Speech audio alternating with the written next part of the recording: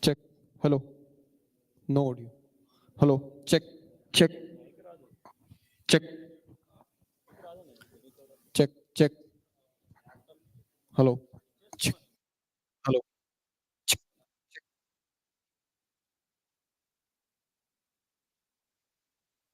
Check test. Check one. Check. Check.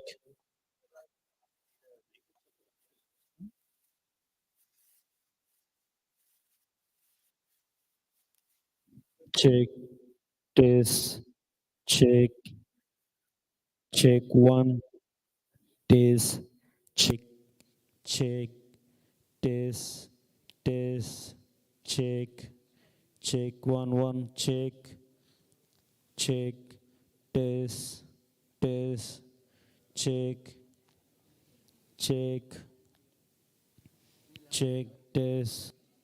Test. Check. Check. Check. Check.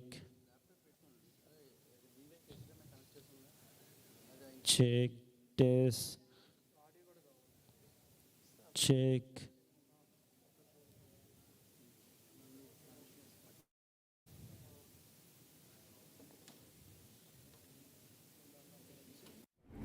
అదేందుకు చేస్తావు ఇంకోటి వేరు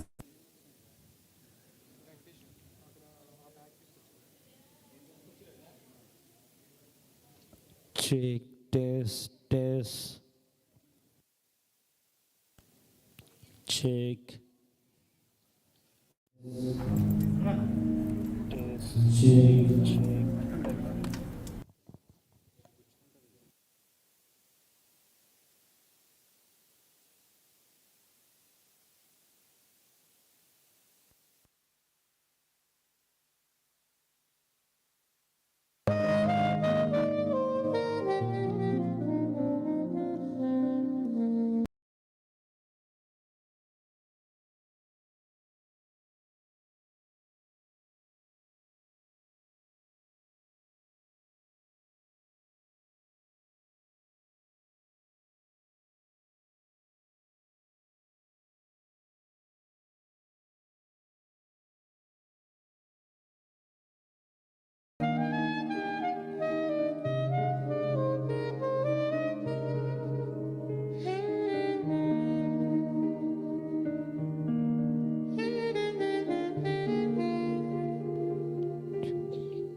Hello. Hello. Check.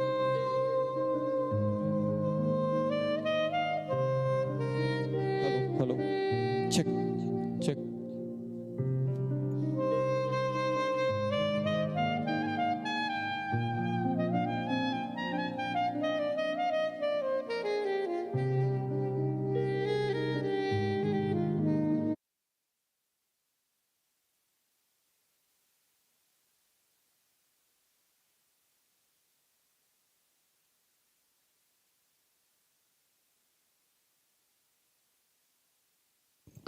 Check. Check.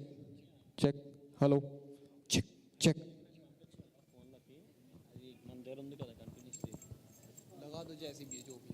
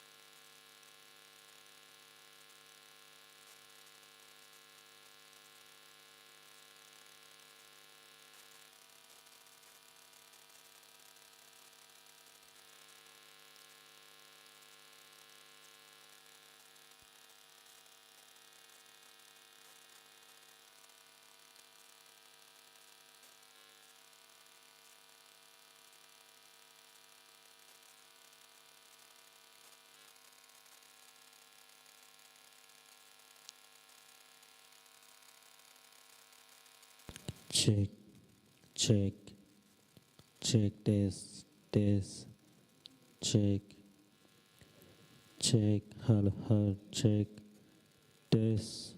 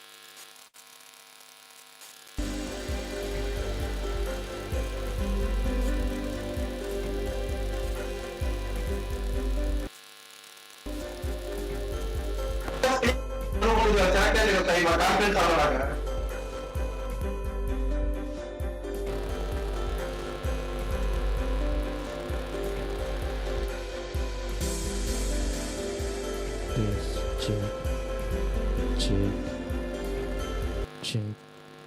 నువ్వు మాట్లాడే వినిపించింది మైక్ లో. Test one, check, clear.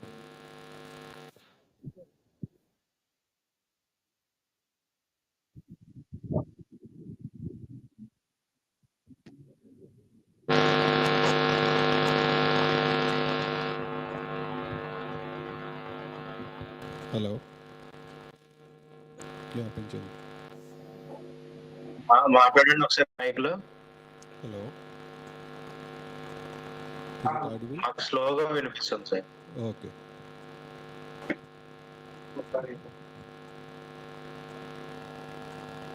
Hello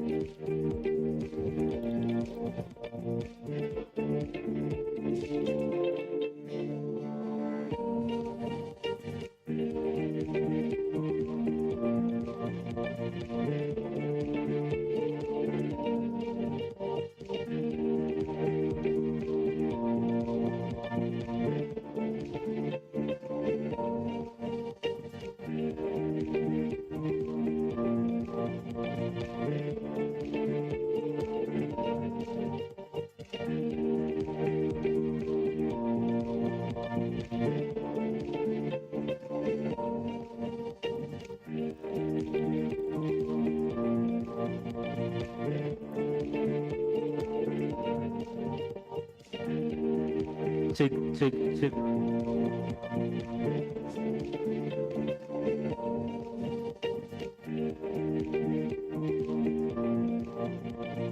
Check, check, check.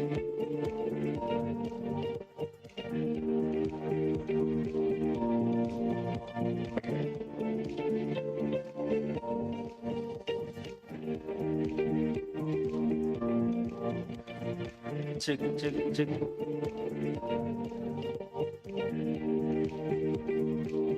Check. Check, check. Check, check.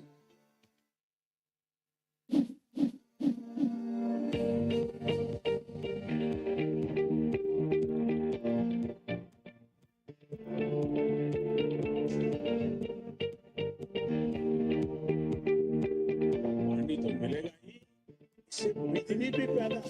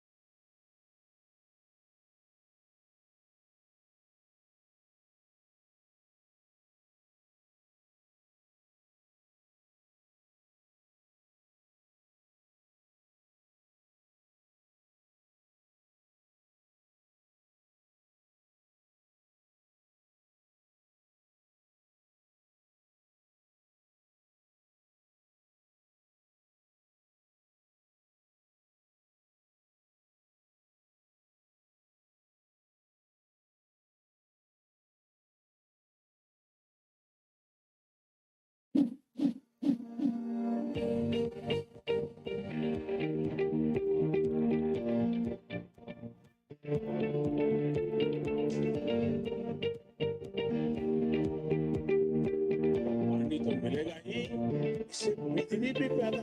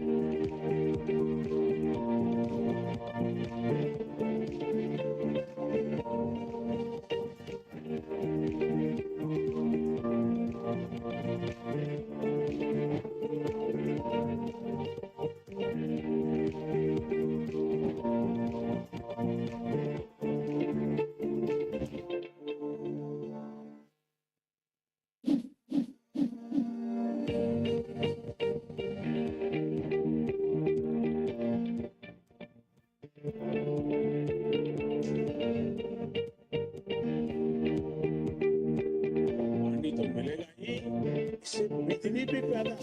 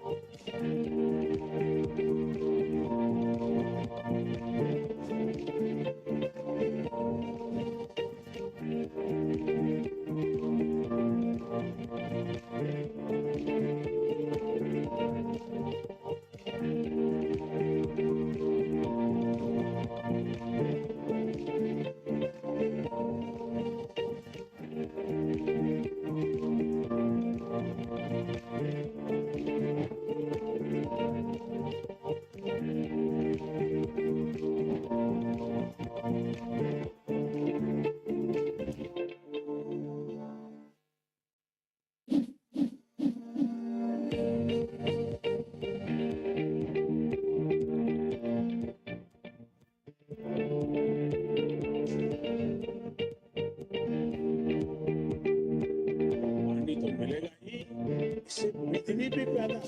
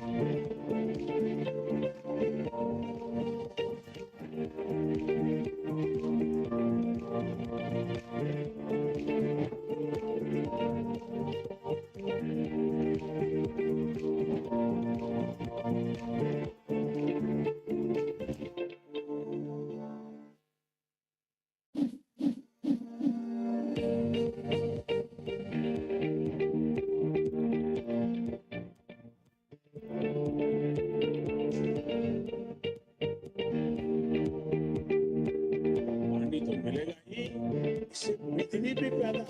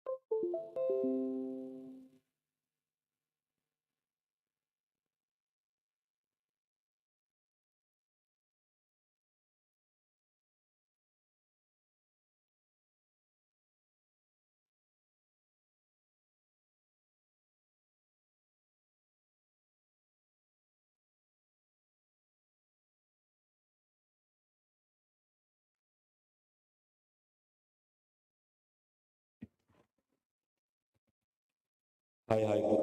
Hello, hello. Echo. Hello, hello, hello. Hi, good morning, all.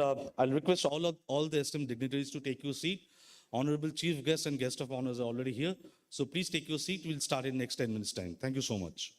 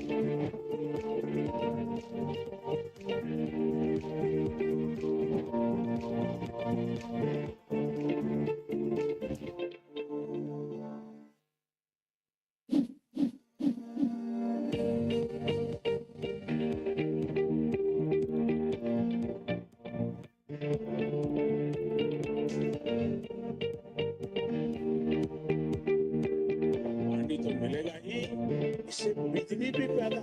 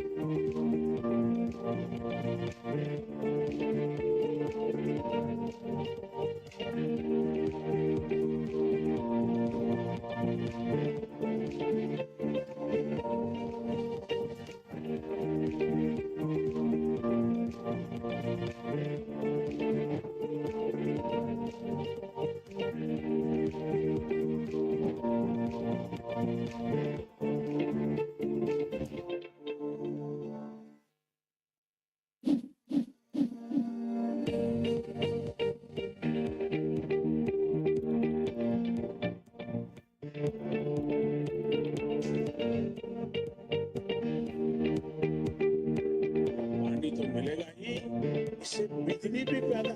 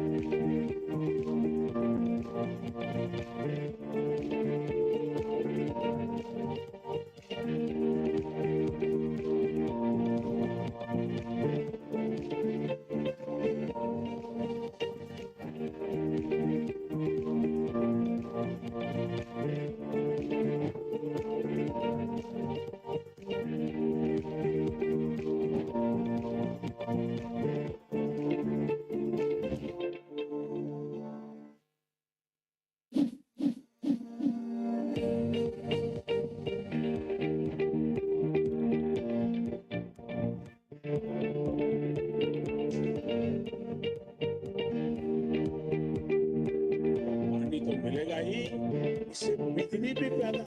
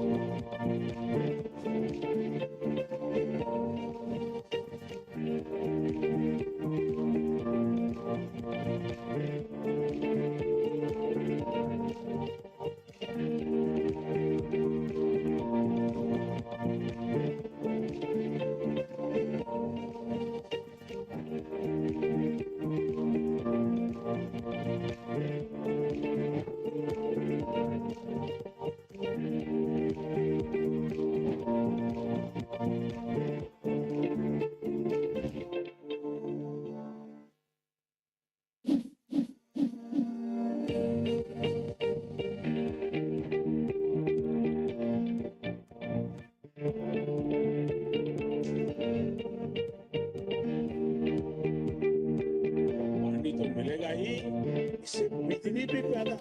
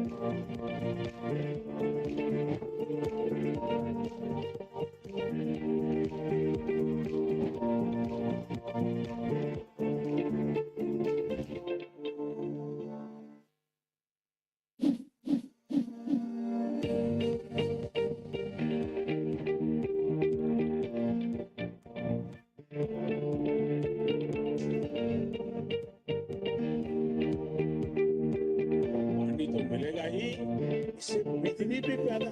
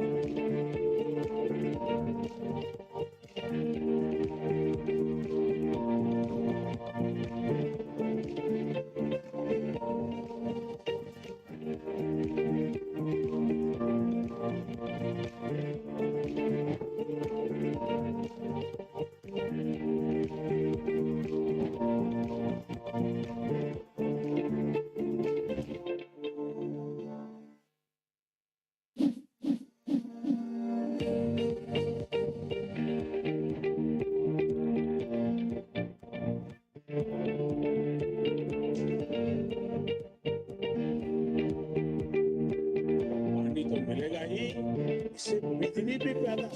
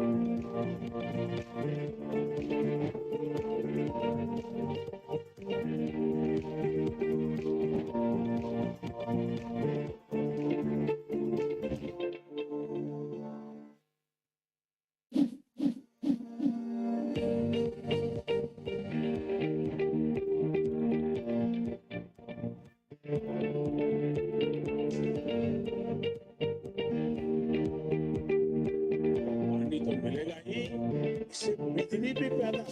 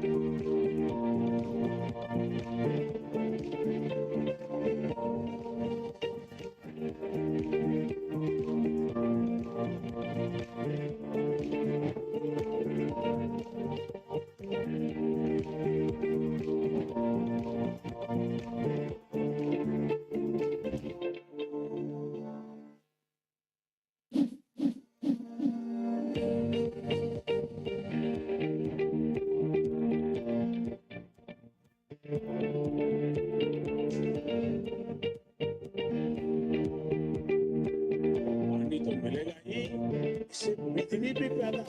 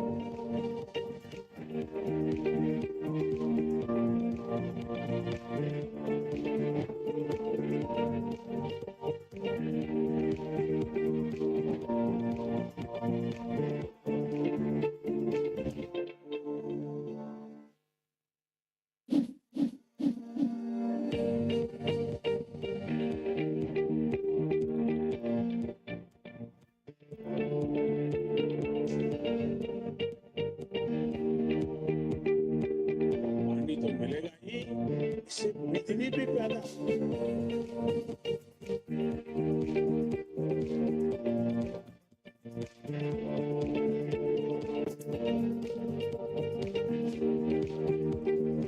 Hi, good morning, all of you. I request all our esteemed guests and dignitaries to take their seats, please, because we'll be starting the inaugural of National Skill Conclave, Andhra Pradesh edition shortly. The chief guest of the conference, Sri Buganna Rajendranath, Honorable Minister for Finance, Planning, Skills Development and Training, Government of Andhra Pradesh, is already here with us, along with other dignitaries for the inaugural session. So I request all of you to kindly take your seats so that we can start the session in next 2 minutes' time. Thank you so much.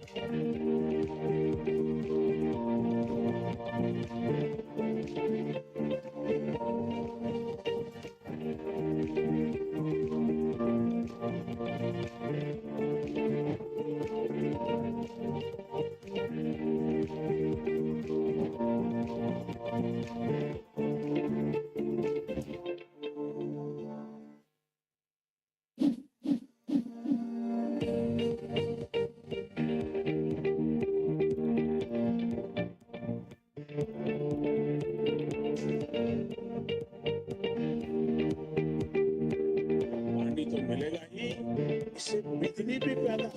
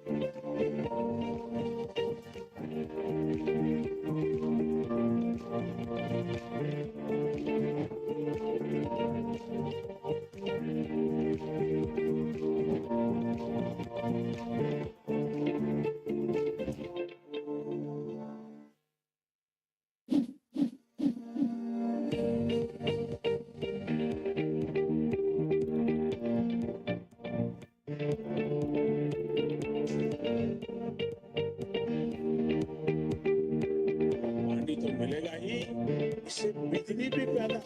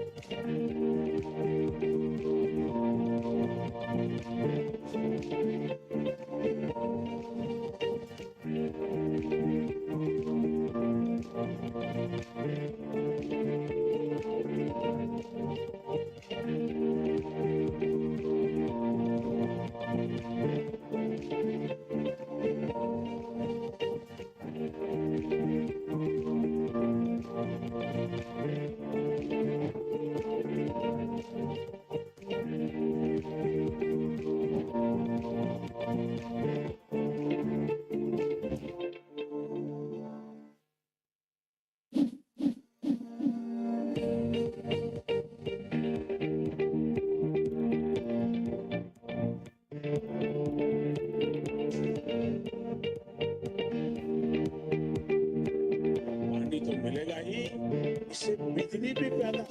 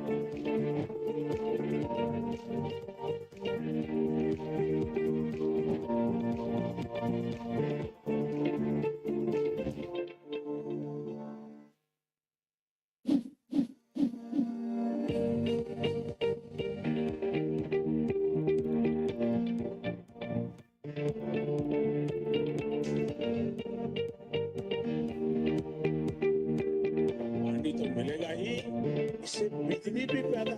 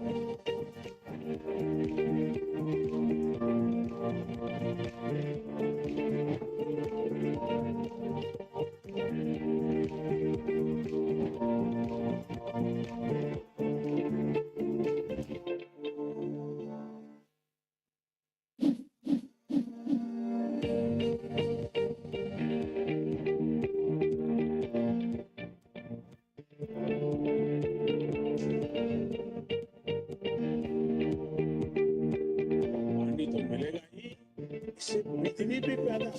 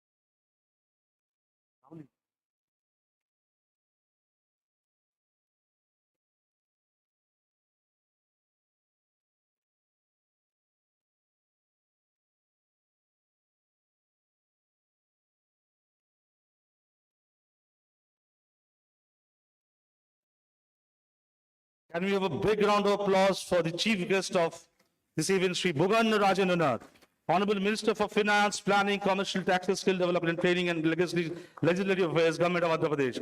A huge round of applause for him, please. We welcome you, sir. Can we really have a huge round of applause, please? Please. Yes. We welcome you, sir. Thanks for joining us. We also welcome Sri Konduru Ajay Reddy, Chairman, APSSDC, Government of Andhra Pradesh, on stage, please. I also invite Dr. A. Ravi Shankar, INR, IPS, Commissioner of Police, Visakhapatnam City Police, to come on stage, please. College education. Okay. Also, Mr. Pola Bhaskar, College Education Secretary, Government of Andhra Pradesh, to come on stage, please. Mr. Kab Dong Lee, Chief Administrative Officer, Kia Motors India, we request to come on stage, please.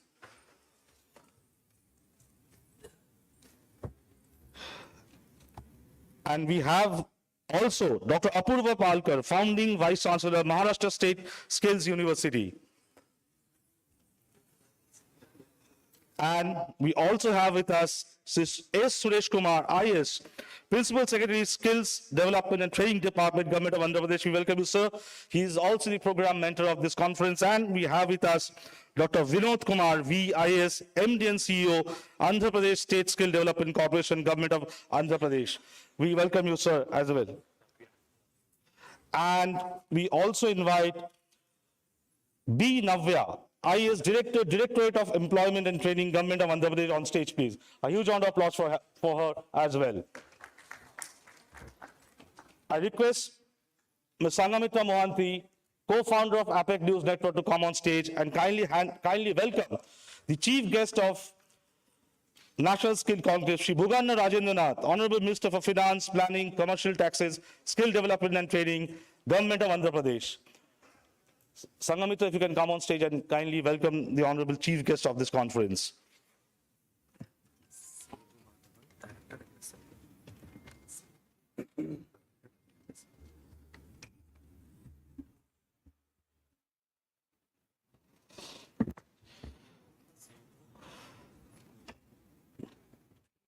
Welcome, sir.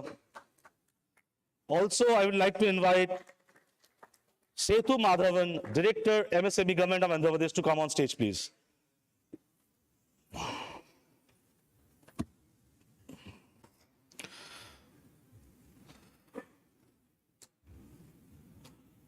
So you must be wondering why all of us are here.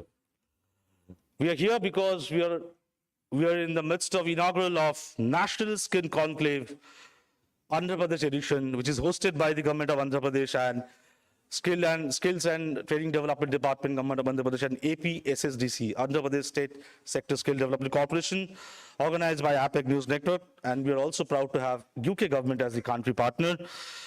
Throughout the day, we'll be discussing on various aspects of addressing the challenges of skill development or how to bridge the skill gap. That's why we invited industry leaders across the country, industry leaders, academia, policymakers, so that all of us can come together and to discuss and deliberate upon the various aspects, various challenges, and also the various opportunities of collaboration, which will guide us to move into the right direction to make Andhra Pradesh a skill hub, India a global skill hub as well. With this,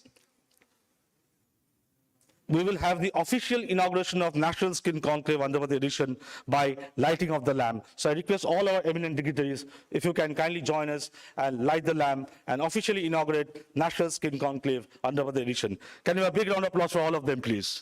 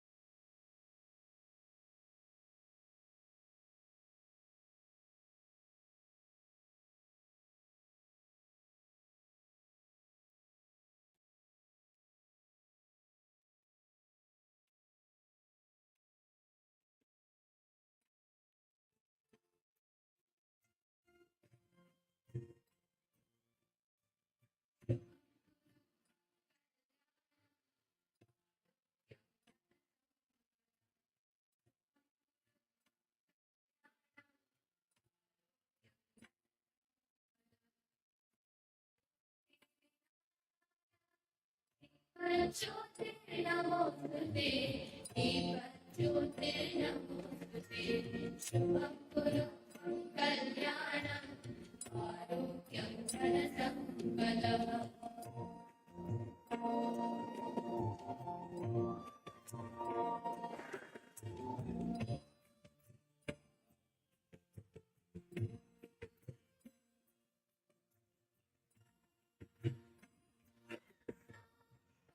Can we have a huge round of applause for the official inauguration of National Skill Conclave, Andhra Pradesh? So before we move to the next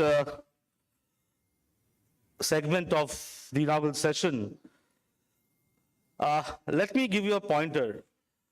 So tell me, according to World Economic Forum, by 2025, what will be the shift of percentage from traditional profession to the new age profession? Any guesses to the audience? It could be 85 million, according to report by World Economic Forum. And at the same time, well, that is alarming, right? But at the same time, the same World Economic Forum report says that 97 million new jobs can be created in the new age sector. So that's an opportunity. So let's look at opportunities as challenges. Let's look at challenges as opportunities, and let's make Andhra Pradesh a skill hub and India a global skill hub. With this, I would like to invite Dr. Vinod Kumar VIS, MD and CEO, Andhra Pradesh State Skill Development Corporation, Government of Andhra Pradesh, to give his welcome address. Over to you, sir.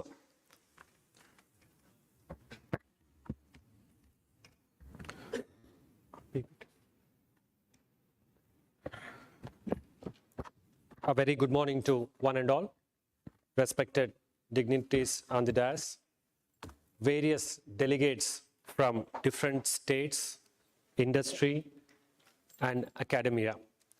Indeed, it's my pleasure and an honor to give the welcome address of this August gathering. Andhra Pradesh, a forward-looking state,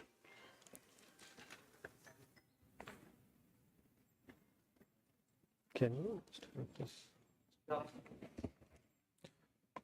In Andhra Pradesh, there has been a lot of efforts put to ensure that the industries thrive in Andhra Pradesh.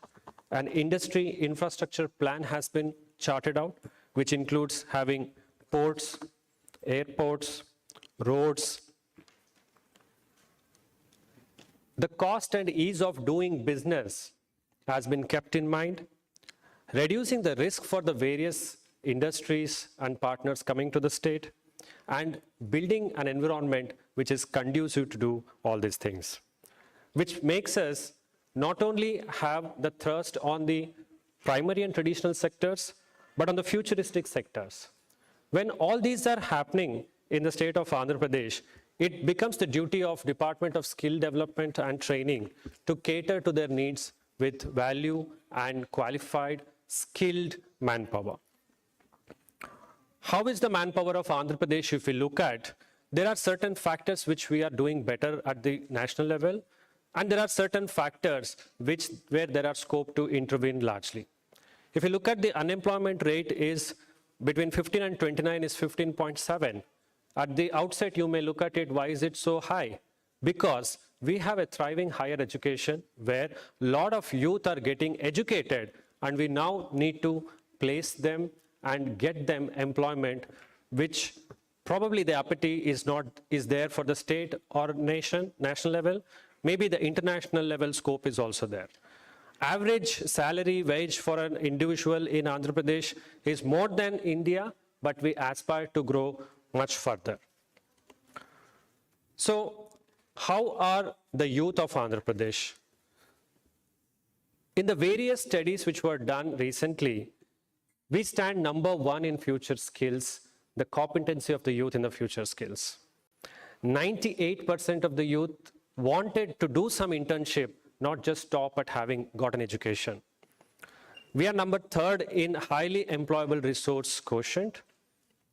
And as the education is high, especially the technical one, we are standing at the number 2, with the other South Indian state being at the number 1. 1.28 crore population is youth in Andhra Pradesh. 17.5 lakh go to the higher education, around 50,000 go to the polytechnic, 1.5 lakh to the ITI, and we have created an ecosystem where we can give a short-term certification for around 52,000 of them. In line with Viksit Bharat, the state government has envisioned to where we want to reach by 2047. We want to intervene in industry, training, vocational education, digital intervention, higher education, entrepreneurship, and innovation. The 4 to 5 key indicators what the Niti Aayog and Viksit Bharat plan talks about, we want to top them and create a brand which is called Andhra Pradesh, where cascading skills paradigm exists. The Department of Skill Development and Training is headed by the Principal Secretary, Sri Suresh Kumar IAS. There is Directorate of Employment and Training, which takes care of ITI, Directorate of Technical Education, Skill Development Corporation, which is the host of this today's event, CDAP, which looks after the rural skilling, National Academy of Construction, a specialized body in Andhra Pradesh to look at the 7 sectors in construction, and Overseas Manpower Corporation, which is a statutory body. Only 6 other states in India has it. It is the only state to have all that deal with vocational education, skilling, recruitment, employment under one department. That demonstrates the clarity with which the state government is moving forward. Andhra Pradesh State Skill Development Corporation is a single nodal agency for Government of Andhra Pradesh to impart skill development training, which again is a uniqueness of Andhra Pradesh, whereas in other states, you will have to go to different stakeholders, different departments to implement a skill development program. In the last 4.5, 5 years, we have skilled around 13.5 lakh students, 2.5 lakh students are placed. Out of this, 21 lakh of them, if you look at since its inception, that is 2015, 21.4 lakh students are already benefited. Largely our programs are for the students when they are in 2nd, 3rd and 4th year, and the placements are for the unemployed in the last final years. In Andhra Pradesh, an innovative, unique, novel ecosystem is created under the able leadership and vision of our Honorable Minister for Skill Development and Training, Shri Bugana Rajendranath. A skill university at the apex level is envisioned. Today, we are going to have a consultation session on that. After this, we'll be preparing a concept note for the way forward. Skill colleges, which cater to level 4 and above, which are like finishing colleges, are established, 1 in each parliamentary constituency. 1 in each assembly constituency, we have skill hubs which cater to accessible and affordable skilling. And we have a unique concept of industry customized skill training program where industries do training in their premises. And this has been quoted by Government of India as one of the best practices. And in certain Government of India schemes also, this component has now come out. The key features of the cascading skill ecosystems are in fact novel, where this ecosystem is the ecosystem which feed to the real world requirement of the industry. Skill spoke is very popular among our industries, wherein the industry get to train the kind of HR they want. And they are giving us a whooping 94% of placements. In the lines of Skill India Digital, Andhra Pradesh has created AP's Skill Universe application, which is an end-to-end life cycle monitoring solution, IT solution of the department, which gives a life cycle journey for a student, various monitoring during their undergoing skill programs, and industry can also ask the demand of the HR they want. We are also integrating with Government of India JobX portal and also other departments in the Government of Andhra Pradesh. In the last few months, we have created an other ecosystem where private parties can also take part. We have empaneled 686 training centers. We have 335 empaneled trainers who are already certified by various training institutes. With this, we are actually inviting the private players also to give a quality training. Further, we are going to rank all of them through Quality Council of India. Looking at the global opportunities, which are umpteen, so the government has already entered into a working relationship with NSTC International, Inla Mobi, Navis HR, which is a Japanese company. Today, we are concluding MOU with Trusted Jobs and Trained Nurses Association of India. Ladies and gentlemen, once again, I welcome all of you to Andhra Pradesh, especially Visakhapatnam. We are looking forward for partnerships, collaborations. We invite you to showcase your best practices. Skill requirement of industries is something we would like to understand. Studying the skill gaps, and the leaders, the top leadership of the government is here. Certain recommendations on how to align the policies which are conducive to create a skilled and employable youth are some things we want to dwell upon today. And finally, an action plan for Skill University is something we would like to walk home with. With this, it's been an honor to give the welcome address for today's program. And once again, welcome all of you to Andhra Pradesh and especially Visakhapatnam. Have a good day. Thank you. Jai Hind.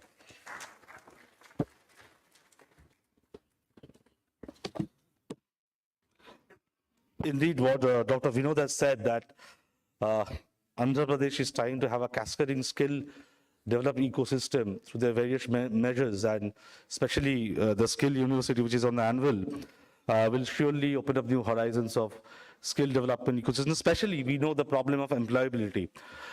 Graduates are passing out, but how well they're employable for the industry, that is a question, and that's where the role of policymakers, industry and academia comes, where all of them work together rather than working in silos. Thank you so much.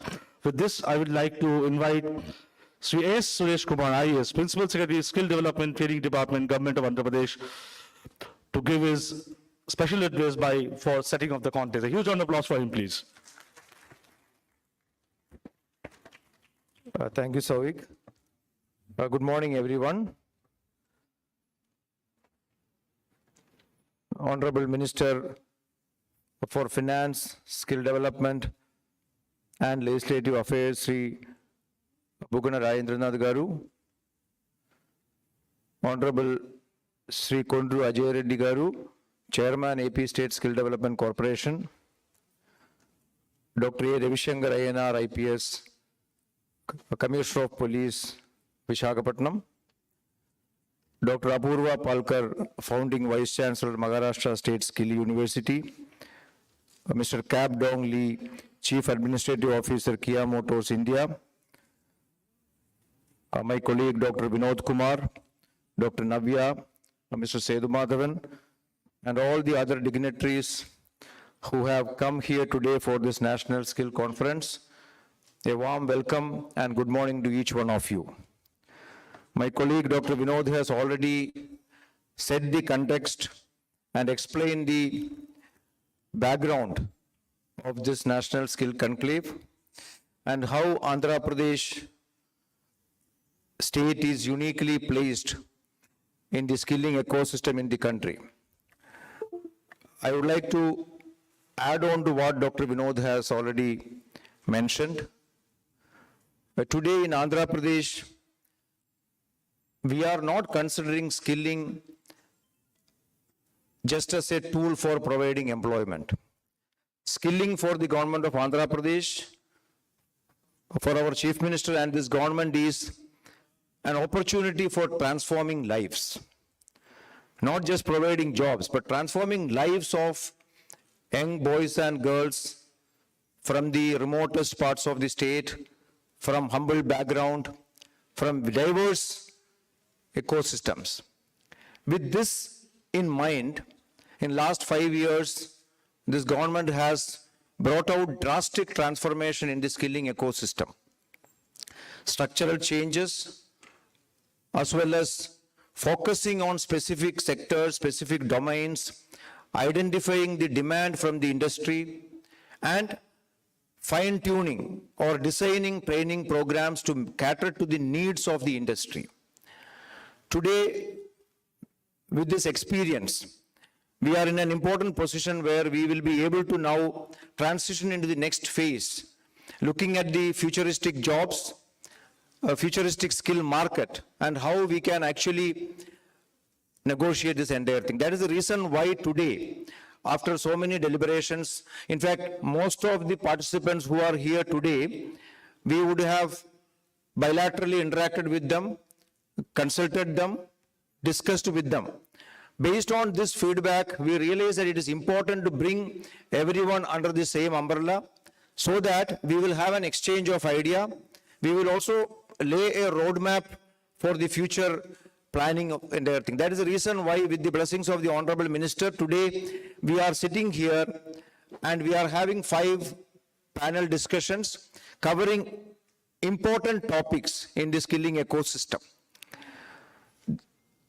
Now, we all know that India is passing through an important phase of demographic transition, and everybody talks about the demographic dividend which India is going to reap in the coming few decades. World over, that is a talk now. And recently, you would have seen that McKinsey chief saying that it is not going to be India's decade, but it is going to be India's century. This is a reality. However, let us not take it for granted. This is not going to come for granted unless we are prepared for it. We have the highest number of youth in the world, and for the next 20 to 30 years, that is going to be the reality. However, if we have to reap the benefit of this, the biggest market in the world, the biggest economy in the world, if we have to reap this benefit, we need to have skilled manpower. And that is one area where we are actually lacking. There are several studies which have told that only 4.7% of India's workforce has undergone formal skill training, as compared to countries like South Korea, where it is 96%, or Germany, where it is 75%. Similarly, there's a large chunk of workforce in the informal sector in India, more than about 430 million. And this sector is very, very important. Unfortunately, even today it is highly unorganized, and there is a need to skill those people. Many of these people who are working in so many unorganized sectors, including the construction sector, and all, we know that they are all unskilled people who have come from, various places in the country. There's a need to skill them, train them.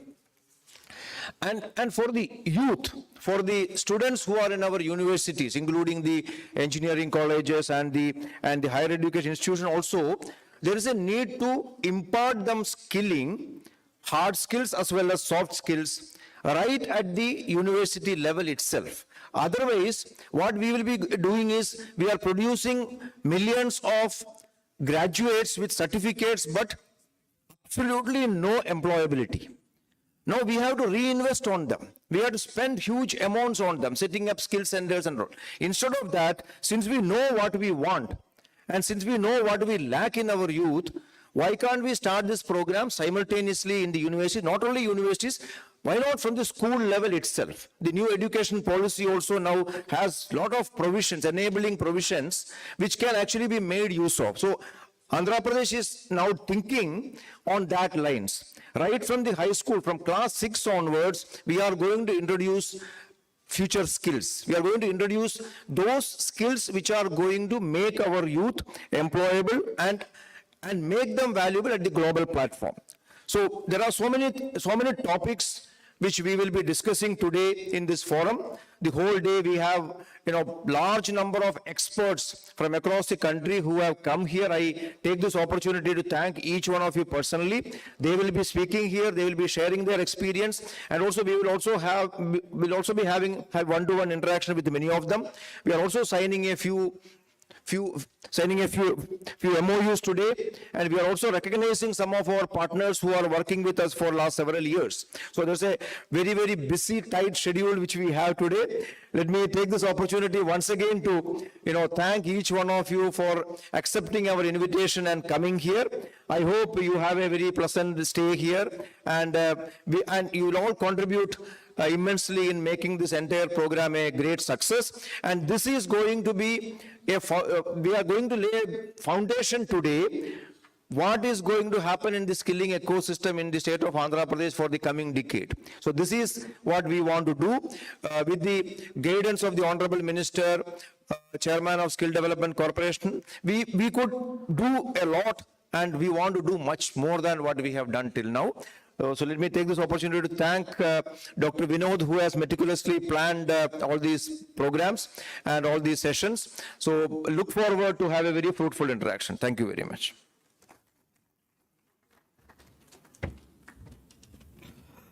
Thank you so much, Sri S. Suresh Kumar, Principal Secretary, Skills Development and Training, Government of Andhra Pradesh, who also happens to be the program mentor of National Skill Conclave.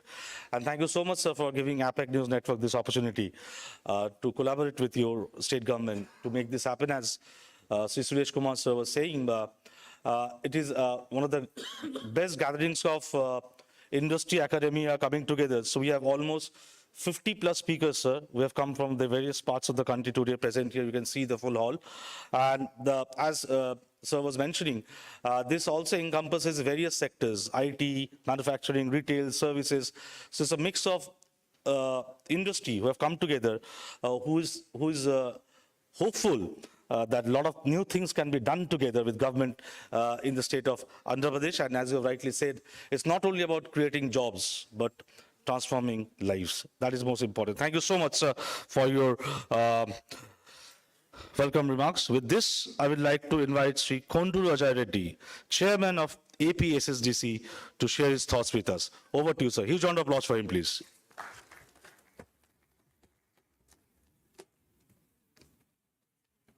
Good morning, ladies and gentlemen.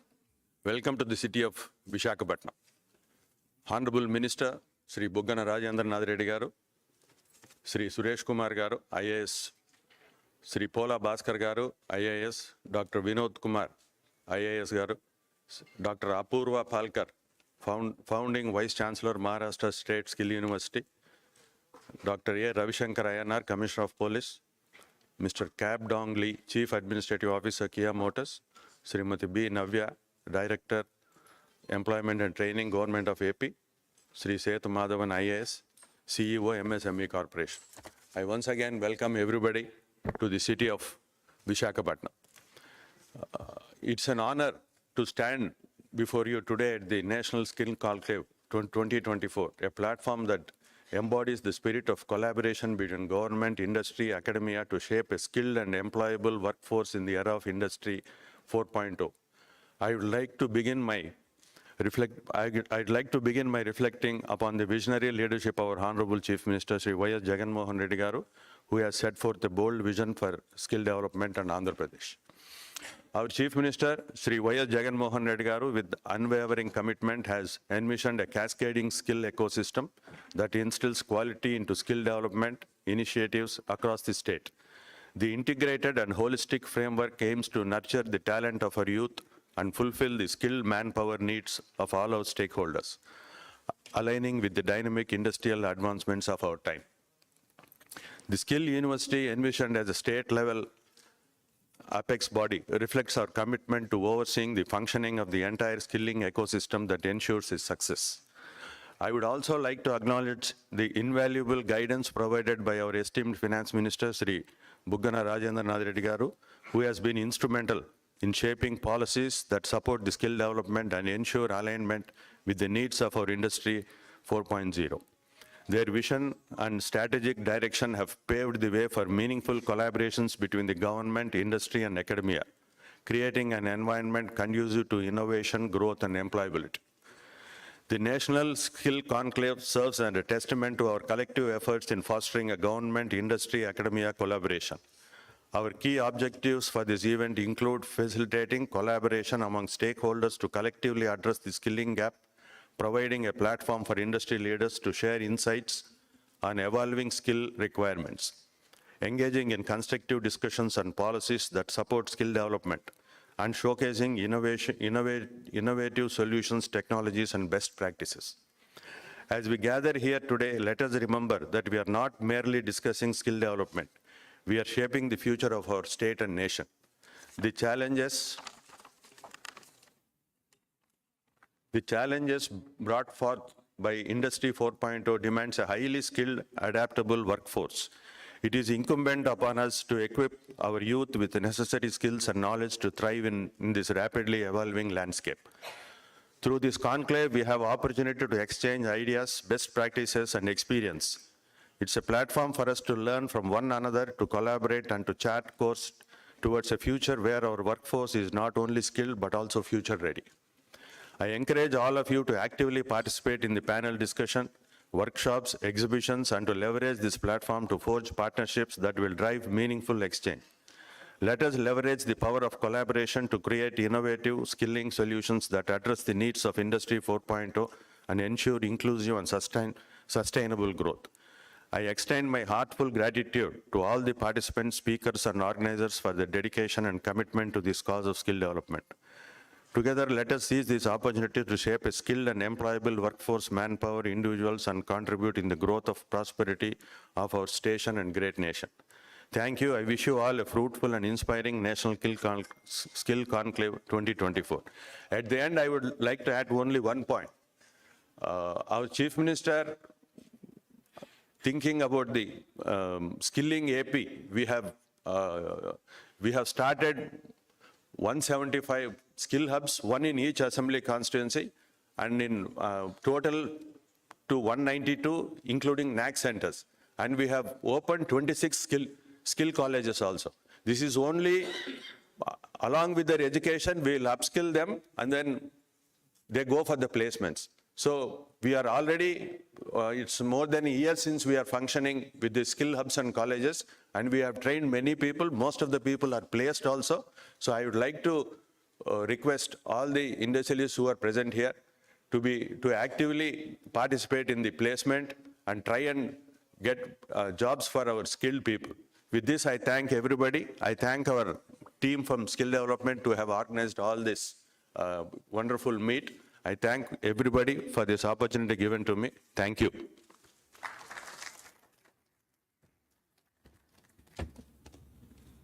Thank you so much, Sri Konduru Ajay Reddy, Chairman of APSSDC. And as Sir has rightly said, that it's all about transforming lives also. And we at APAC News Network are also trying to do that by bringing communities together from various sectors, be it governance, healthcare, education, skill development, from India and world over, to create that kind of discussion, that knowledge sharing platform, where some discussions can take place and some actions can be taken on the ground. And also for this conference, we'll be coming up with an event report, which will be circulated across the country with the stakeholders so that some action can be taken also on the ground. So this is not the end, this is just the beginning. Thank you so much. With this, we'll move to a very special speaker, Dr. A. Ravishankar Iyengar, IPS, Commissioner of Police, Visakhapatnam City Police. Let's hear his thoughts. A big round of applause for him, please.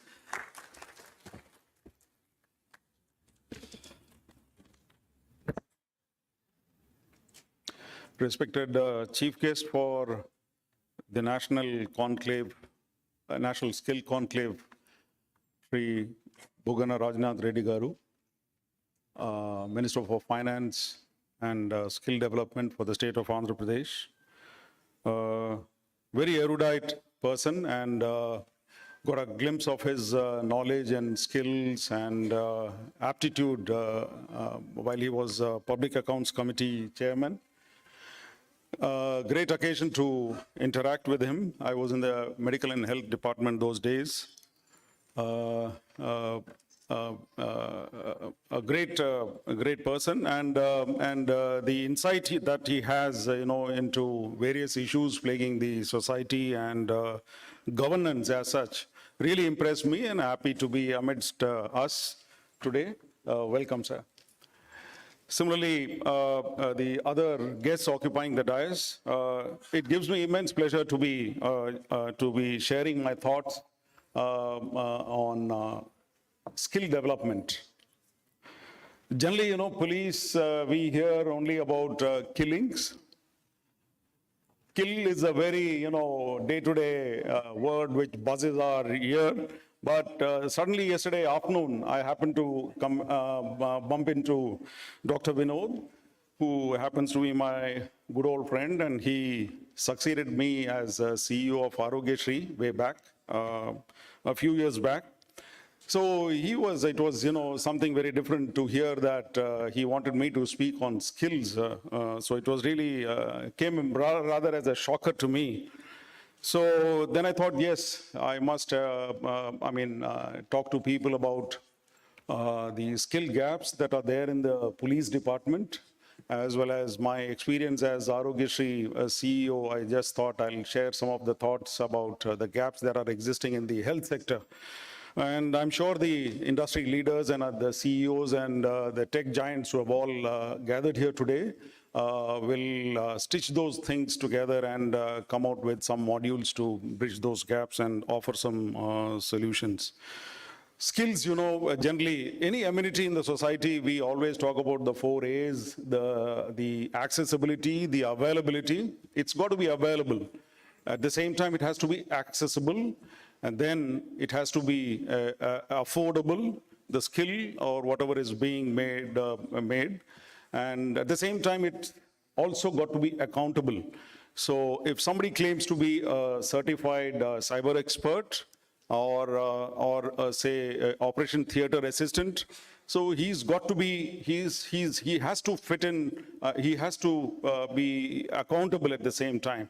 So yesterday, while I got talking to MD, Skill Development Corporation, State of AP, he was very keen on, joining hands with the police department and offer some help, because a huge lot of skill gap that has emerged in the police department. And as police leadership, we have identified some of the gaps. Say, for instance, the traditional crimes have actually taken a beating. It is no more those murders and, faction feuds and faction fights. They've all really gone down. And the criminals have taken to the cyberspace, and there is a huge opportunity. And at the same time, for the IT giants and others to join hands with the police department and try to get closer to the cyberspace in combating the crimes that are taking place. Now we have cyber crimes. Then we have cyber terrorism. Then we have a whole lot of other things that are, happening in the cyberspace. In the city of Visakhapatnam alone, roughly about 5,000 cyber crimes are reported, and just about 1,000 we are able to do something. And then the remaining, we are really not able to do, because the kind of cyber crimes that are taking place, the frauds, online frauds, OTP frauds, and various other things that are taking place, because all of us are on cyberspace. Somehow or the other, even our kids and others are all on cyberspace, and many of them are falling victims to this. So that's one, cyberspace is one area where we can all collaborate, and at the same time, the Skill Development Corporation can also chip in, because our recruitment rules are also different. It's just not skilling. Apart from skilling, we also have to amend our recruitment rules, because traditionally we've been, taking graduates into the police service. We have been taking people with just about 12th standard qualified guys. We are taking them, and then finally we land up, with square pegs and round holes, and then trying to ask them to combat the emergent cyber crimes, cases of cyber terrorism and things like that. So this is just one facet. Apart from that, you see every day my guys sitting in the control room, they receive a lot of calls. And we have to tackle with, just a 2-year-old, 3-year-old baby who's begging on the streets, to big-time terrorists, surrendered Maoists, and then elderly people who call up in distress and ask for some help. It's a wide range of people who bump into the police, and then we have to really talk to them, and then, because talking and listening to them, solves half the problem actually. So this is where, the communication skills is another area where the skill development guys can really chip in and help us, develop modules, because it's a wide range of spectrum that the policemen bump into and talk and try to offer solutions. And apart from this, the most challenging area is, as of now, the cyberspace. We have a huge challenge. A lot of money is lost, and we are not really having the tools to detect those things.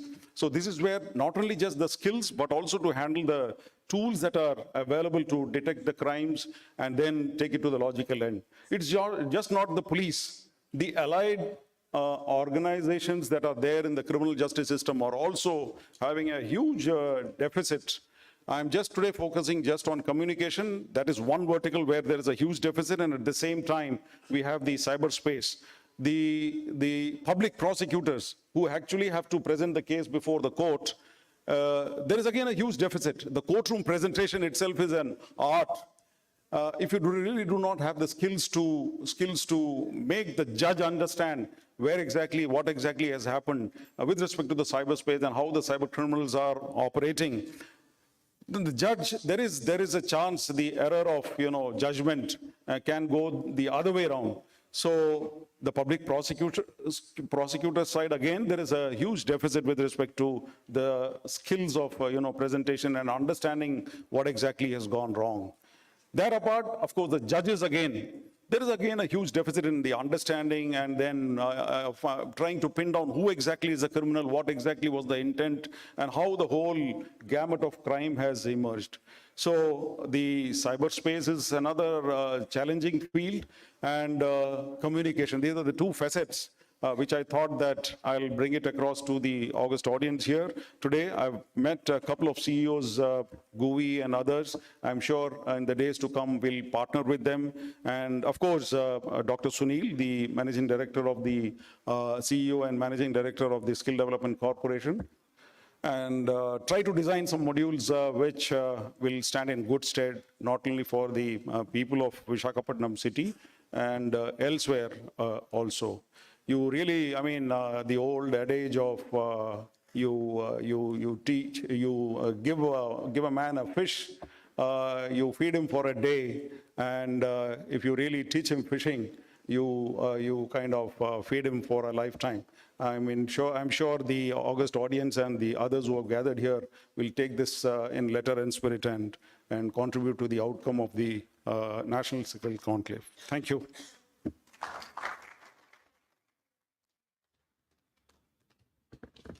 Thank you so much, Dr. A. Ravishankar Ayanar, IPS Commissioner of Police, Visakhapatnam. A very important aspect you have touched upon. We all know in this age of digital transformation, how important it has become to secure your cyberspace. And cybersecurity is no more utopian thought, it's a reality. We're all getting caught by the web of cyber threats. And there's a huge dearth of skilled manpower for the cyber security, not only in India, also globally. I remember former Union Defense Secretary once told me that everybody's talking that how AI is going to get all of your jobs, but no one is talking that India can leapfrog in terms of AI, especially for cybersecurity and emerging technologies, and India can actually show the world the right direction, and that can create a huge opportunity of employment as well. And yes, indeed, sir, cybersecurity and the skilled workforce for the cybersecurity is the need of the hour. Thank you so much. Thank you so much for your thoughts. With this, from the law and order, let's shift our focus to the education, because education, skill, industry, all are integral part of that ecosystem where we make that coherent skill development ecosystem. We have with us Mr. Pola Bhaskara, IAS, Commissioner of Collegiate Education, Government of Andhra Pradesh. I request you, sir, if you can share your thoughts. A huge round of applause for him, please. Thank you. Chief guest of today's function, Bugana Rajendranath Garu, Minister for Finance, Planning, GST, Skill Development and Training, Legislative Affairs. symbolic of skill development. Ajay Reddy Garu, Chairman APSSDC, Suresh Kumar Garu, Principal Secretary, Skill Development and Training, Vinod Kumar, who is the architect of this program, MD and CEO, Skill Development Corporation, Apurva Palkar, Founding Vice Chancellor, Maharashtra State Council University, Maharashtra State Skill University, Ravshankar Ayanagaru, Commissioner of Police, Visakhapatnam City, Kap Dongli, Chief Administrative Officer, Kia, Navya, Colleague Officer, Director and Employment and Training, Seth Madhavan, CEO, MSME Corporation, and all participants present here. Good morning to all of you.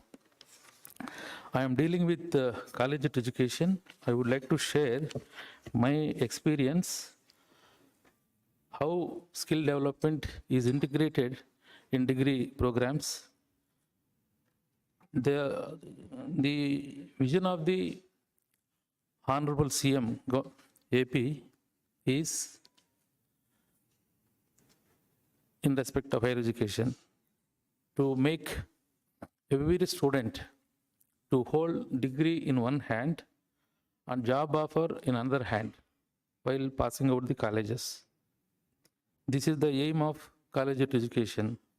With this backdrop, collegiate education is functioning and initiated a lot of measures. We all know that curriculum design is critical factor which will determine the journey of the students during graduation. So therefore, the curriculum has been totally redesigned now, keeping in view the industry relevance, practical application, and soft skill enhancement. So as are now, in all degree colleges, run by government or private, whatever it is, the curriculum has been redesigned.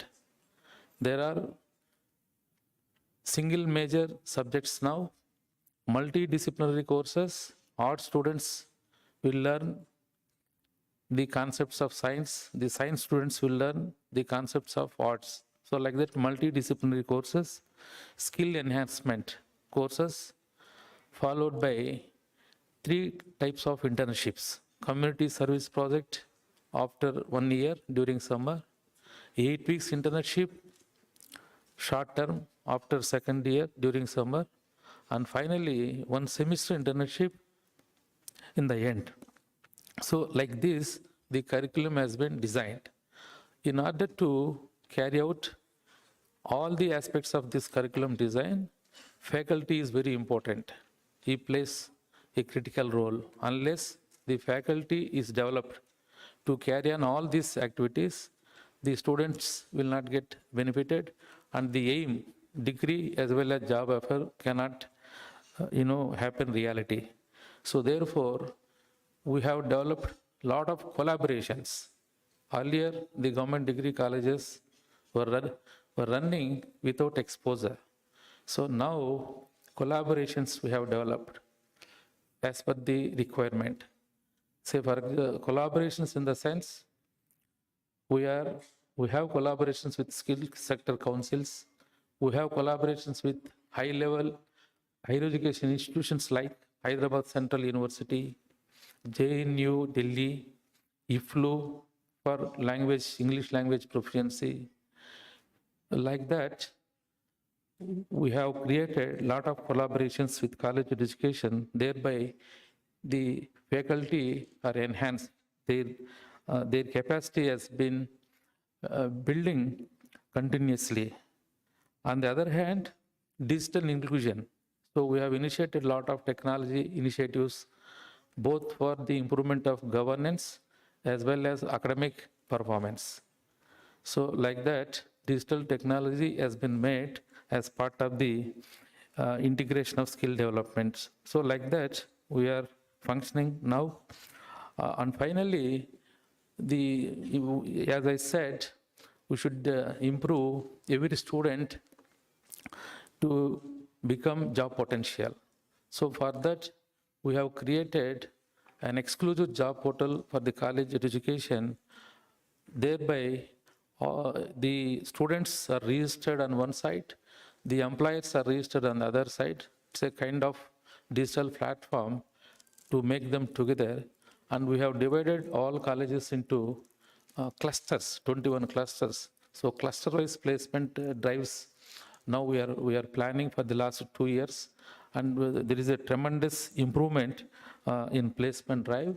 So in this regard, we have also taken the support of Skill Development Corporation on 2 aspects. On one side, we would like to enhance further skills that are required during the graduation itself. College is taking as the unit. So Skill Development Corporation is supporting. On the other side, they are supporting for placement drives. So therefore, in the span of 3 years, so we are concentrating on so many activities at a time. So collaborations is a new dimension for higher education now, that I can tell you. So this is the approach we are now following, and this kind of National Skill Conclave certainly will help for different stakeholders how to, integrate the skill development along with the subject education. So as far as government degree colleges are concerned, we are trying to bring transformative changes. Thank you very much.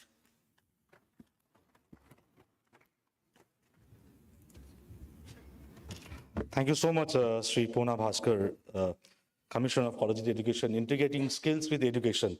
A very important part you raised, sir. We all know the importance of creating that ecosystem where in higher educations, we create those kind of courses in consultation with the industry, that what is the need of the hour. In a lot of places, what's happening that they're studying something.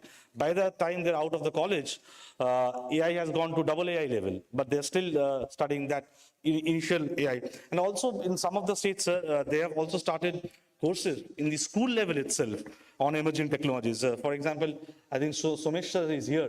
In MP, I think they've started some courses in the school level itself on emerging technologies, and also in some other states. So all of you can also discuss with Mr. Somesh, who has come from the state of Madhya Pradesh, offline, what kind of initiatives they have taken. And that is all about the APAC National Skill Conclave, because we share the best of the ideas together to work together, to make their own states together to achieve that goal, and that will also take the country into the newer heights. Thank you so much for your thoughts, Sri Puna Bhaskar. With this, I would like to invite, so we got different perspective from the state of AP. Let's have a perspective from some other state.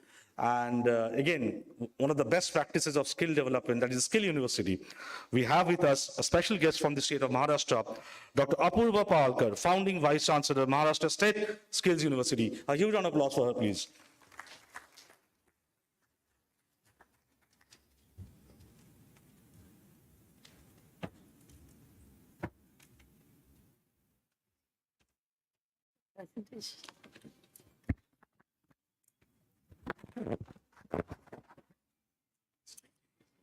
Where's the here?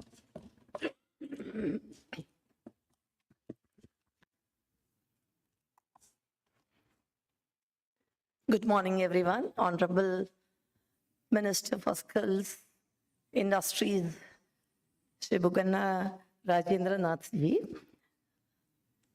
Shri Ajay Reddy, Shri Suresh Kumar, Shri Pola Bhaskar, Dr. Vinod Kumar, Dr. Ravi Shankar, Mr. Kabdong Lee, Navya, and Shri Madhavan.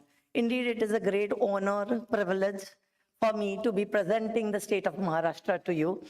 I was feeling a little out of place here with the power circle of Andhra Pradesh, where I was sharing dais with the Honorable Minister and everyone who is an IS sitting there on the table, except the industry representative who was with me.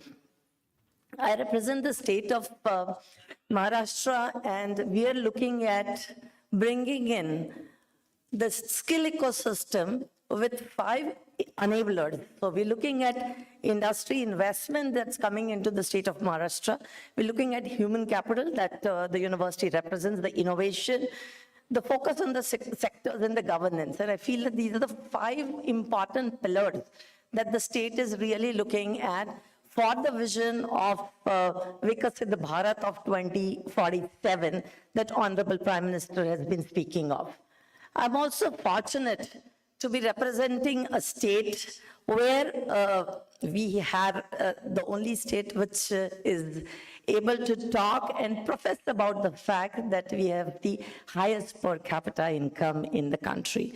We, in the last quarter results that we saw, the highest amount of foreign direct investments came from the state of Maharashtra, and Mumbai being the financial capital, no thinking twice about it. We're also having 82% of literacy rate. We have 68% of employable population with us. And of course, a lot of tourists who come into the state of Maharashtra, which is second highest in the country. Just now there was a mention about the skilling ecosystem. And I'm very proud to say that the state of Maharashtra today approximately is looking at 10 to 15% of workforce, which is formally available in the state of Maharashtra. When we look at the global landscape, and when you look up at India, which is at 5%, I think we are in a very strong position as far as the Maharashtra is concerned. I represent the Department of Skill, Employability, Entrepreneurship and Innovation of Government of Maharashtra. And we have the following wings, the way it was spoken about Andhra Pradesh in a similar manner. We have the skilling wing, we have the employability wing, we have the entrepreneurship wing, and the formal education, which I represent, which is Maharashtra State Skills University, which has recently been established about 18 months back.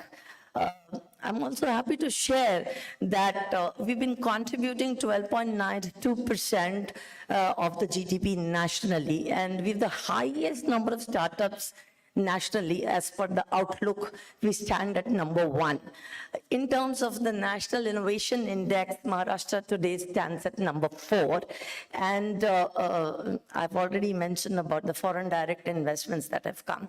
The awards and the recognition that the state of Maharashtra has received is being the top performer as far as the Startup India is concerned.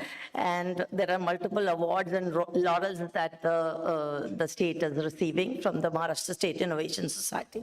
The Innovation Society today is also having close to, now the numbers have gone to 21 incubators that we have.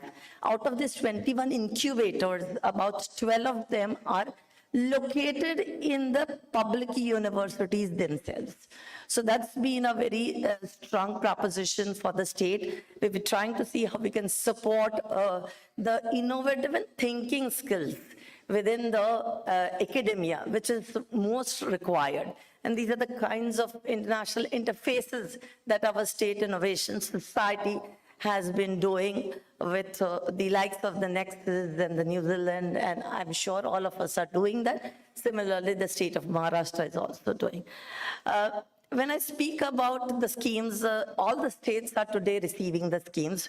But in this, there are 2 things that I would like to highlight here, which is what was done a couple of days back, which is 511 skill centers in rural parts of Maharashtra, which has been a very unique initiative of the government of Maharashtra.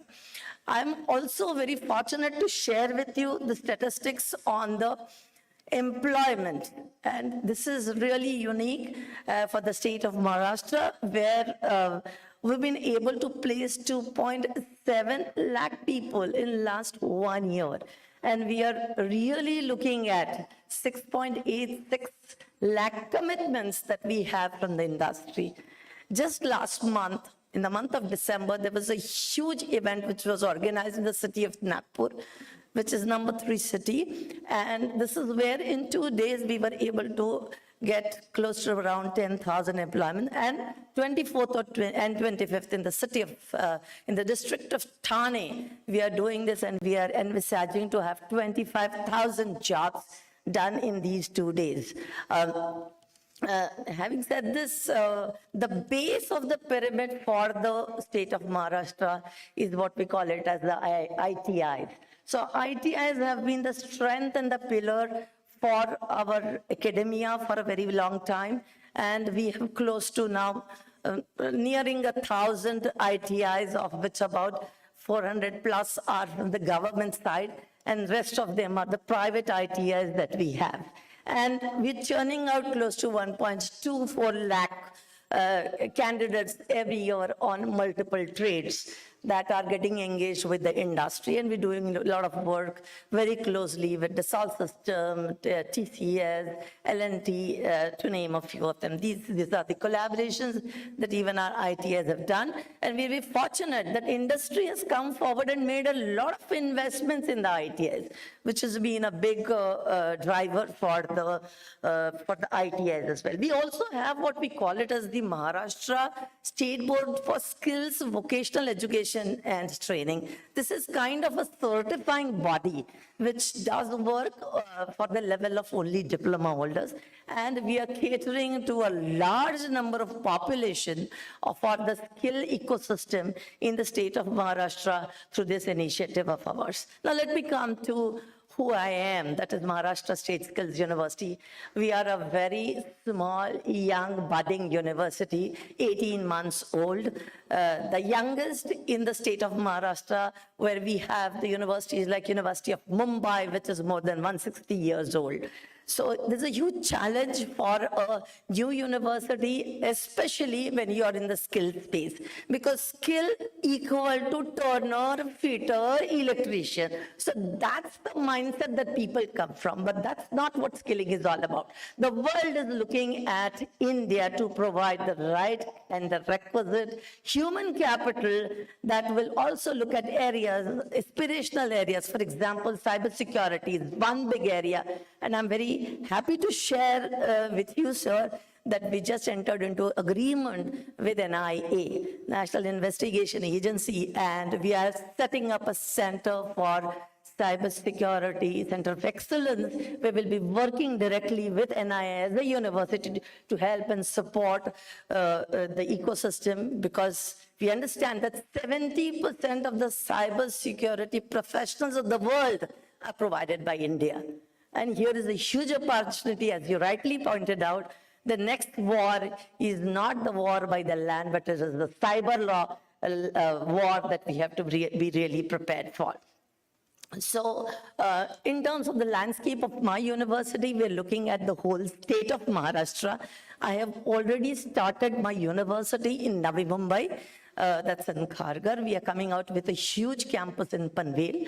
We are we've also started in the city of Pune and Nagpur. Aurangabad, Nasik are in the pipeline. So we're looking at the whole landscape. It's a huge landscape of 36 districts of the complete Maharashtra. It is not one one place of Mumbai that we represent, but we represent a lot of other spaces. And I'm very happy to share here for all the academician friends here that we are 100% aligned to the national education policy. That also brings me to one important area, that today national education policy is talking of 8 to 12 credit transfers on the skill space. And this is where skills universities can play a significant role in terms of joining hands with the traditional academia and provide them the skill sets. So this is what we're trying to do. And our strategy has been to look out for people who can do it. We're also looking at people who couldn't do it and cannot do it. So we're also in the space of RPL trying to help people who have lost the race because of certain reasons, and we're trying to bring them to at par, and we've come out with a policy of equivalence to 12th grade where the kids can go to any traditional university in Maharashtra or in India and take up admission. So that's something that we're trying to help and support. So we're also trying to work very, very strongly in the startup ecosystem. I'm very happy to share with everyone that we are hand-holding 30 pre-incubation centers in the city of Mumbai, which are set up in various colleges. So what we are trying to say is that we are building thinking skills through our initiative. We're very open on credit transfers to any university nationally. We are happy to provide certain credit transfers even for the state of Andhra Pradesh. If you're looking at, we can really do that for you without you getting into the process of reaching out to an industry and doing the whole thing. And there is academic bank of credits where we can actually share in the ABC, and these credits can be taken at a very reasonable price. Just last week, in the presence of our Honorable Chief Minister, we had an agreement which was done with Rubeka. This is a French counterpart owned by French government, where we are trying to give in courses and programs, which is a joint degree program in interaction design, product design, UI, UX, animation, gaming, which we're starting in Mumbai, in Pune, and in Nagpur. I am happy to share with you that my university is being mentored by MIT, JWell. So they have taken the responsibility of handholding the university. This is completely funded by World Bank. We are also partnering, we have partnered with GIZ, and there are other international partners with whom we've been working. I'm also happy to share with you that our model is 60% on the job, 40% classroom, and this is where a lot of international consulting organizations have joined hands with us on the areas of data analytics and AI, which was being mentioned. We're already doing a lot of work. Tata Trend has come forward and given us an opportunity to upskill more than 1,000 people. So upskilling is one specific area on which we are working. Reskilling is another area where we're working. And skilling, of course, remains the core of the university system. Also, 100 colleges where we have set up our skill centers. We are 100% aligned to multiple entry, multiple exit formats where people could go to the industry, work for a few years, come back to the university.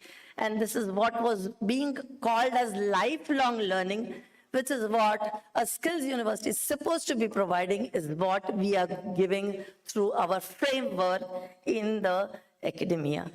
And having said this, I'll come to the last slide because I've given 5 minutes to speak on. MSSU, Maharashtra State Skills University, is completely committed to contributing to making Maharashtra a 1 trillion economy. And we have defined our focus areas, and we are working on the focus areas. And I'll be very happy to join hands with anyone sitting in this room. We are very open. Our slate is open, clean. And we don't have a baggage like a 160-year-old university or a 100-year-old university. We are an open, clean slate where we look at world as our landscape. And here is where I'm happy that we have representatives from NSDC as well. They've identified Maharashtra State Skills University to be the anchor for all international placements to happen in Mumbai, Pune, and Nagpur through us, with 14 international engagements that they have with different countries. So I'm very happy that we are all together in this mission of making India the skill capital of the world. Thank you.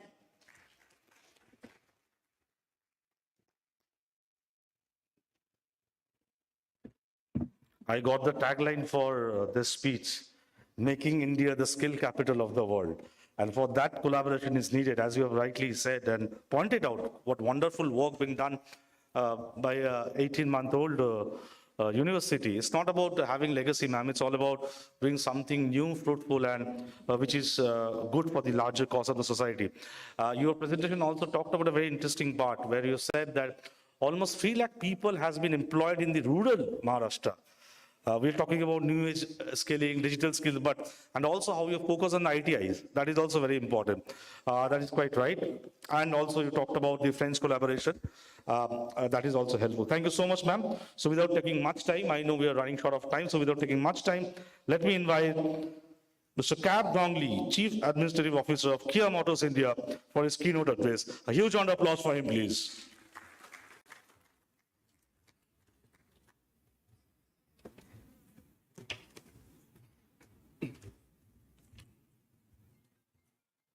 Good morning, Honorable Finance Minister, sir, and all the dignitaries present here. Respected ladies and gentlemen, I'm happy to be here today to attend the National Skill Conclave. As we are progressing to Industry 4.0, the hard task would be find the correct skill set as Industry 4.0 technologies gain ground. The new skills required of today's workforce will create new job opportunities.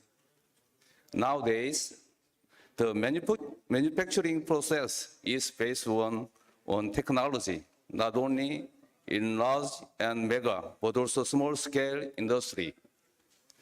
The product manufactured in such factories are diverse and unique. For example, there would be requirement of more software developers, technology-oriented people who have a requisite skill set to work on this entirely create new job opportunities in the market. As the products are changing fast, so is the required skill set. These new ways of working in Industry 4.0 will give rise to streamlined, agile technology augmented workforce who are safer, healthier, and better equipped to perform their job while raising the bar in productivity levels. I'm very happy that the government has set the right contact to prepare for future in the category of skill development. Kia globally and locally engaged itself for skill development through various programs and endeavors to do so in near future as well. Kia India continuously works with all the relevant stakeholders to support skill development in the state. I believe the collaboration initiative of all relevant stakeholders is must to make skill development a huge success. I appreciate the government for taking the initiative for developing required skill set for the industry requirement. I believe that industry at large would benefit from this conclave. I thank the government for this continuous support to the industry. Thank you.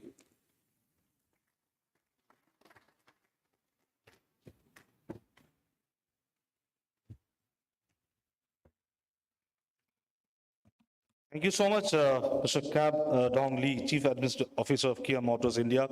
It was short and crisp, but was very important. So without taking much time, let me invite the chief guest of the National Skill Conclave, Andhra Pradesh edition, Shri Bhugana Rajendranath, Honorable Minister for Finance, Planning, Commercial Taxes, Skill Development and Training and Legislative Affairs, Government of Andhra Pradesh. A huge round of applause for him. Thank you, sir.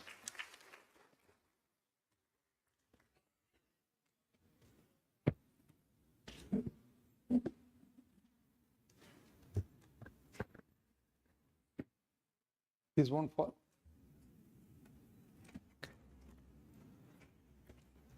Shri Ajay Reddy, the Managing Director of AP State Skill Development Corporation. Shri Suresh Kumar Garu, Principal Secretary, Skill Development and Training. Shri Bola Bhaskar Garu, Commissioner College Education. Dr. Ravishankar Ayanar Garu, Commissioner of Police, Visakhapatnam City.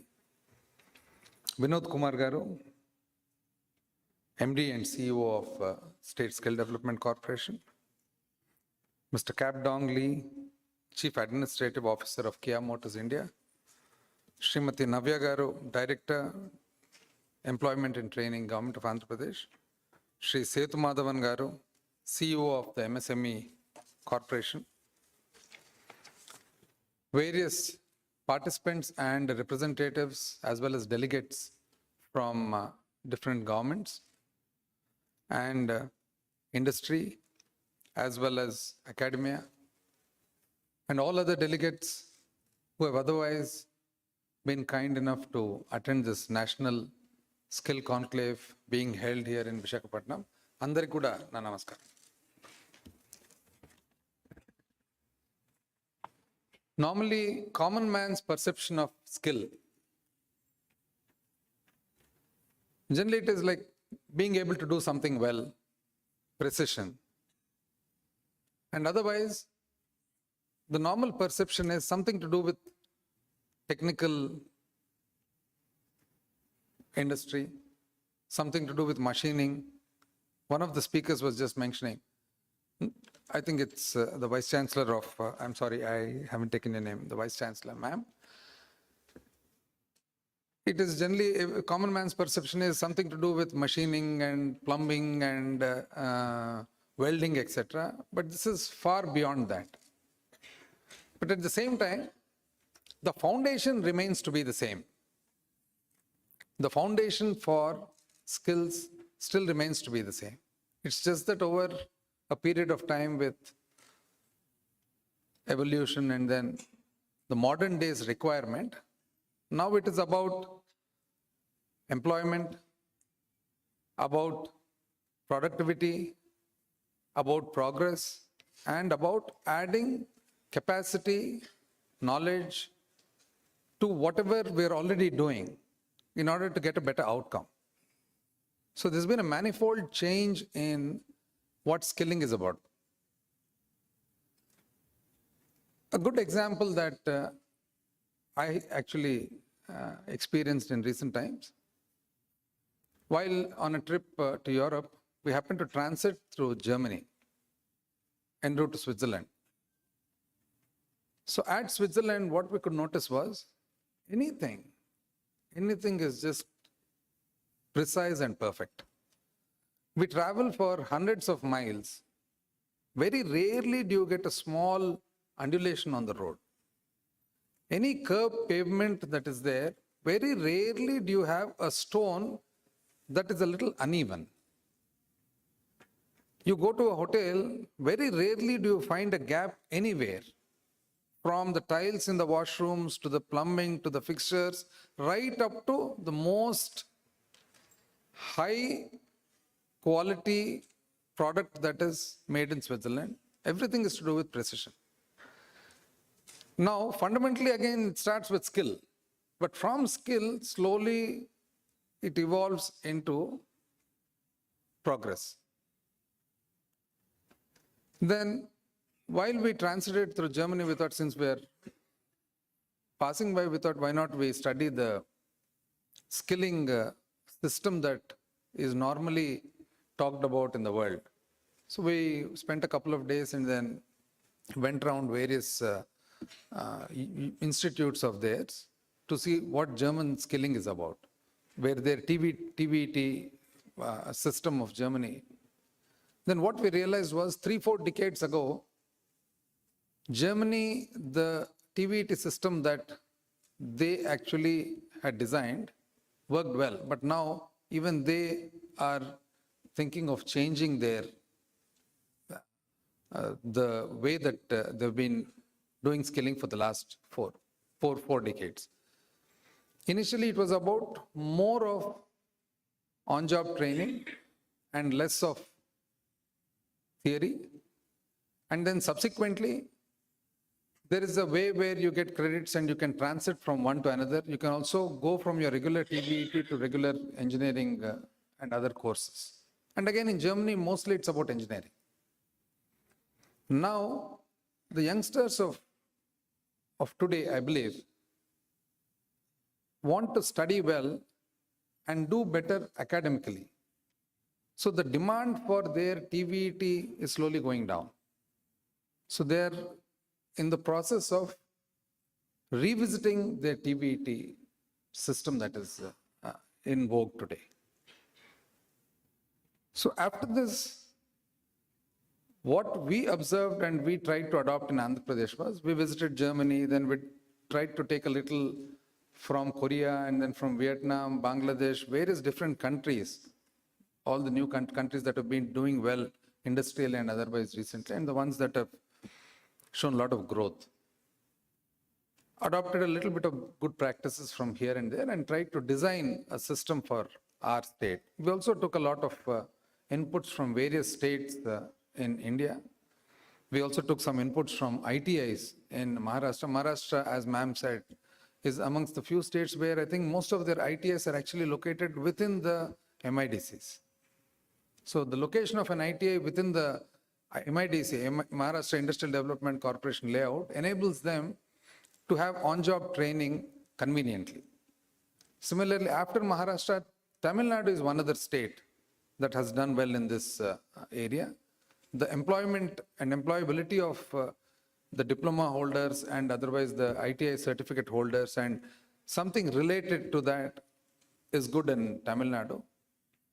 Himachal again is one state that we have observed where the government employment in certain areas like work inspectors, etc., actually has to have, the qualification is you have to come out of one of the government institutes.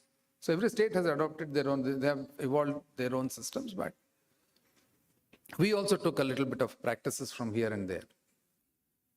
And during my young years, something to do with skilling that actually registered in my mind.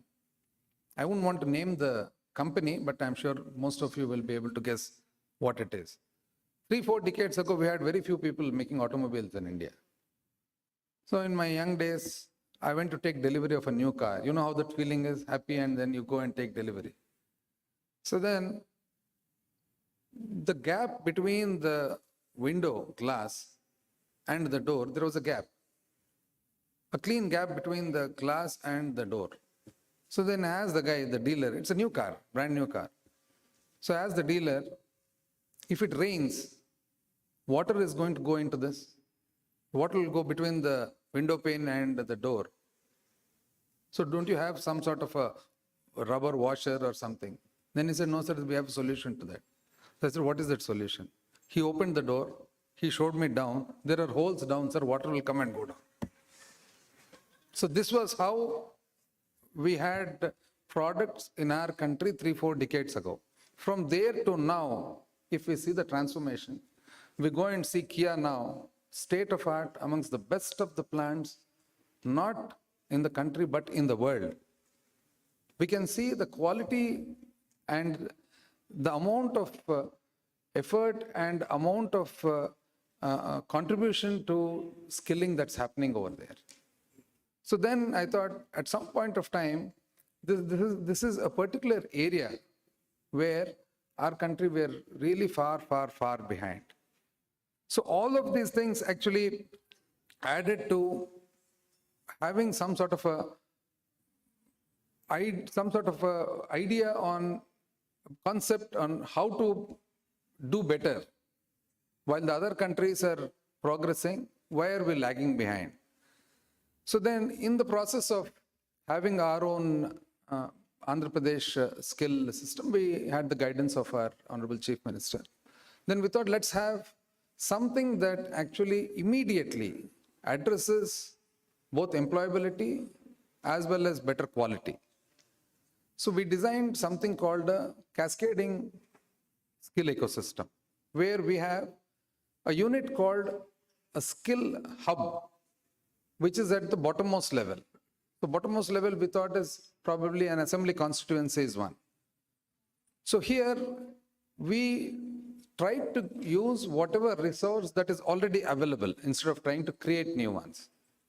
So we started using the premises and facilities that are available in ITIs, in polytechnics, in government colleges, so that we have a sooner lesser gestation period.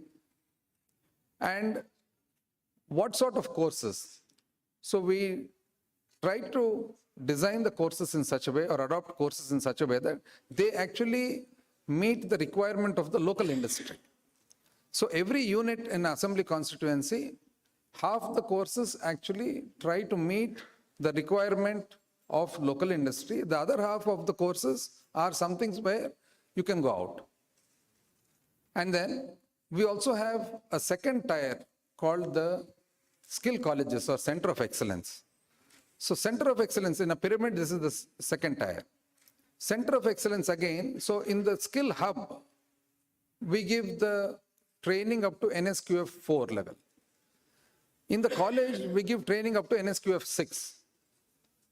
So colleges, again, instead of trying to establish new colleges, whatever existing colleges or any institutes that have capacity or that have the facility to provide skilling up to NSQF 6. For example, a classic case is SEMS Vizag. There's a unit called Center of Excellence for Marine and Shipbuilding in Vizag. This actually is a part of the Ministry of Shipping. It's a beautiful institute. I think it would cost anywhere close to 100 crores today to establish that. It was actually not functioning to full capacity. The reason being, their recruitment, the way that they actually were recruiting people into their institute was not robust. So we tied up with them. Now we give the feed. It is running full capacity. And we also match with the state government fund as well as whatever help we can tap from Government of India schemes. So this is how we were able to establish about 27 in all. So one for every parliament. And on top, like ma'am has said, we are in the process of designing our skill university where we intend to not only monitor the entire skilling as a subject, but also the examinations and the higher level of any NSQF skills that have to be imparted, as well as any research that can take place, that we intend to do in the university. So this is the pyramid that we have designed. And in Andhra Pradesh, this, whatever I'm saying now is actually for the delegates here to also understand how much our state and our departments here have put heart and soul into this. Now, when it comes to the logo, we wanted to design a logo. The normal way of designing a logo is we try to get some private help, consultants help. So the big three, big four consultants, normally we tell them, please design a logo. So now it came a first cut. The first cut was, as usual, a protractor, a compass, etc. I said, no, it cannot be just a protractor and a compass. It has to be something unique, something different. So skill does not mean just some lathe machine welding, turning alone. Skill has to be 360 degrees. It has to be medical and healthcare. It has to be hospitality. Anything that we do, skill, we better the whatever is happening. So then second cut. Second cut came again with a round, the round being a wheel, and inside lots of nuts, bolts, and washers, etc., etc. I said, no, again. Finally, we thought, okay, let us use our own skills. So me and our secretaries and our people in the department, a lot of them, we thought, what is it that an employer would want from his workmen? So one would be capacity, one would be precision skills, etc. One would be loyalty, one would be hardworking nature. So all this. So I said, when we go to Volvo, the logo of the Volvo is a seat belt. That does not have nuts, bolts, right? It's a seat belt. Why? Because Volvo invented the seat belt. So similarly, De Beers does not say De Beers Diamonds. De Beers says, it just says diamond is forever, because 90% of the diamonds either way are De Beers. So we said something like that. And then we in-house, we designed our logo, which will be inaugurated shortly. It is a horse and something like a phoenix. A horse which has both the capacity to work precision, taking orders, loyal, hardworking, and also something like a phoenix where it is immortal. Within a sun, because the sun shines, as well as Andhra Pradesh being on the east coast, the sun strikes Andhra Orissa first. So that is the reason that we thought sun. So here what I would like to convey is, whatever we have done here in Andhra, we have put heart and soul into it. And we hope that this conclave will actually facilitate a good interaction between all the delegates who are here with our own system, where we can benefit mutually, we can contribute, as well as take a lot of help and contribution from your own experience, as well as your own strength. And together, not only our individual states, but also help in making our country prosper. Thank you.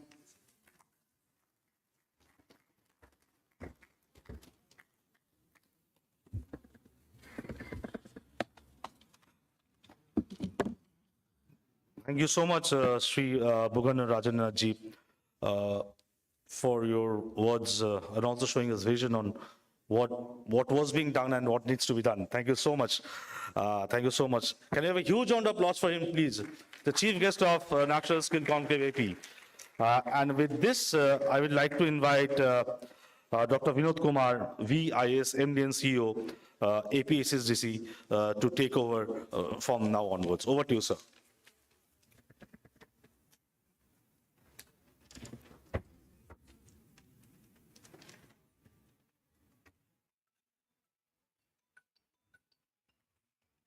Thank you, Soumik.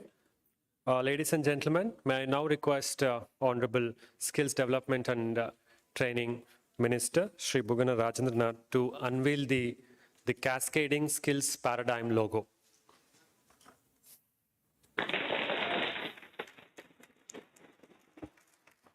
Bhavita, shaping futures, creating opportunities. The convergence of vocational and technical education has been taken up under this initiative. Excellence in technical education, ITIs and employment as employment hubs and employment exchange, academic initiatives and innovations, skill universe application, upgradation of vocational and technical institutions with around 540 crore rupees, empowering rural youth and building excellence, international training program and placements, and finally the cascading skills ecosystem. All of them together form Bhavita, shaping futures and creating opportunities. Thank you, sir, for unveiling the logo. Now I request Mr. Soumik to take the program further.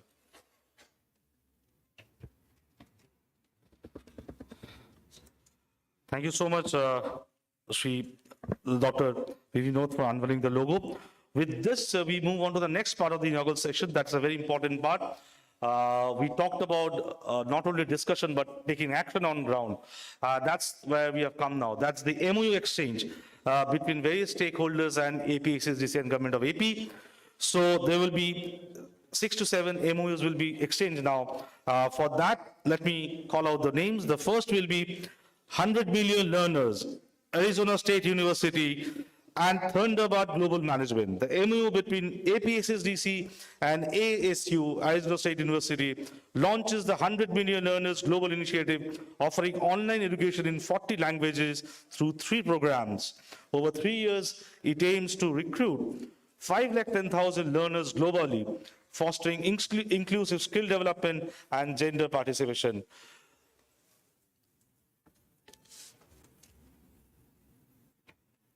That's the first MOU between Arizona State University, Thunderbird Global Management, and AP SSDC. Can you have a round of applause for them, please?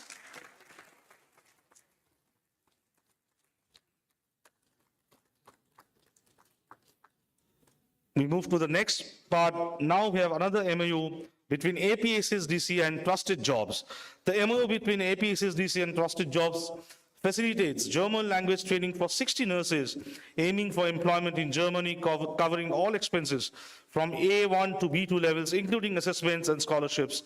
Trusted Jobs handles documentation, visas, accommodation, and flight charges, ensuring a smooth transition for nurses pursuing opportunities abroad. So I think Mr. Marcus Stroke is joining us virtually, and also others.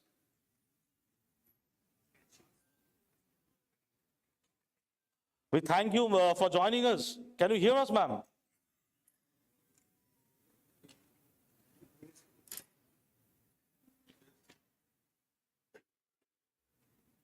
Okay, we can have the photo up.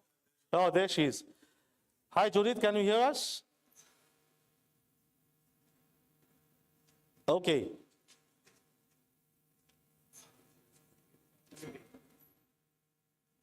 I think we can have the photo up. Yes.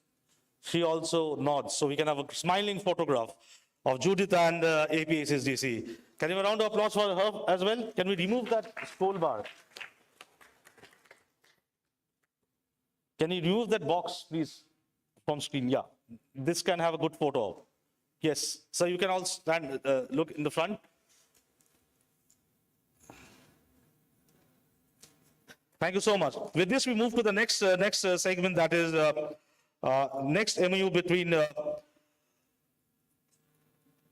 Tatvik Ayurveda. The MOU between APSSDC and Tatvik aims to enhance employability through placement-linked skill trainings in beauty and wellness entrepreneurship, including curriculum design, trainer deployment, joint certification, and internship opportunities, with Tatvik responsible for training and quality assurance.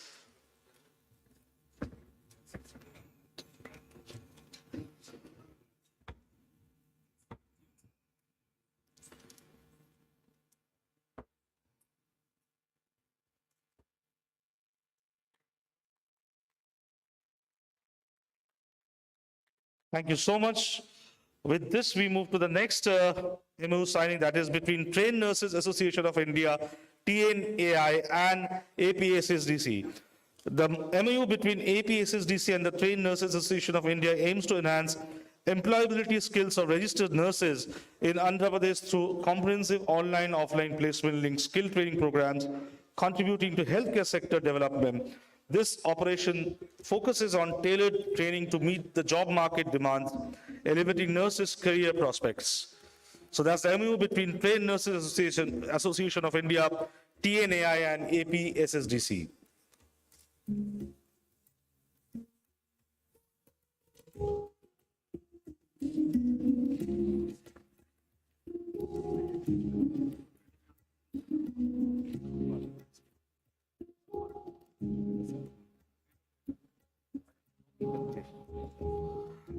Thank you so much. With this, we move to the next MOU signing, that will be between APSSDC and XLAR.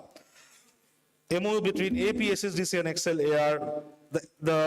This MOU aims to empower engineering faculties and students with cutting-edge skills through the Everyday Learning Initiative, focusing on AI, data science, and Python.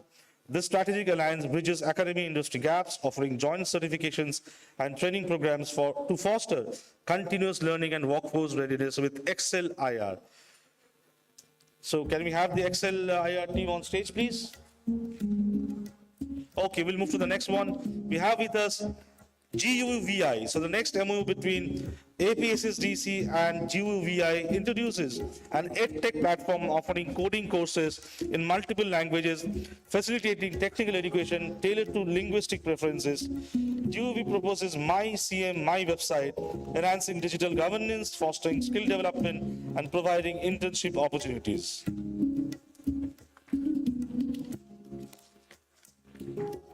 That's the team GUVI and APSSDC.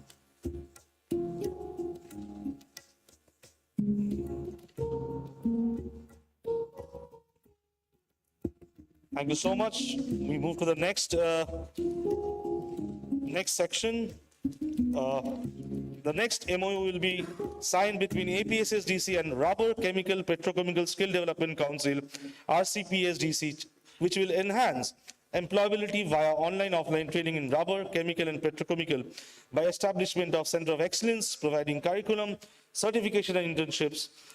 RCPSDC provides infrastructure and training, ensuring quality and upskilling for industrial readiness. So that's the MOU between APSSDC and RCPSDC, that's Rubber, Chemical and Petrochemical Skill Development Council. Thank you so much. That was the part of MOUs with the industries between APSSDC and industry. With this, we move to the next segment of the inaugural session. I think a video will be played now on screen. That will again give you new ideas. So can we have the video on screen, please?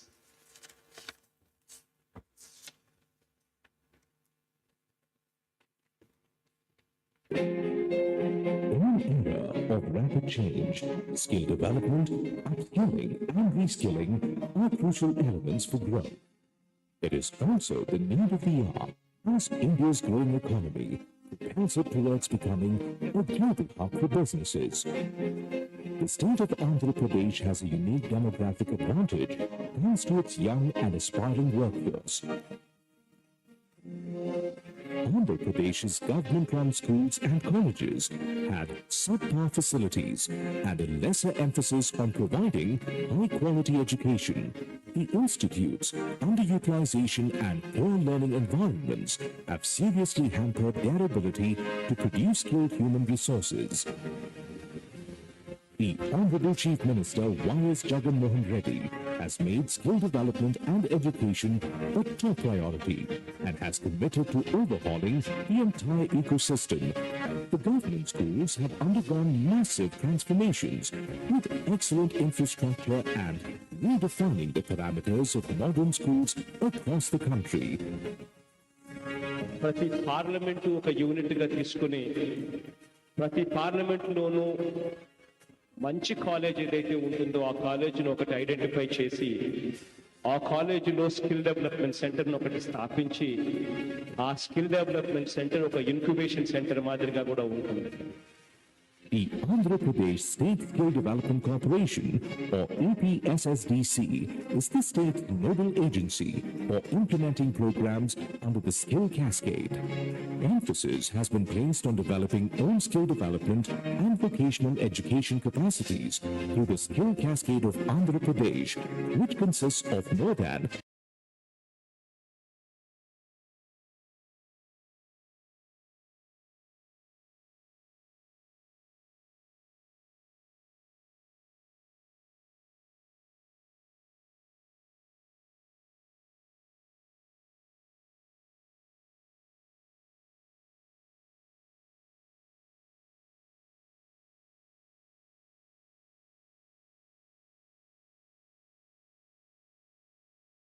industry.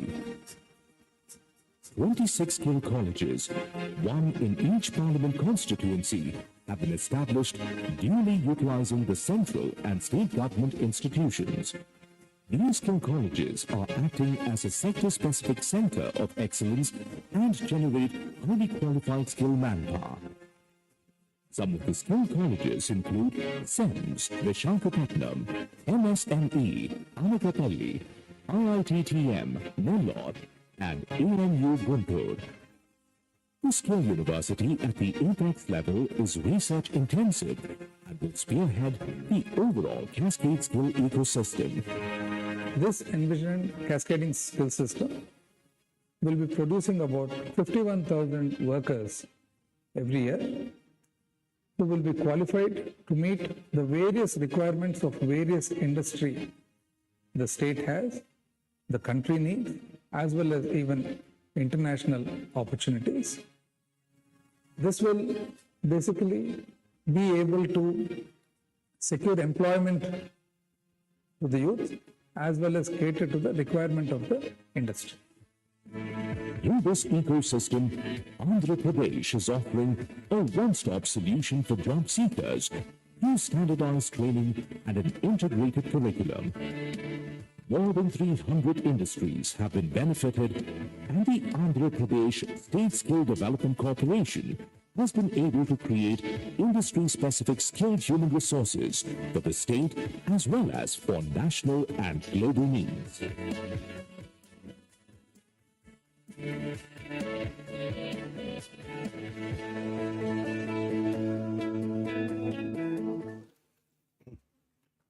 Nice. Bhavita, that's nice.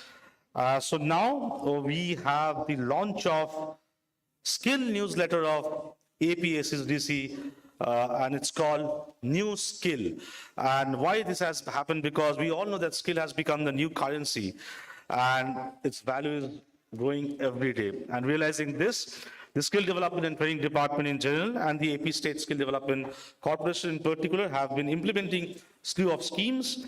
Mainstream media's focus on this crucial job subject has been little, and on the 7th of every month, mainly in electronic format, so as to ensure maximum reach, this newsletter is being planned and will be launched. A set of copies will also be printed for the official record.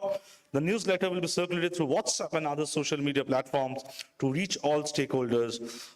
And we would like to make the newsletter a regular feature incorporating useful new themes. So can we have the newsletter, and it can be officially launched now. It's called New Skill.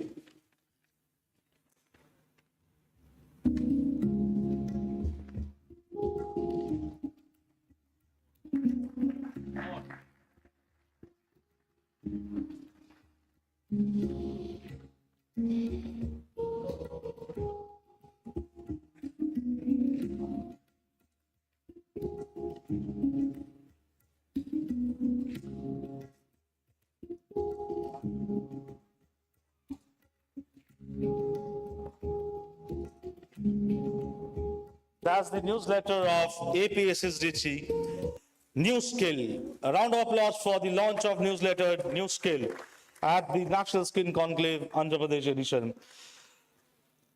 With this, we move to the next session of the inaugural session. That will be the part when we recognize the collaborators of APSSDC who are making a change in terms of bridging that skill gap and giving training placement. So here is the section on awards. So it has been divided in 4 parts, like the best placement partner, best CSR partner, best training partner, and best training center. In this line, we'd like to invite all the award winners one by one. So I'll announce their name and they can come on stage accordingly. First award goes to Kia India Private Limited, category Best Placement Partner, and it will be given to Mr. Kap Diong Lee, Chief Administrative Officer. He's here with us, and this is for APSSDC. So can you have a huge round of applause for Kia India Private Limited for being the Best Placement Partner.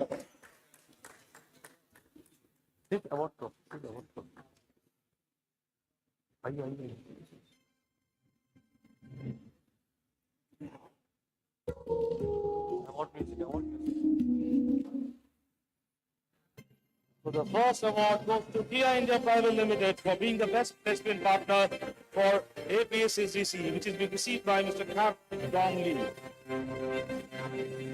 We move to the next award. The award for Best Training Center for APSSDC goes to Apollo Med Skills Limited, and Dr. Srinivasa Rao Pulijala is here. He's the CEO. I request him to come on stage and receive the award. Okay, we move. Is someone here from Apollo Med Skills Limited? Okay, so we move to the, so we can skip this, sir. We can skip this. I think they're on the, yeah, you can skip this. So we've moved to the next award category, that is for being the best CSR partner, and the award goes to Wadhwani Foundation. I think ED, Mr. Sunil Daya is here. He can receive the award on behalf of Wadhwani Foundation for being the best CSR partner for APSSDC. A huge round of applause for him, please.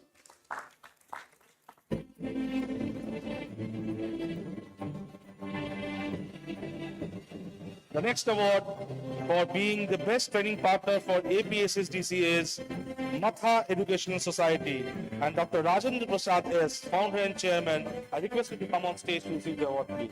Is he here? Okay, he's here. Okay. So, the best training partner for APSSDC goes to Matha Educational Society, and Dr. Rajendra Prasad is here, who is the founder and chairman of Matha Educational Society.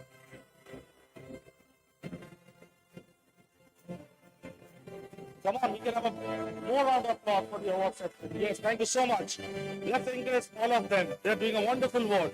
The next award goes to Lalita Jewelry Mart Limited for being the best placement partner for CDAP. And Mr. Fazil is here. He's the HR manager. I request him to come on stage, please.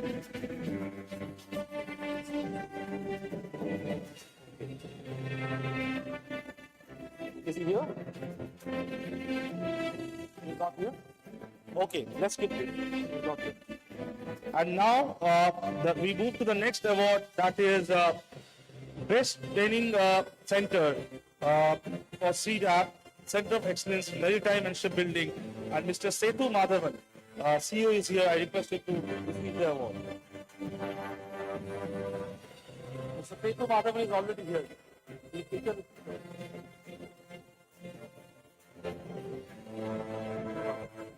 Oh, Mr. Yes, so Center of Excellence in Maritime Shipbuilding Award being received as the best training center. So we move to the next award, that is for being the next training partner for CDAP and APSSDC, and that award goes to National Academy of Construction. And for that, I would like to request Mr. Dinesh Kumar, ADG, NSCAP, to come on stage and receive the award.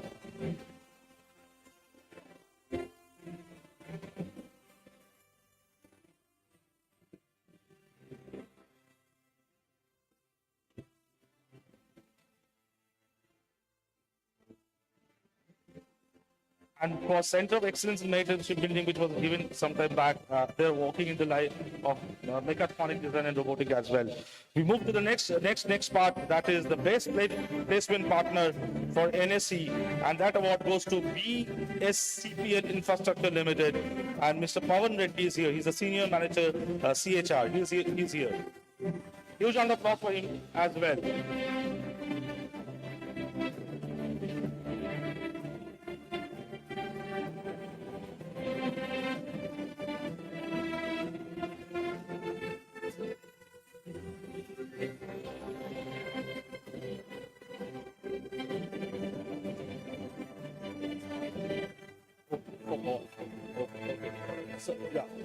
So BSPL Infrastructure Limited received the Best Placement Partner Award for placing over 200 trained candidates in assistant survey general work supervisor roles across Andhra Pradesh, highlighting their dedication to providing employment opportunities.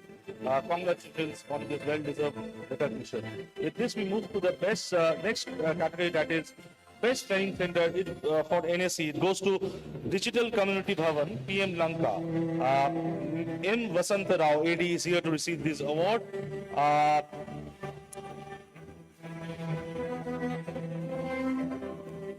That is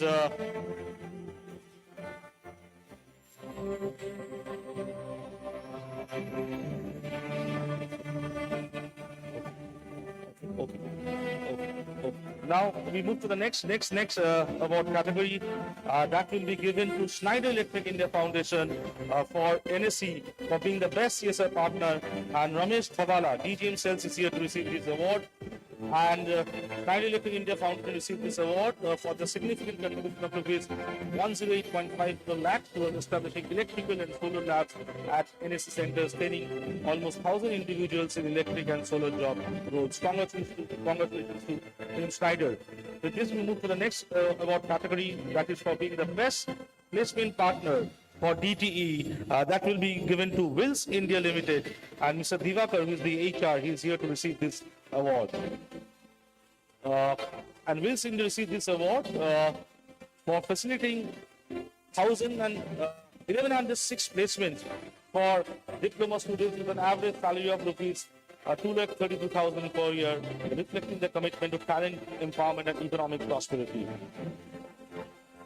The next category of award is Best Placement Partner. Again, that will be given to ATC Tires Private Limited. And for that, Mr. Ravi Ramana, Deputy Director, will take the Best Placement Partner Award. I request Mr. Ravi Ramana to come on stage, please. Yes. they have facilitate placement for 4/7 ITA students, showcasing their commitment to regional growth and youth empowerment. Their dedication to providing livelihood, fostering skill development deserves commendation. And then again, we have another award that will be given to Kia India Private Limited for also being the best CSR partner for DET. I think Mr. Kab Dongli is already here. He can receive this award as well.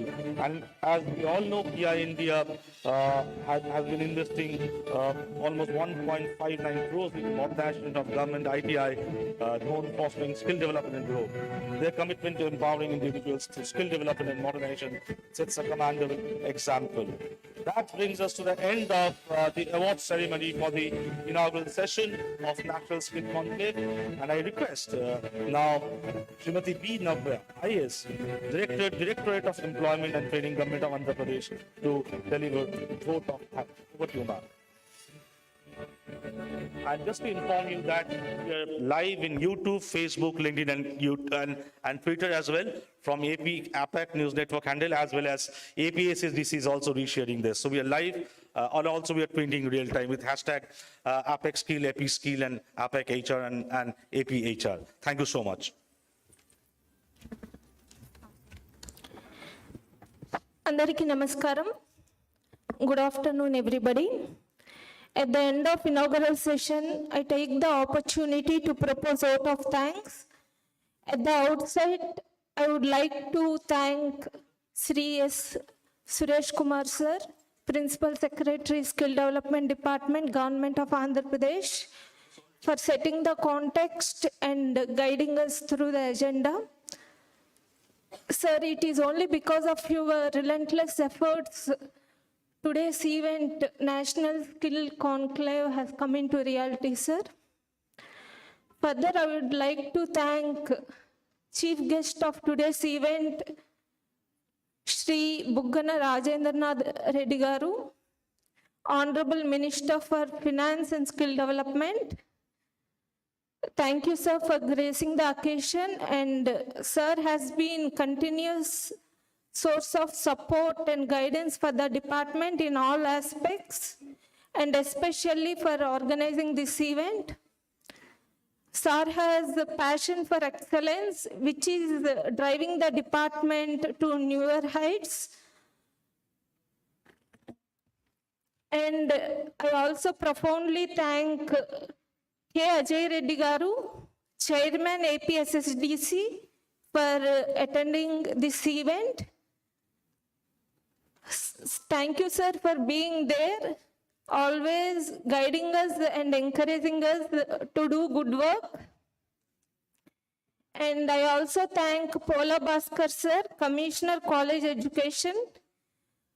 Thank you, sir, for delivering a very valuable message and giving us the presentation on the reforms of college education that are being taken up. Integrating skilling along with formal education is the new approach, and the department is embarking on new approach, and thanks for the presentation, sir. And I also thank Shri Ravi Shankar INR IPS Commissioner of Police for gracing the occasion and throwing us light on the gaps in skilling in police department. In the light of rising cyber crimes, it is high time to collaborate and work on upskilling in cyberspace area.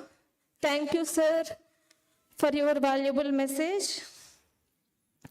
And I thank Mr. Kab Dongli, CAO, Kia Motors Private Limited.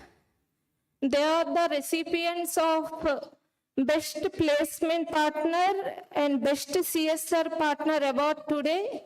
This reflects the kind of support they are extending to the skill ecosystem in the state of Andhra Pradesh. Thank you, sir. It's an honor to have you here. And my special thanks to Ma'am Gandharva Rathore, IAS, MD Himachal Pradesh, Kaushal Vikas Nigam. Thank you, ma'am, for gracing the occasion and look forward to interact with you, ma'am, in the afternoon session. I also thank Sri Somesh IAS, Deputy Secretary, Skills and Technology Education, Department, Madhya Pradesh. Thanks, sir, for gracing the occasion.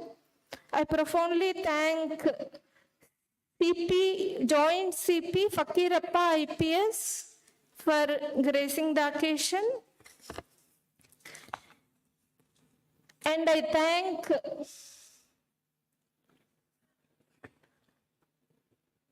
I extend my heartfelt gratitude to Gareth Wynne Owen, British Deputy High Commissioner to Andhra Pradesh and Telangana. We are expecting sir shortly to attend the program. Oh, sorry, sir.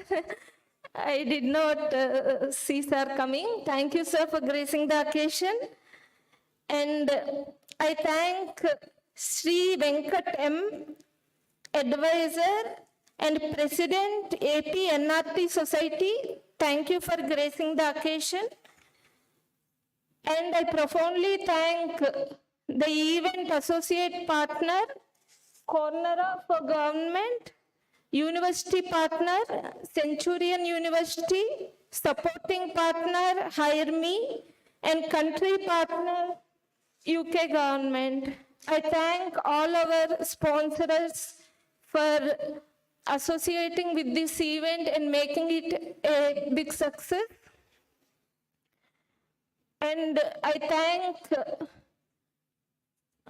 the program coordinator, Mr. Souvik, for coordinating the entire event.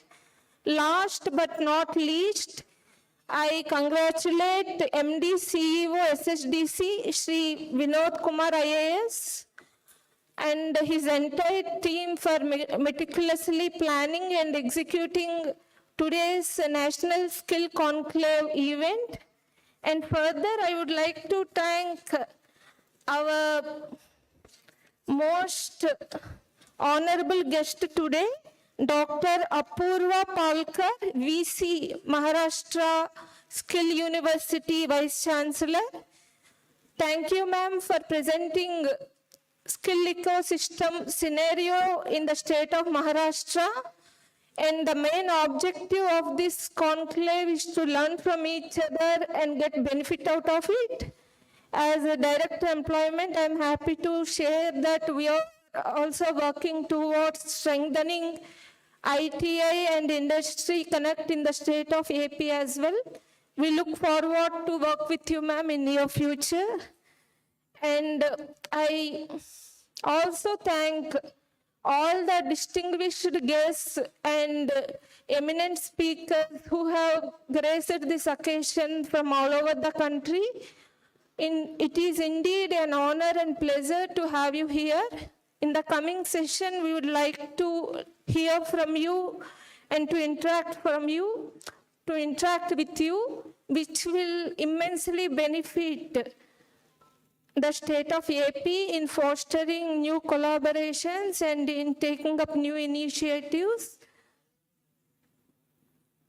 Let us together work for a skilled nation, Kushal Bharat and Kaushal Bharat. Jai Hind.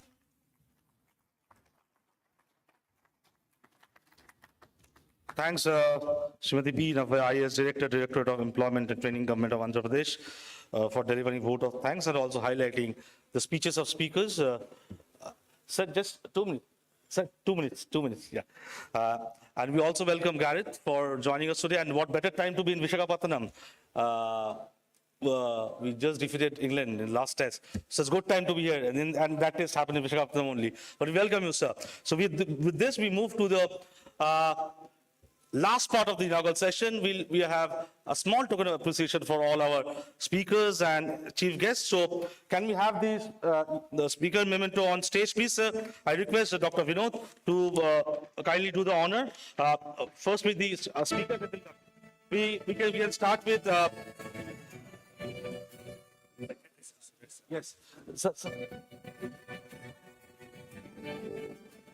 I request Sri S. Suresh Kumar, Principal Secretary Skills and Training, Government of Andhra Pradesh, who is the program mentor, to kindly hand over this token of appreciation to all our esteemed speakers. We can start with Dr. Apurva Palkar, founding Vice Chancellor, Maharashtra State Skill University.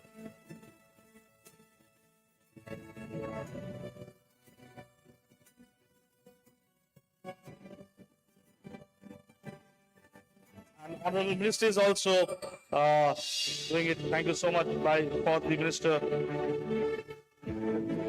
Next, we also want to honor Dr. A. Ravishankar Iyer, Commissioner of Police, Visakhapatnam City Police.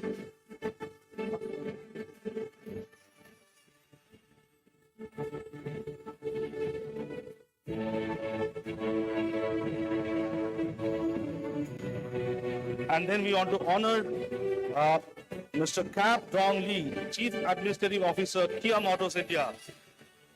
Yes.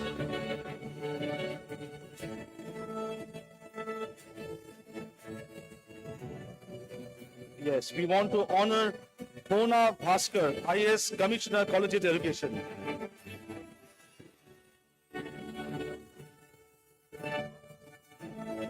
Pona Bhaskar, IAS Commissioner, Collegiate Education, Government of AP. To him as well. Dr. Vinod can do the needful.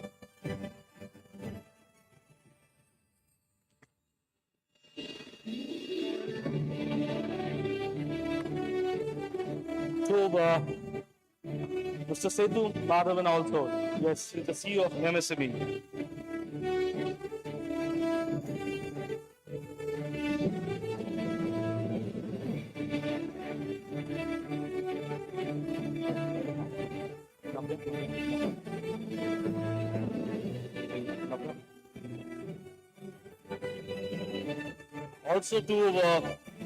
Also we want to recognize the efforts of B. Navya IAS, Directorate of Employment and Training, Government of Andhra Pradesh.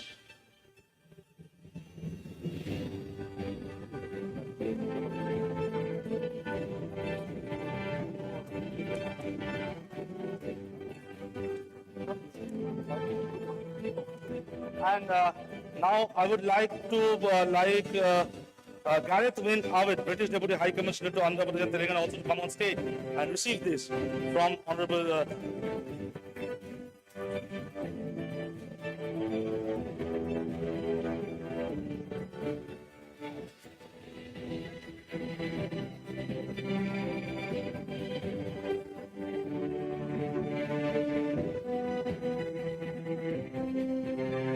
And now we would like to honor the special guests of this conference, Sri Konduru Ajay Reddy, Chairman, APSSDC, Government of Andhra Pradesh. Chairman, APSSDC, Government of Andhra Pradesh, Konduru Ajay Reddy.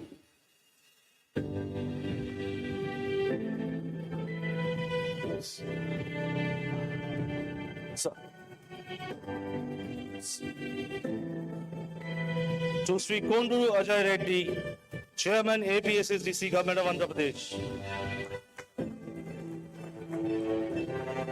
To the Program Mentor of National Skill Conclave, S. Suresh Kumar, IAS, Principal Secretary.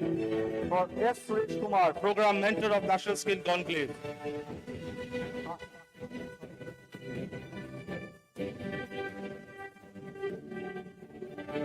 S. Suresh Kumar, IAS Principal Secretary, Skills, Government of AP, and also he is the program mentor. And also to Dr. Vinod V, IAS, he is the program chair of National Skill Conclave. He is the MD and CEO of Andhra Pradesh State Skill Development Corporation. These are the host partners.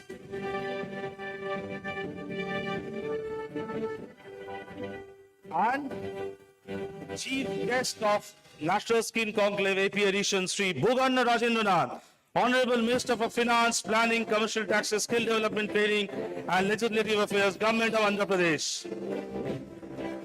I request Sanghamitra to also come on stage. Sanghamitra Mohanty also to come on stage, co-founder of APAC News Network.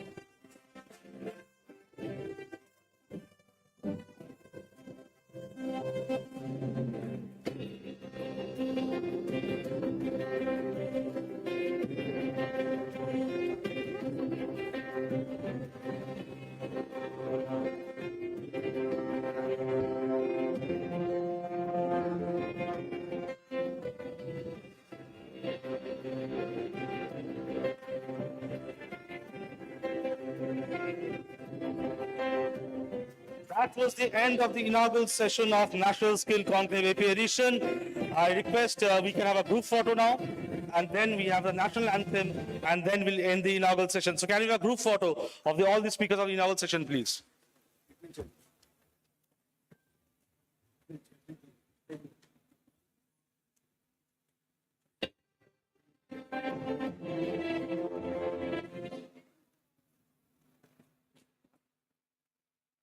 Can we have the national anthem, please, now? I request all of you to please stand for the national anthem of India.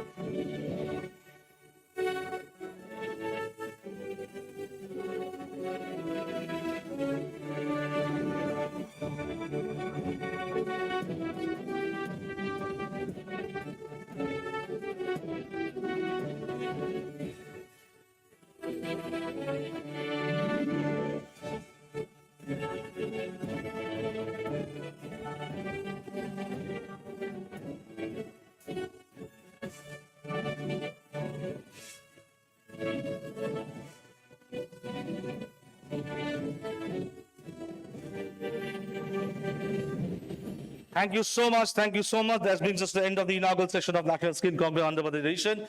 We move to the next session. There is no tea break because we're running short of time. So we move to the next session. That's a Thank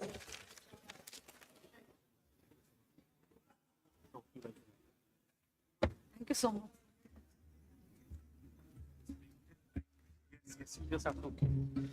So with this, we quickly move to the next session. There is no tea break. It will be served later. So for this, I request MKV Srinivasulu, CEO. Yes, yes, yes. We'll be serving the tea inside the later part of the day. So let me invite Mr. MKV Srinivasulu, CEO CDAP, to come on stage. He'll be the moderator for this session. The name of the session is Skill Development Efforts by Government in Collaboration with Industry. So for this, I request MKV Srinivasulu, CEO CDAP, to come on stage. And we have speakers from other states as well. Let me invite Ms. Gandharva Rathore, IAS Managing Director, Himachal Pradesh Kaushal Vikas Nigam, to come on stage, please. We welcome ma'am. We invite Dr. Neeta Pradhan Das, GM Educational Initiatives, National Skill Development Corporation, Government of India. We invite Dr. Neeta Pradhan Das also to come on stage, please. I think Neeta ma'am was here only. Yes, she's here. Let me invite Dr. Ajay Mohan Goel, Joint Director, Haryana Skill Development Mission. I request Dr. Ajay Mohan Goel to come on stage, please. And Dr. Vinod, Enterprise Director, Universities, Coursera.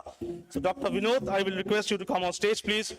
So we don't have time. We'll quickly start the session, the panel discussion on skill development efforts by the governments in collaboration with industry. So, Shri MKV Srinivasulu, he is the CEO of CDAP. He is the moderator for this session, and all other speakers are here. Yes, sir. Okay. Okay, okay. Okay, okay. Yes. And before we start the panel discussion, there's a short key speaker address by Sethu Madhavan. He's the IAS and the CEO of MSME Government of AP. Over to you, sir. Yes, you can, sir.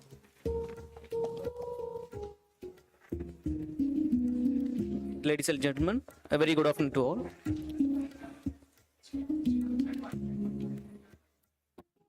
Today I address you with great enthusiasm as we delve into the two twin pillars of progress, that is skill development and industry development in the vibrant state of AP. As we stand at the crossroads of opportunity, it is imperative to recognize the symbiotic relationship between honing skills and fostering industrial growth. Andhra Pradesh, with its rich cultural heritage and a legacy of resilience, is now poised for a transformative journey. And skill development lies at the heart of this transformation, unlocking the latent potential of our people.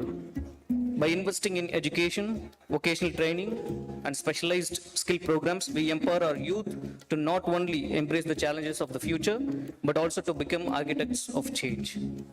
The success of skill development programs is intricately tied to industrial development. A skilled workforce is the backbone of a thriving industrial sector. In Andhra Pradesh, we are witnessing a concerted effort to align the skills imparted with the needs of our industries. The strategic collaboration ensures that our workforce is not just job ready, but possesses the expertise required to drive innovation and competitiveness. As we embark on this journey, it is heartening to witness the synergy between educational institutions, government initiatives, and the private sector. Internship, apprenticeships, and collaborative ventures are becoming the norm, facilitating a seamless transition from classrooms to boardrooms. This integration is crucial for reducing the unemployment, promoting the entrepreneurship, and contributing to overall economic prosperity of the state. Let us collectively embrace this journey, ensuring that every person in the state of Andhra Pradesh can contribute meaningfully in terms of skills to a state's growth trajectory. And with this, I'll hand over the baton to Mr. Srinivasanlu, CTAP. So over to you for being the moderator. Thank you. Thank you, sir. Thank you very much. I welcome all the panel speakers here. This is Gandharv IAS 2016 batch, Managing Director, Himachal Pradesh Kaushal Vikas Nigam. And also Dr. Nita Pradhan Das, General Manager, Education Initiatives, National Skill Development Corporation. And Dr. Ajay Mohan Goyal, Joint Director, Haryana Skill Development Mission. And D. Vinod, Enterprise Director, Universities Coursera. Today, our panel discussion will be skill development efforts by state governments in collaboration with the industry. This is our panel discussion. Now, I welcome once again all the participants here to attend this skill conclave at Vizag. Before going further, now I request all the panel speakers to give their attention for this panel discussion. Now I request Rathore ma'am to give some insights. Ma'am, being active in introducing novel concepts in skill development and livelihood domain, can you please elaborate on any specific public-private partnership that have significantly contributed to skill development in certain regions and sectors? Very good afternoon, all of you. I'm Gandharva Rathore. I am the MD at the HPKV in Himachal Pradesh.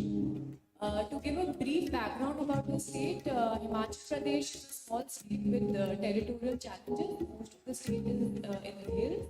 We have a population of around 75 lakh people. There are 12 districts, and each district has its own geographical as well as regional variation.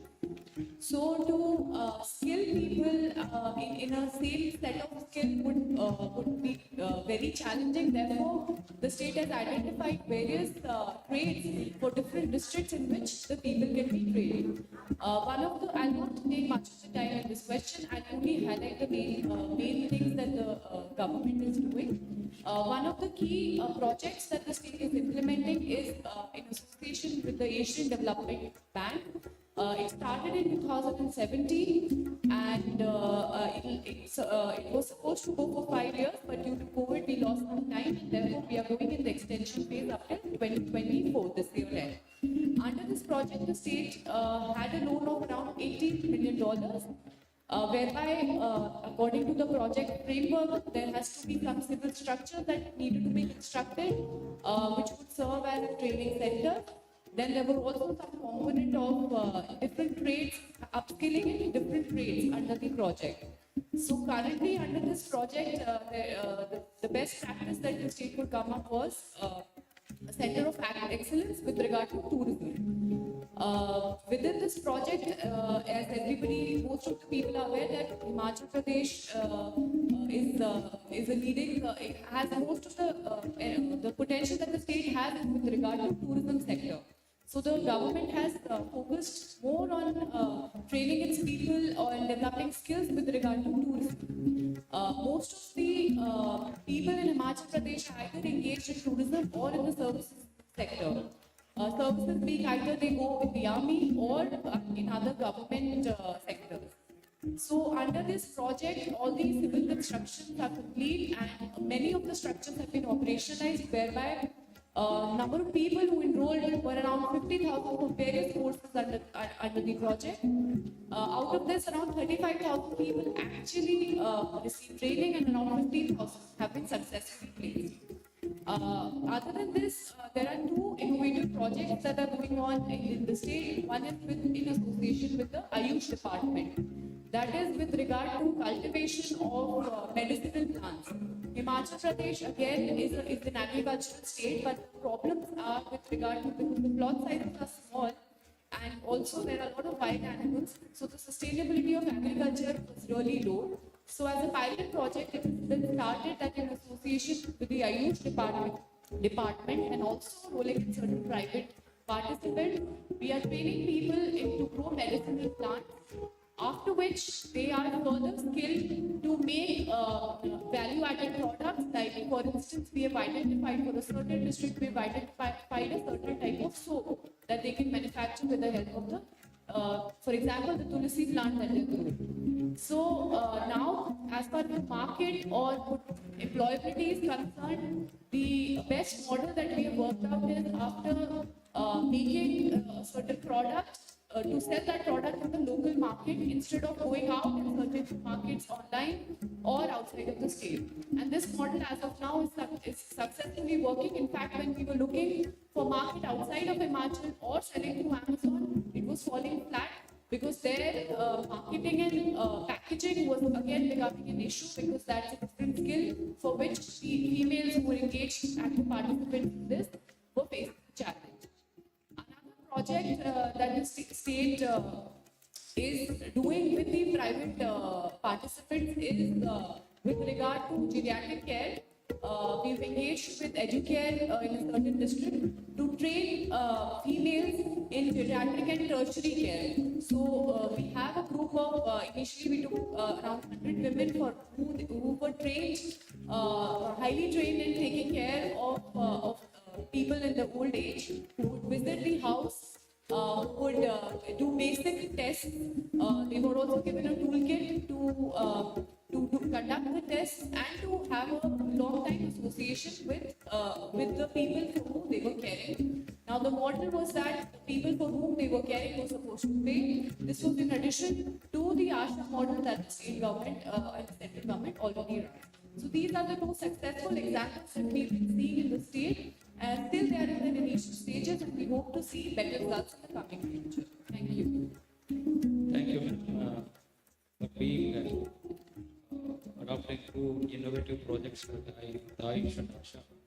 Now, I would like to ask you, ma'am, regarding the Center of Excellence you have under tourism and hospitality sector. What are the outcomes envisaged from that Center of Excellence? How it is different from the conventional skill development sectors? So, under the ADB project itself, the concept of Center of Excellence was developed, under which it's a comprehensive program for upskilling the students who are coming for developing skills in the tourism sector. Himachal Pradesh itself offers a lot of opportunity for anybody to be employed in the tourism sector. But the main challenge is the seasonality of the tourism in Himachal Pradesh, because for 6 months it's very cold, so the tourism business is practically closed, and people who are even employed have to be laid off for those number of months. So looking at that challenge, and especially to upskill them so that these people can be served, so that they can serve in other cities and as well as country outside, Under this Center of Excellence, a holistic structure has been developed, which has also integrated a 15,000 square meter of space for developing a hotel sort of a structure, whereby we have tied up with Lemon Tree to train students who are coming at this Center of Excellence, whereby they will get a real-time experience of how they should serve in a hotel. Other than that, there are 5 sectors on which training is being imparted, including food and beverage management, food and beverage production, hotel management, and other things. So the only difference in a conventional, how a conventional training center is and how this center is being developed is that a sort of a mini or a small hotel with 15 rooms has been developed specifically for training the students for 1 year. And there is also a concept of people who want to upskill their training. They can also come up for a year's course and be trained at this center, whereby they will also be receiving stipend and have a sort of a real-time experience here. And since we've already tied up with Lemon Tree, we have also been successfully able to place people in India and outside India under this project. This project has also been one of the projects that we have started under the ADB phase 1.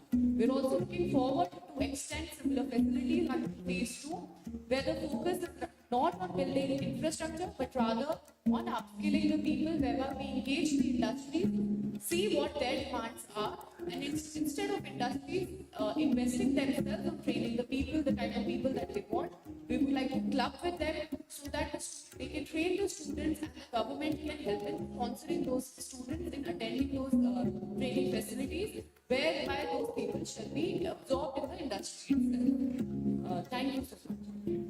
Thank you for giving a very good lecture on COE. Being working with the private and government partnership, people are giving reskilled and upskilled. Thank you very much. And now I ask a question to Mr. Dr. Ajay Mohan Goyal, Joint Director, Haryana Development, Haryana Skill Development. Sir, being Haryana one of the prominent states in the country with democratic advantage, how do you see the role of industries in the skill ecosystem? And what are the initiatives undertaken or proposed to be undertaken in your state government in collaboration with the industry partners?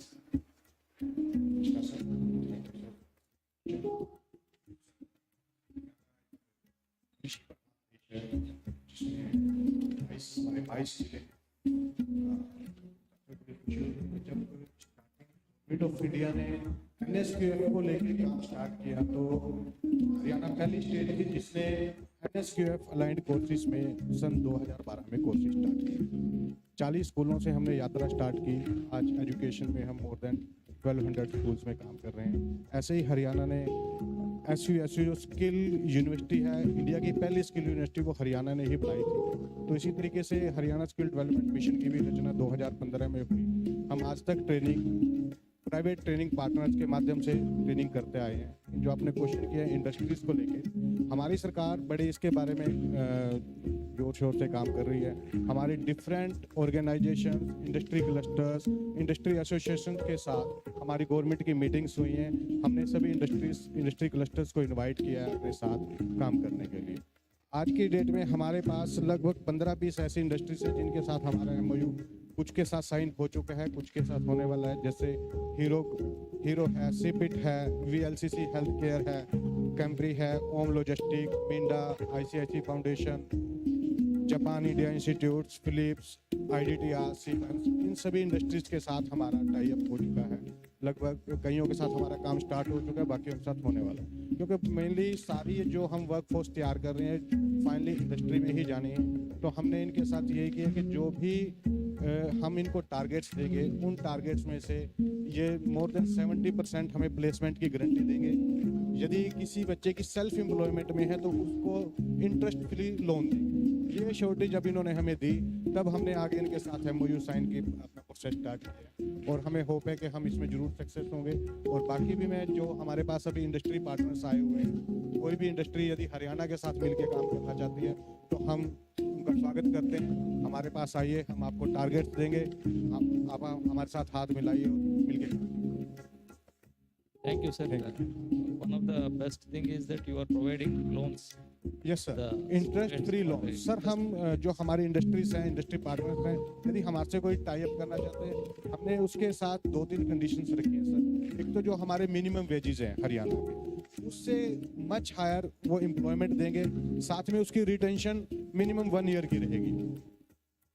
कहीं ऐसा ना हो कि वो 3 महीने की retention करें और उसके बाद वो वहाँ से निकलें। उसके बाद हम इंडस्ट्रीज को एक फैसिलिटी और दे रहे हैं। हमारे माननीय मुख्यमंत्री जी ने महर्षि अंत्योदय विकास कश्यप केंद्र की स्थापना की है, जो अभी हम फर्स्ट फेज में इनिशियली हर एक डिस्ट्रिक्ट हेडक्वार्टर पे एक सेंटर सेटअप कर रहे हैं। उसके अंदर हम अपने इंडस्ट्री पार्टनर्स को स्पेस देंगे, वो आए हमारे पास, जगह हमारी होगी, हम उनको फैसिलिटीज़ प्रोवाइड करेंगे। वहाँ पे रिक्वायरमेंट के अकॉर्डिंग वो अपना सेटअप तैयार करें, बच्चों को ट्रेनिंग प्रोवाइड करें और हमारे साथ काम करें। Thank you, sir. Being having very near to Delhi, having so many industries, what is your mechanism? How you are establishing the industry connect?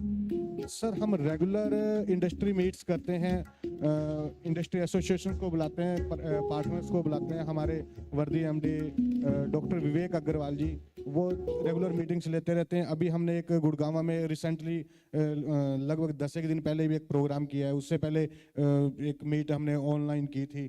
तो इस तरीके से हमारी मीट्स चलती रहती हैं। और यदि आपने हमारी वेबसाइट देखी, अभी भी हमने RFPs फ्लोट की थी, जिसके अंदर इंडस्ट्रीज को स्पेशल कॉल किया था, उनको कुछ स्पेशल छूट भी दी है। यदि हम एक ट्रेनिंग पार्टनर को अपने साथ इम्पैनल करते हैं और यदि एक इंडस्ट्री को करते हैं, दोनों की इम्पैनलमेंट की कंडीशंस में हमने इंडस्ट्रीज को कुछ ना कुछ लिवरेज दिए, तो ताकि वो हमारे साथ आए। कोई भी इंडस्ट्री कभी भी आ सकती है। हमने रोलिंग बेस RFP रखी है। अभी हमारी RFP 5 तारीख को क्लोज हुई है, जो अभी 5 Feb। तो अभी जिसने भी अप्लाई किया उनको एवेल्युएट करेंगे, उसके बाद जो और करना चाहें तो नेक्स्ट मंथ वो कर सकते हैं। Thank you, sir. Thank you for your work. Now, I request Dr. Neeta Pradhan Das, Madam General Manager, Education Initiatives, National Skill Development Corporation.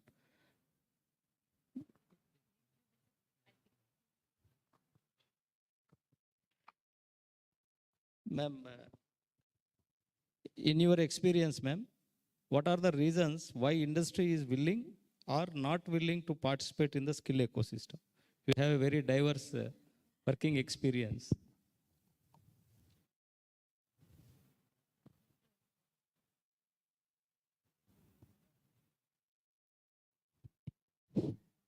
Thank you very much. And I thank Suresh Kumar ji for this opportunity, the APAC and the Andhra Pradesh government, of course.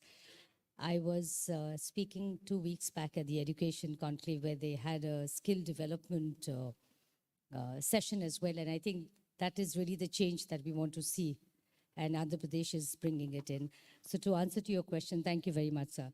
So we were having this discussion as to, you know, I feel like a veteran in the skill development space now. I've been here for around 18 years plus.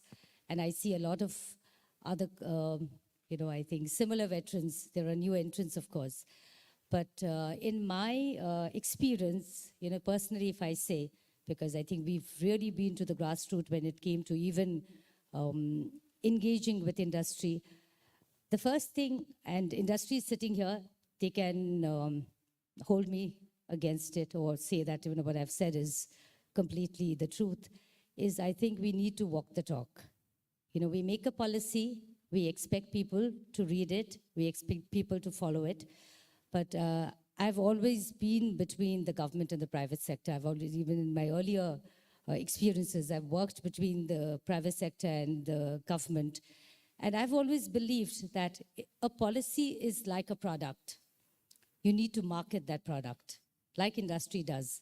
You have advertising, marketing of all sorts of products. So I think we need to really go to the industry and make them understand what the policy holds for them. What is it that is the benefit that they see or they don't see? So just to give you an example, when we first started the skill development movement, if I may call it so, we had, you know, even till 2018-19, the numbers for the apprenticeships were only 35,000. And we went from door to door to tell industry or, request industry to take apprentices. And they would just shut their doors and says, it does not work for us. The earlier apprenticeship policy that was there. So we had around 500 plus consultations over 3 years with industry to actually understand what was it in that policy that was not appealing to them. So, the result of that was that we had an amendment to the policy in 2014, which was absolutely industry friendly. And today's figures for apprenticeship, so the NAPS, the National Apprenticeship Promotion Scheme, came out of it. So as of today, the numbers are 7 lakh. So, for a country like India, I think 7 lakh is still a very minuscule number, but that's really the relationship building. So all this while, and I've said this before in a lot of forums, and I believe in it because I've worked in it, that we've considered industry as the last mile connect. Industry has never had skin in the game when it came to training, when it came to skill development. Mr. Rafael is here, and we've had this conversation many, many times over, that we need to engage industry when we design a course, when we design a program, when we think of something that we want to do for the industry. It's like when a product is made, if I look at it from the industry's point of view, I'm sure they have a customer in mind. So when we design a program, eventually the customer is going to be the industry. So why is it that, pardon me, industry, I know we have a lot of industrialists here, pardon me for saying this, but we have always seen industry like a placement agent. They come when everything is over. And then there is a blame game that starts saying, industry says, I can't take these guys. While we, on the training side, on the supply side, say industry never responds to us. So would we buy a substandard product? So why do we expect industry to take substandard people? So I think the whole experience has been, there has to be a relationship building, there has to be conversations, there has to be more engagements, and we need to understand each other. Industry, I think, is waiting actually to understand how we can engage them from the very beginning, because we've had this experience. They've been very, very responsive. I was having a conversation with one of our training program designers just yesterday, and what they told us is, we started engaging industry from the beginning, and we saw the excitement. So I think it's all about, life is about relationship building. Life is about understanding each other. So industry is no different. We have, I think, just built this wall. So we had to convert that into a bridge. So once that happens, I think industry will be more than willing to come to us. And once we have that, I think our skill programs are going to be more qualitative. They're going to be exactly like I started with walk the talk. If you're saying that, okay, it's I think I heard this a lot of times in the morning that, it is as per requirement of industry. What do we mean by that? Has industry been consulted? At which, stage has industry been consulted? I think that's very important. So in my experience, industry is more than willing to come. It's just that we have to reach out to them. We have to give them also what they are looking for. Thank you, ma'am. As you said, it was a hand in hand. We have to go together for giving the qualitative skill to the people and supplying them to the industry as per their needs. Somewhere we will converge in coming times. Thank you. And another question, ma'am, what could be the future course of the skill development landscape in the country? You are working in the NSDC. Thank you so much. I think that's a very broad question, but I'll try and answer it as best as I can. So the future that I see is, again, taking off from the first question, a new relationship building with, who the customers are. We need to understand them. Even if it is, we have a lot of talk on entrepreneurship these days, even if it's entrepreneurship, without understanding how a workplace works, I don't think we can really move forward. entrepreneurial mindset is one thing, but experience is something that we will have to delve into. So in terms of what our future courses, for a lot of people sitting here, you would know what the National Skill Development Corporation is. It is a very unique PPP where 51% is already, the share is of the private sector and 49% is of the government. So, the level of industry engagement is very high. And we start with, whether it's the future or the present, we start with assessing what the industry requires and build programs around it. And I think that's the way to go for all of us today, that till we don't assess what is required in the industry, we should not go forward. So in terms of future, I see that understanding what the requirement of the industry is and then putting in courses, that is one. And future skilling is all become digital now. So how many of you have chanced upon it or heard of it or or are part of it? We have the Skill India Digital. We spoke of access in the morning.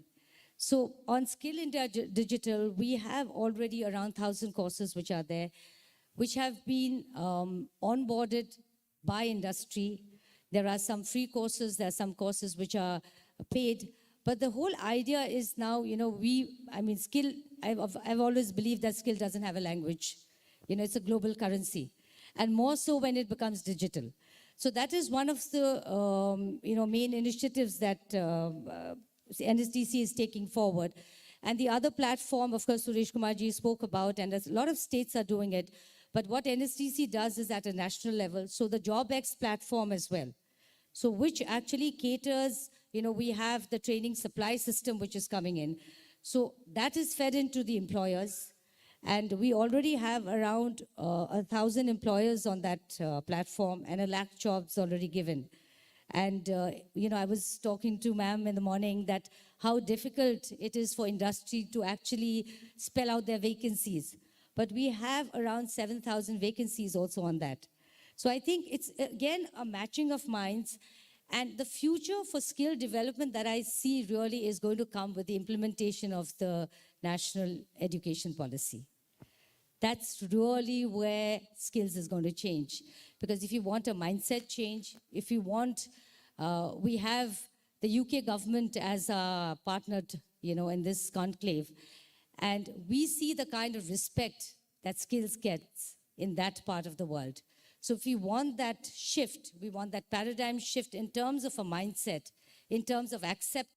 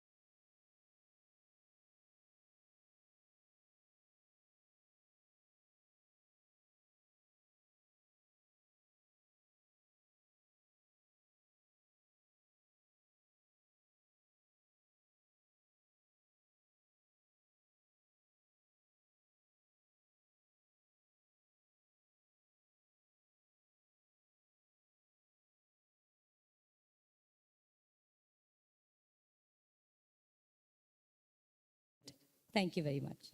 Thank you, ma'am. Being emphasis given on national education policy, which will yield a transforming India in coming years to take the advantage of the highest demographic dividend. Thank you, ma'am.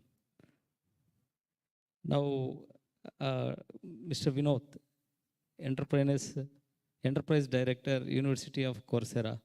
Okay. Sir, can you provide the insights to current trends that are influencing the education and skilling landscape in India?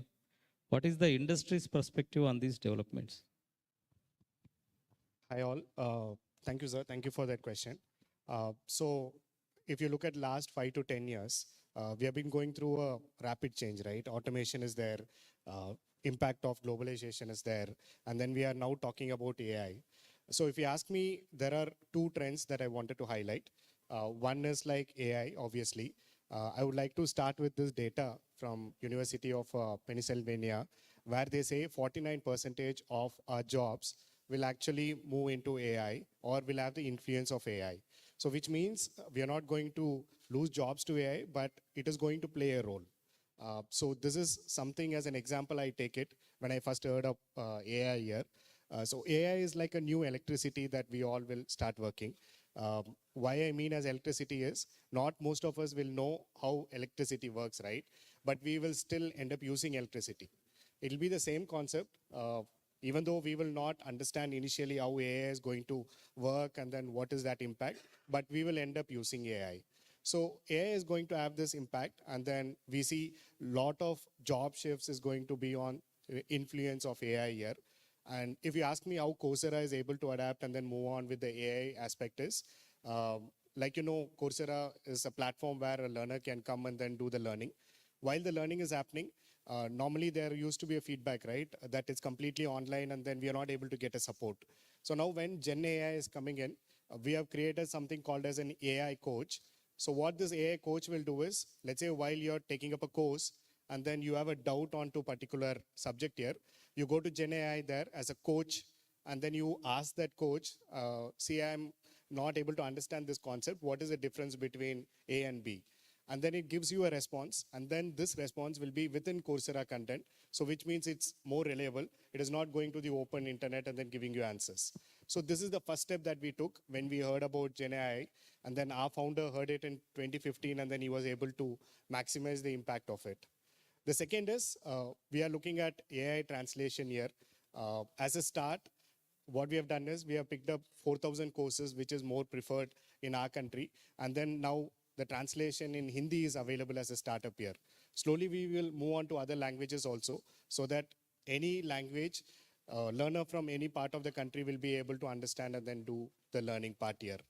And the third I would like to quote is, since most of the campuses are here, now using Gen AI, you can actually go around, just ask, I need a course for leadership for 60 hours.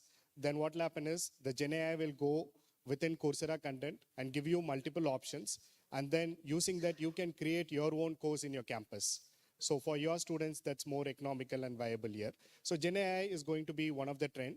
And second is the industry micro-credentials.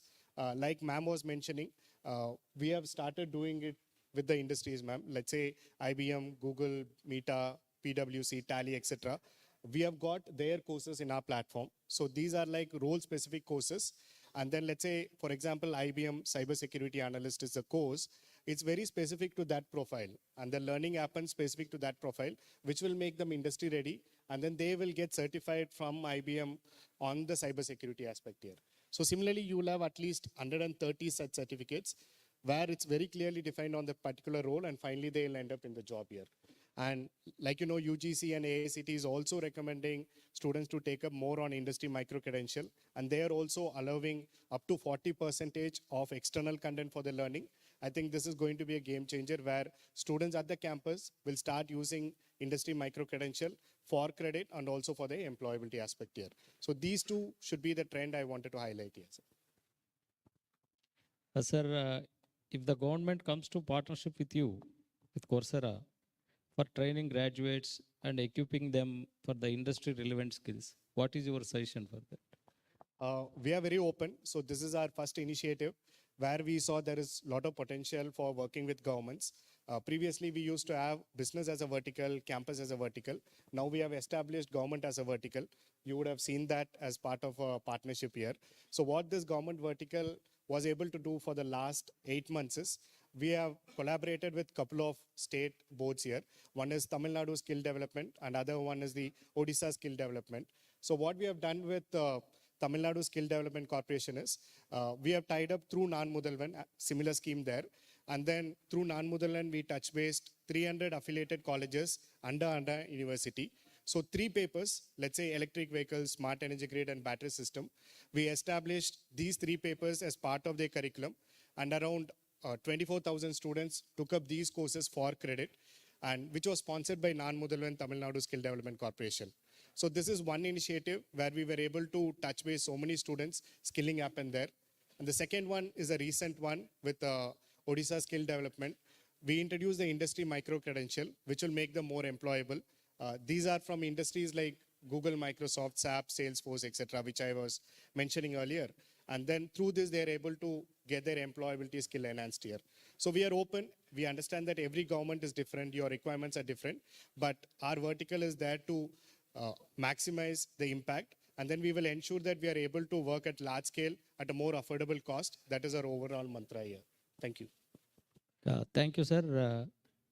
Due to the shortage of time, now I thank all the panel speakers for being enthusiastic to participate in it and giving insights of their experiences and their futuristic plans to make the Skill India globally in first place in coming days. Now I thank Rathore ma'am and Nita ma'am and also Goel sir and also Vinod sir. Thank you very much for coming and participating in this National Skills Conclave. Thank you very much. Thank you everyone. Somik. 1 minute, ma'am.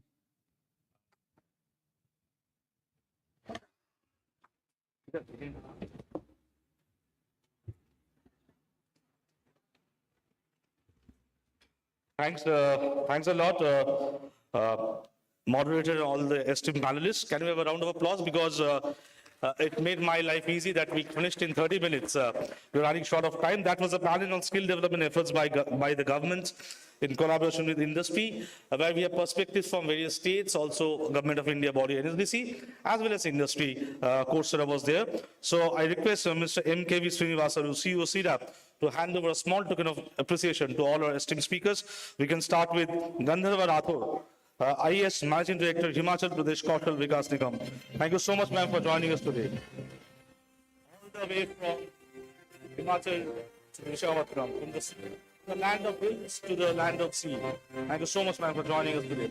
Dr. Neeta Pradhan Das, GM Irrigation Initiative, National Skill Development Corporation, NSDC. To Dr. Ajay Mohan Goel, Joint Director, Haryana Skill Development Mission.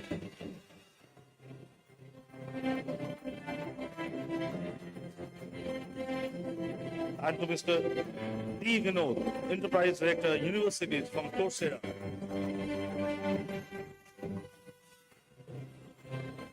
And I request Mr. Karthikeya Anand, who is the doctor, to hand over a small token of appreciation to Mr. Srinivasalu, who is the moderator of this session. A huge round of applause for him, sir. Thank you so much for joining us today.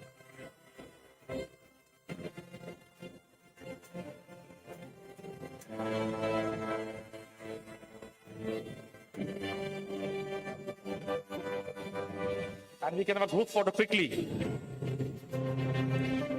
And then we move to the next panel discussion. I know I'm playing the role of devil's advocate, but I have to do this because we're running short of time. So next panel has to be in 25 minutes. And after that, one more panel has to be again 20-25 minutes. So we move to the next panel discussion that will be on evaluation of talent market, changing equation of demand, supply management in digital age.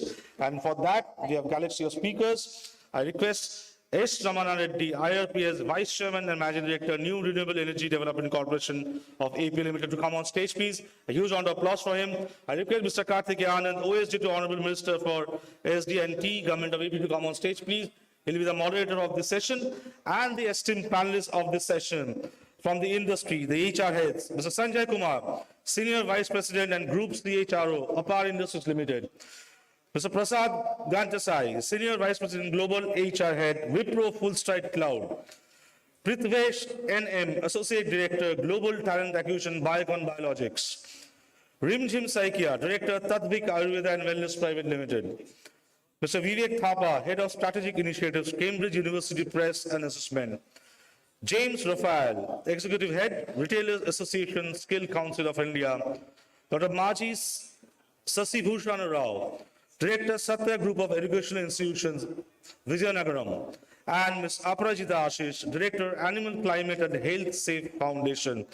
I hope all of you are present here. Yes. So without taking much time, I hand over the session to Mr. Karthikeya Anand, OSD to the Honorable Minister, Government of AP. But I know he has a very tough job to do because he has 20-25 minutes, and the panel name is Evaluation of Talent Market, Changing Equation of Demand Supply Management in Digital Age. Over to you, sir. Thank you, sir. Jai Hind to everyone. I know that we are running short of time, and we'll start without any delay. So it's a great honor to be a part of the National Skill Conclave. We have esteemed panelists from various sectors, from energy side, IT, university, and also beauty and wellness and manufacturing. So we would like to know that presently we are talking about new age skills in terms of skill development and using the skills. So how we can use the new age skills in their at the time of demand and supply, how we can match it, how we can use these skills, and to understand that how our people are utilizing these new age skills in terms of evaluation of demand and supply. We would like to know from our esteemed speakers, so the various methods and their success stories.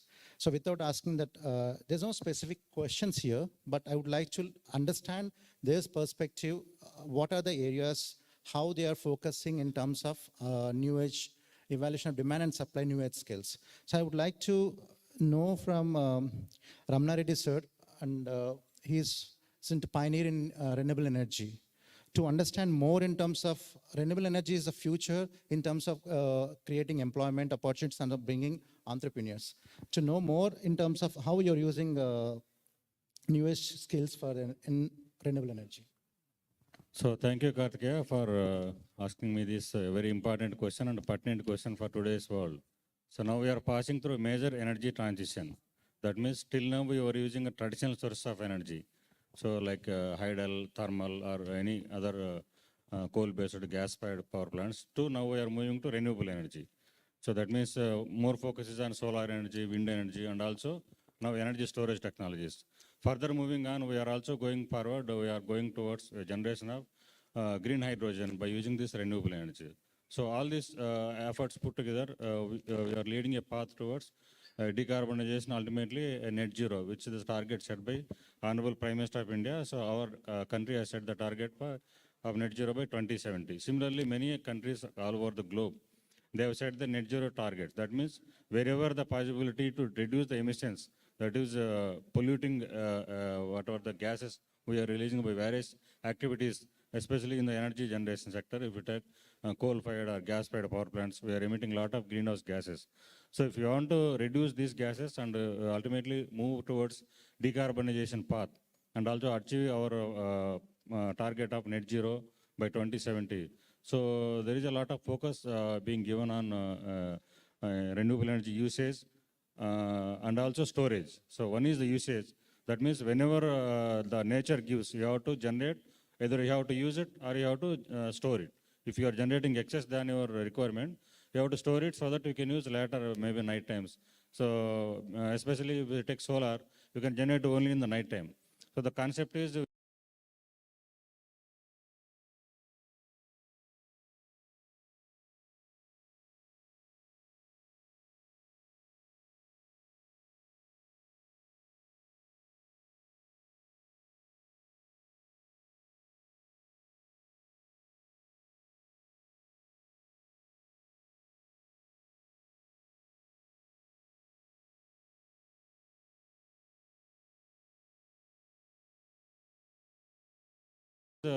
generation of green hydrogen.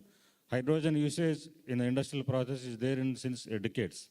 So that same hydrogen we have been generating by traditional methods, where in the process we were used to emit a lot of pollution gases like CO2 and other greenhouse gases. So now the concept is switching over from traditional methods of green hydrogen generation to green hydrogen generation methods, where we take the water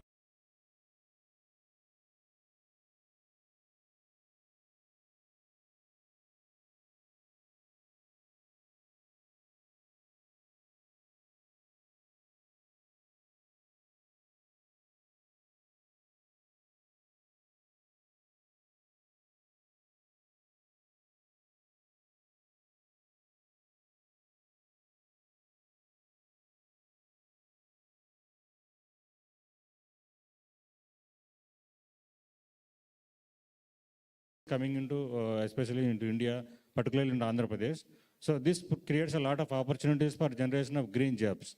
So that every sector, if you take solar industry, 1000 megawatt solar plant means, and approximately both direct and indirect, it will get 1000 employment generation. So similarly, recently we have taken a policy initiative for promoting these kind of industries.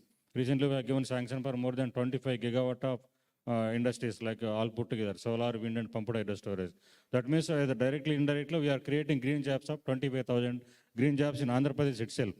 Leave apart from manufacturing. I'm not talking about manufacturing related to power sector. I'm talking only about establishment of power plants, its O&M, its further maintenance.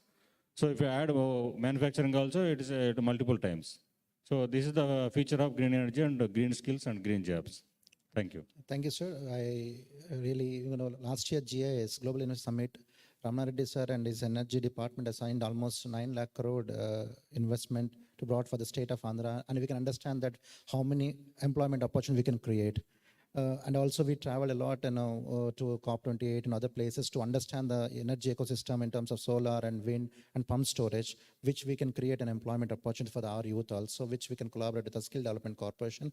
We can foresee that what we required for to get that EV, we're talking about it, how we can get trained people to become technicians for the EV.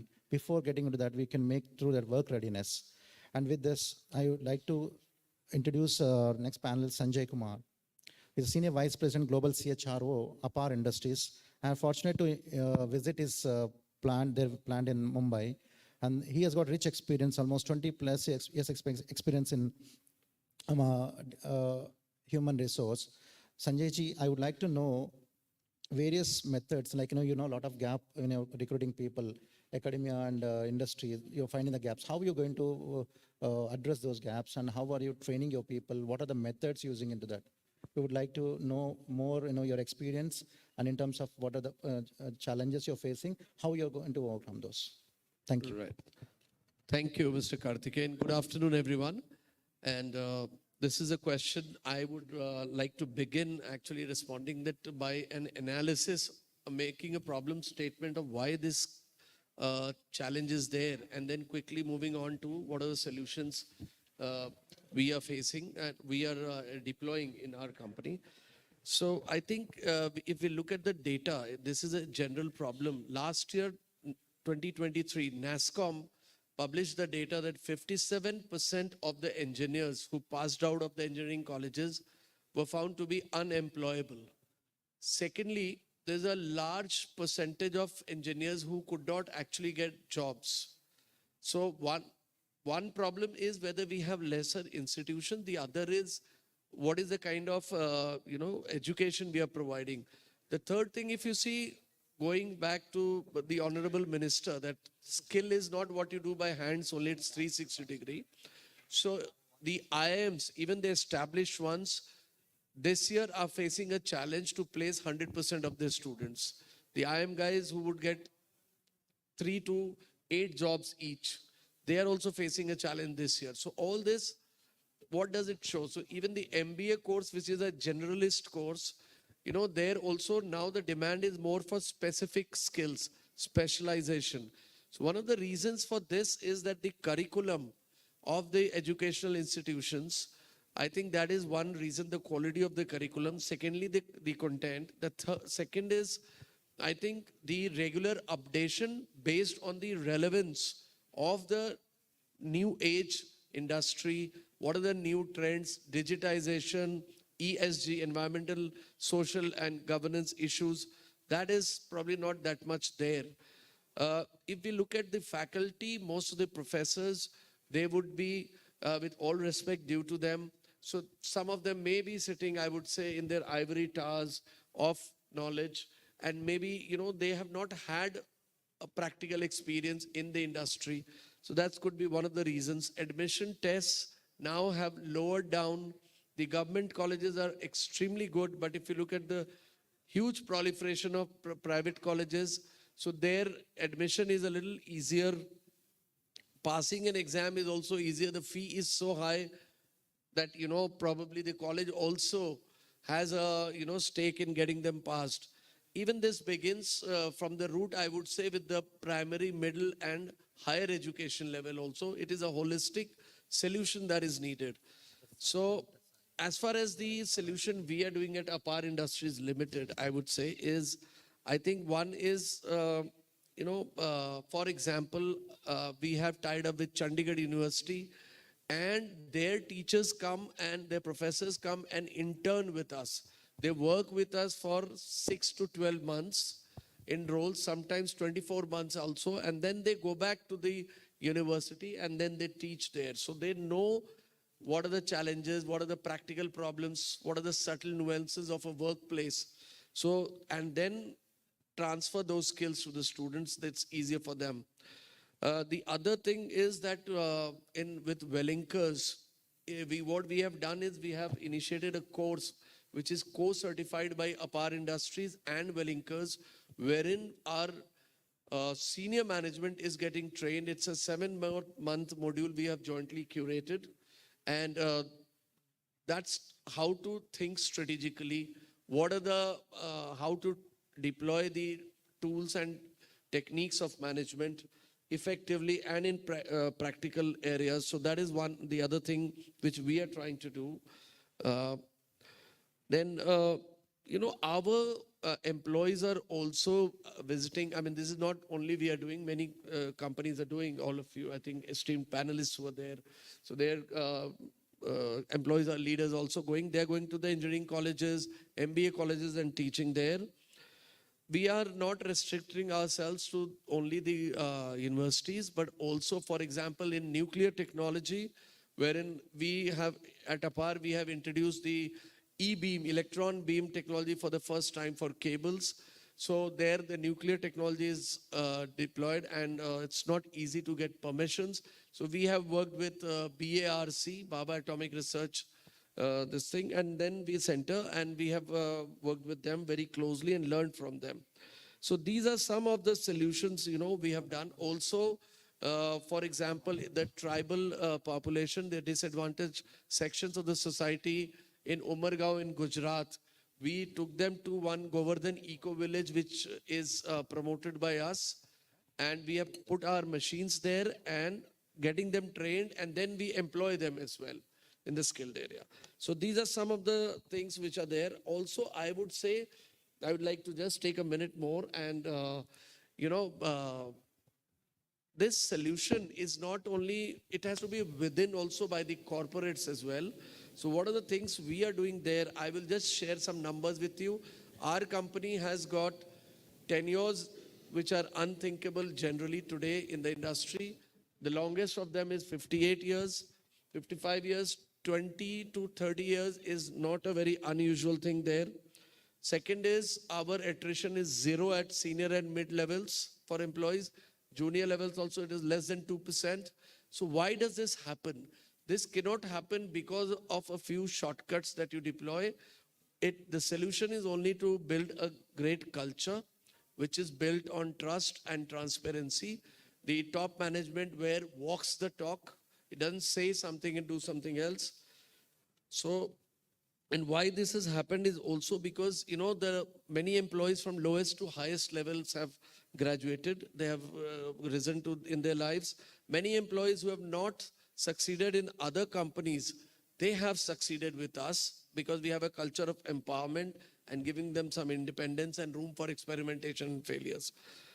So these are some of the things which we have done, Mr. Karthikeyan. So I would like to end that. Thank you. Thank you. Thank you so much, Sanjay. Now we have Mr. Prasad Gantasai, Senior Vice President Global HR from Wipro Limited. So we would like to know from the so many practices we'll have in terms of recruitment. So what are the dynamic forces in the digital age which you are incorporated? So first, thanks for having me here, and I think the event was very well organized. Coming from a knowledge industry, before I answer the question, just want to state a few facts. I think today the Indian technology industry is around $245 billion and employs close to 5.4 million employees. And out of that, 2 million are with digital skills. And with the adoption of digitization across the industries, I think the talent demand and supply gap has been increasing significantly because especially in digital technologies are becoming irrelevant at a faster pace than we think. On an average, a skill will be irrelevant anywhere between 2.5 to 5 years, which means there's a constant urge to reskill, and the individual's learning ability should be significantly high. But I think from an India perspective, we are far more well positioned to address this challenge. One, because the reskillability of our talent is significantly higher. That is number one. Number two, the number of graduates who come out of STEM are close to 2.5 million every year. That is a significant graduate talent pool that is coming with science, technology, engineering, and mathematics background who can be groomed to get into these technology skills to bridge the gap. As far as Wipro is concerned, I think we do multiple things for us. I think, talent is the most important. They are the asset for us. We invest significantly in learning. Our intent is to create a long-term sustainable organization. For example, we have an in-house trainers, close to 300 people who will be able to train close to 5,000 people on any given day. That's the kind of infrastructure that we put in place to help our associates to skill and also, upskill and reskill as well, right? That is number one. Number two, we also have something called Wipro Career Essentials, which has the technical mastery as well as the competency skills. Every practice in Wipro, every technology will have a technology stack in which every employee has to learn certain technologies to be able to work for our clients. Okay, that will position the individual at a particular level, and there's a clear learning path for the individuals to learn as they move up their experience levels. Similarly, if the individual plays an important role, there is a set of competencies we assess on. Okay, and we use a platform which is AI enabled, which is absolutely simulated the situations on the job for them to understand how they respond to different situations. And then we create what their strengths are and what are the opportunities to develop. And this is a constant process. It doesn't stop with one assessment or, it is a constant learning journey every individual goes through. And if they can't upskill, I think they'll be irrelevant and they'll be out of the organization very soon rather than later. So I think the individuals who are getting into the industry, it is important for them to come with the mindset that there is a constant appetite to learn. In fact, most of the organizations are looking at hiring for skills, hiring for learnability rather than hiring for graduation degrees. Really, it doesn't matter. I mean, the skills and the learnability are two important traits that we look for individuals as they come into. And all our talent management practices, right from hire to retire, are aligned to this learning paths. Okay, we recognize people who learn, we promote people who are able to learn and get work in client projects. We give additional rewards for the people who are able to upskill on a constant basis. There are a lot of initiatives are towards the people who are able to reinvent themselves and stay relevant to our clients. Thank you, Prasad ji. So next we have Mr. Prithvesh, Associate Director Global Talent Acquisition by CAN. So is there any plans from an industry perspective to establish labs or proof of concepts in familiarizing the universities and getting industry together?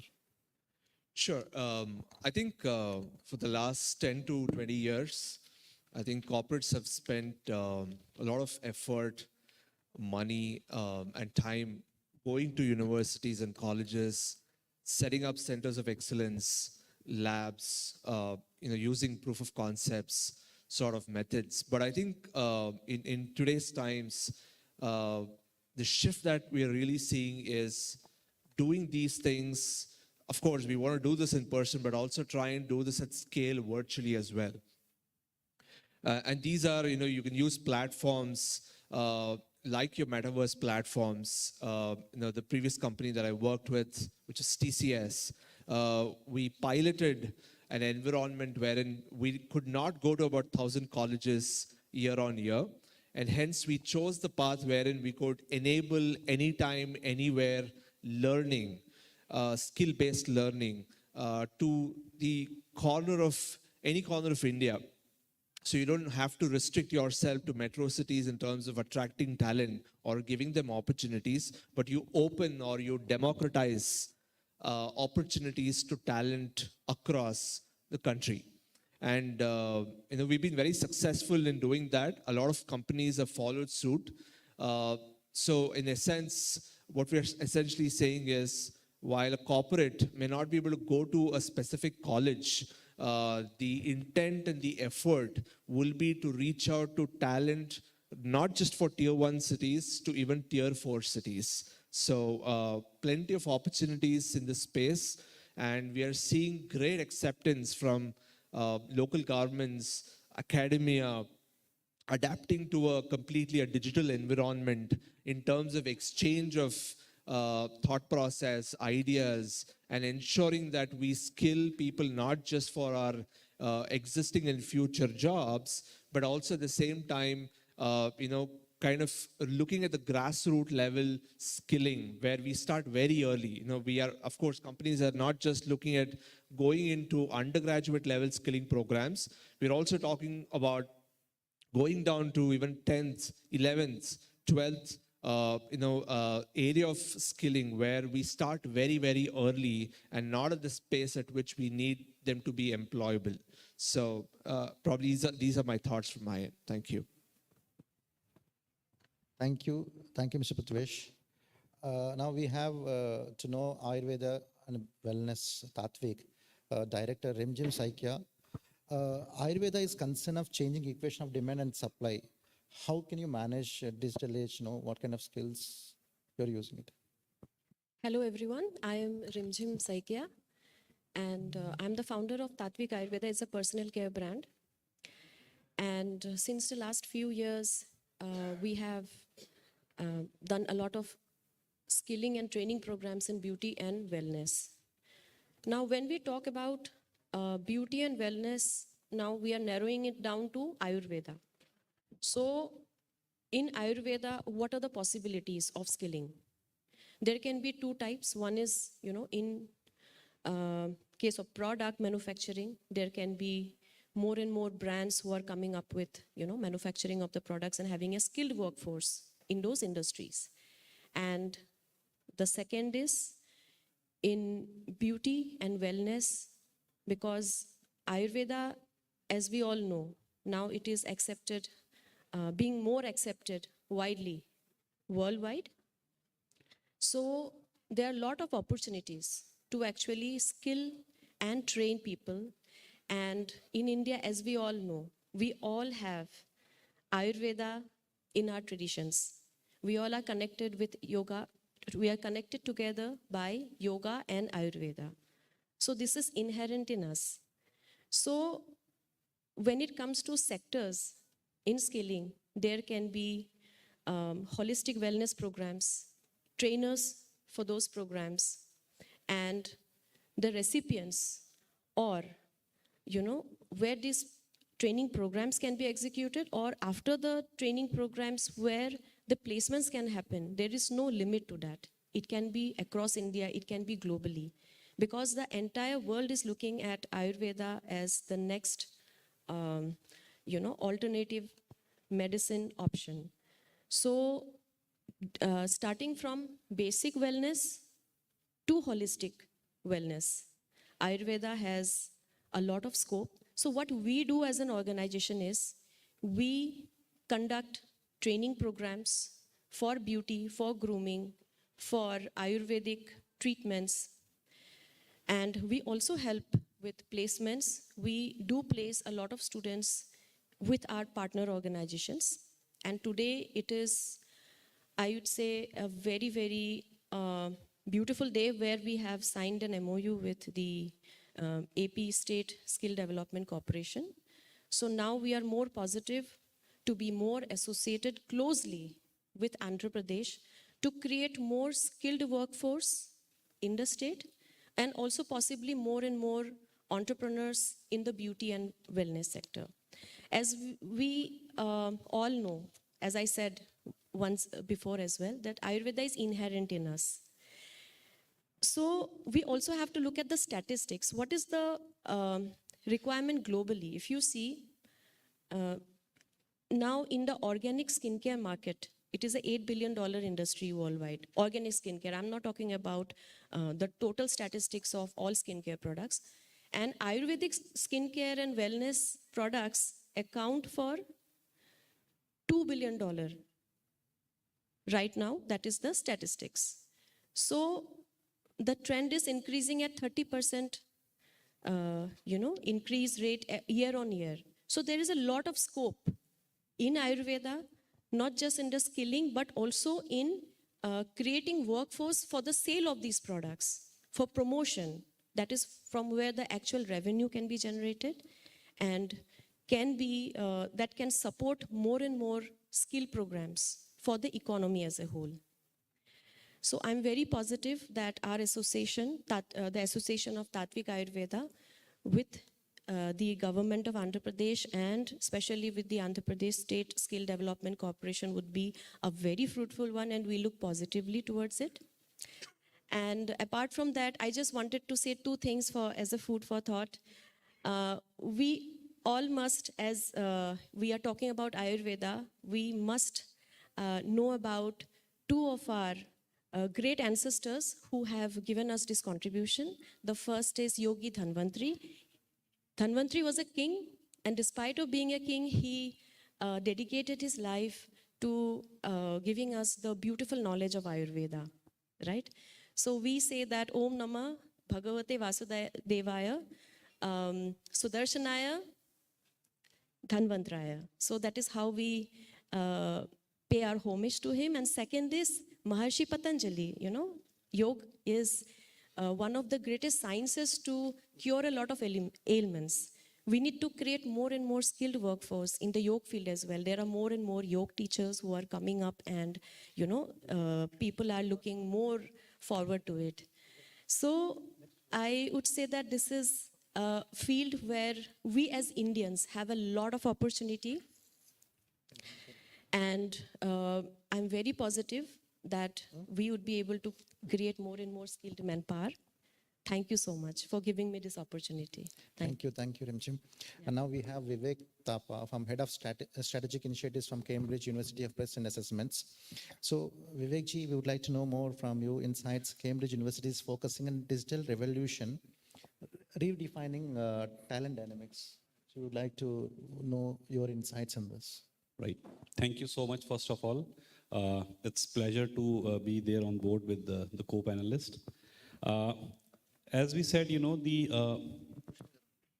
as we said that, the theme is all about, the skill. We know that, by 2040, India will have the youngest workforce. The question is, will this youngest workforce be the skilled workforce or not?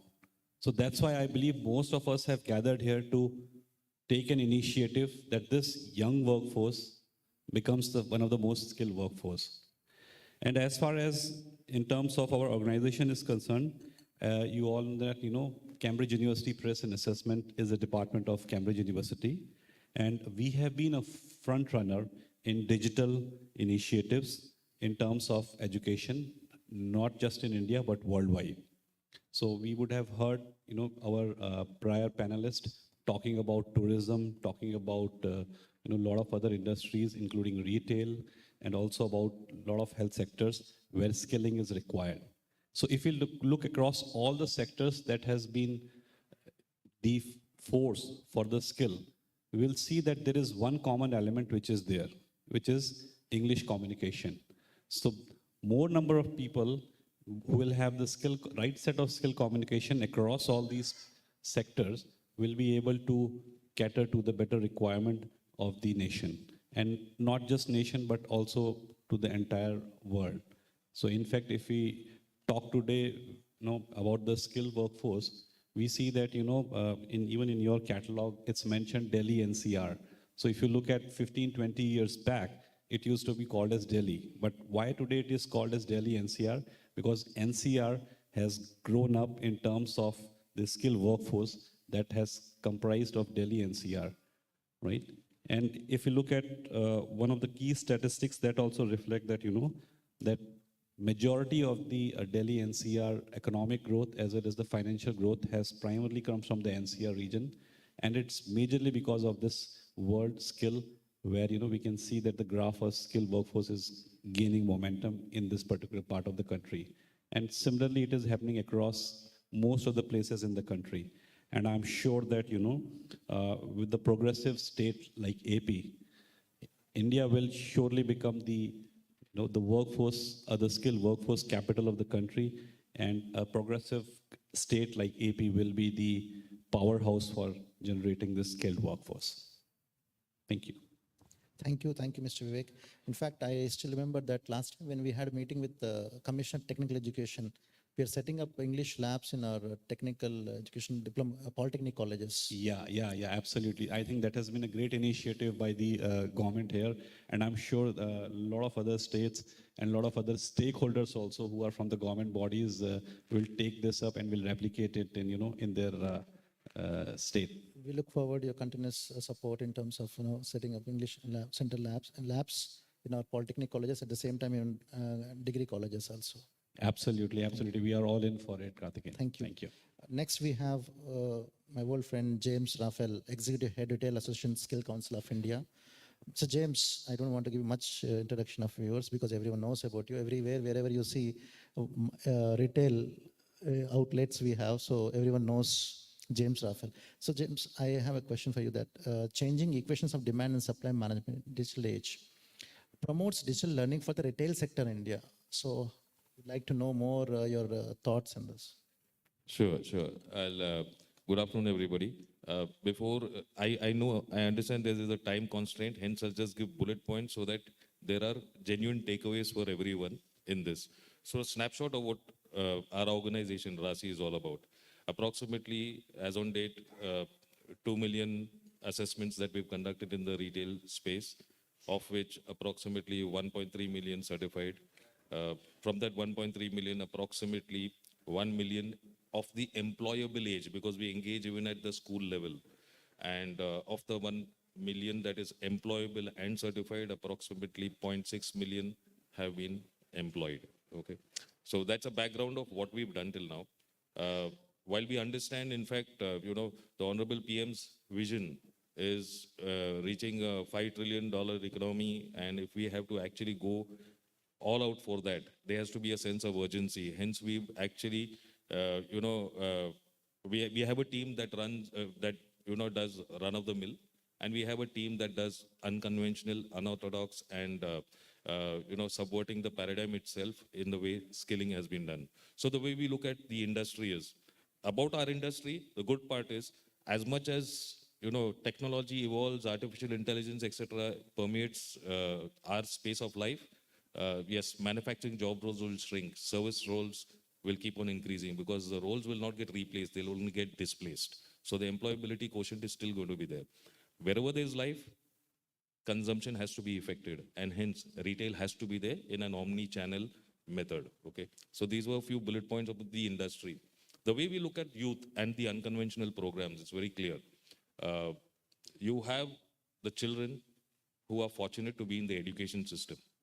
You have those who were not as fortunate to be in the formal education system, or some of those unfortunate who have passed through the education system but have landed up as social graduates far from being employable.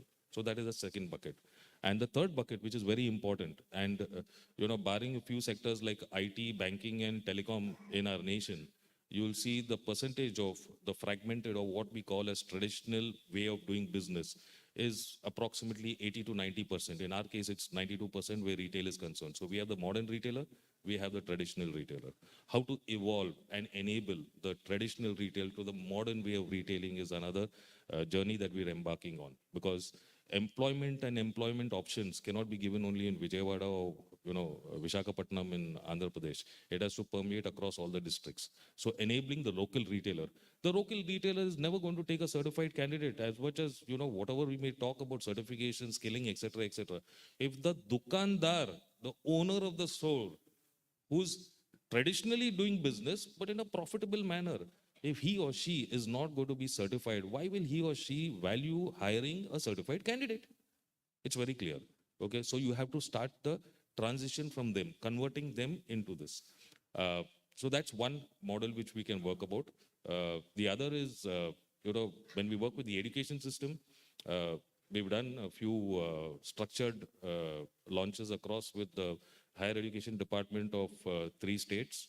And wherein what we do is we guarantee a stipend-based apprenticeship right from the first day of the first year of the UG program. So enabling the person, okay, is very important financially. So that, and the feedback, of kids who are going to government colleges and saying that I never had a television set in my house, and the first television set came through my stipend, and it's not a CRT, it's not an LCD, it's an LED. Okay. There are some kids who are saying I've sponsored my parents' first air trip. Okay. So that's economic empowerment. So we work on the guarantee where that is concerned. The other part is, which I said, the unfortunate who weren't in the system or were in the system and are still unemployable, we actually guarantee that also, which, because the rural India fact is that even if James was a person who was mobilized, state government is funding an initiative and enabling James to get skilled for a 45-day, 60-day type of program, which will increase my employability. I can get mobilized, I can sit in the classroom, I learn a lot. When I go home, I sleep hungry. The next day, I have to choose to use my money to travel to the training center or move to a location wherein I can get wages for myself so that I don't sleep hungry again. So that is reality. So what we are doing is, who's ultimately the consumer of talent? It's the industry. When we speak as Rasi, we speak representing 13 million retailers. That is our inherent strength. Okay. So there's no retailer that we cannot establish connect with. A lot of them have already started this. In fact, Andhra Pradesh is the first state that has already signed off, and we've already embarked on the journey, which we call actually Dil Se. Okay. So Dil Se for you is delivering industry-led skilled employees. Thank you so much.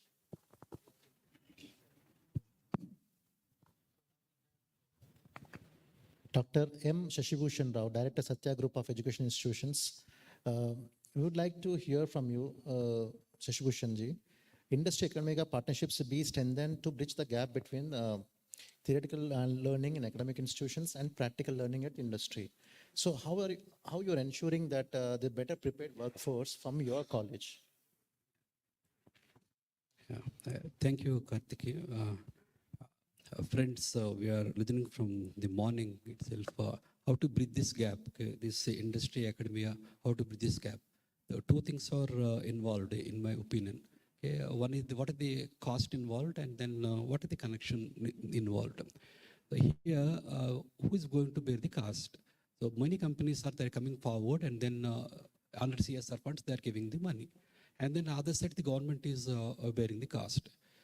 If these two are able to connect, the second point I'm going to connect. I'm able to connect with these, okay, whether with the government or with the company. Okay, I'm able to train my students. So between industry and academia, who has to connect these two? Then here the government comes. Karthikeya sir, you said what these type of the conclaves, no, it will help the organized by the government. Will help in connecting the industry and academia.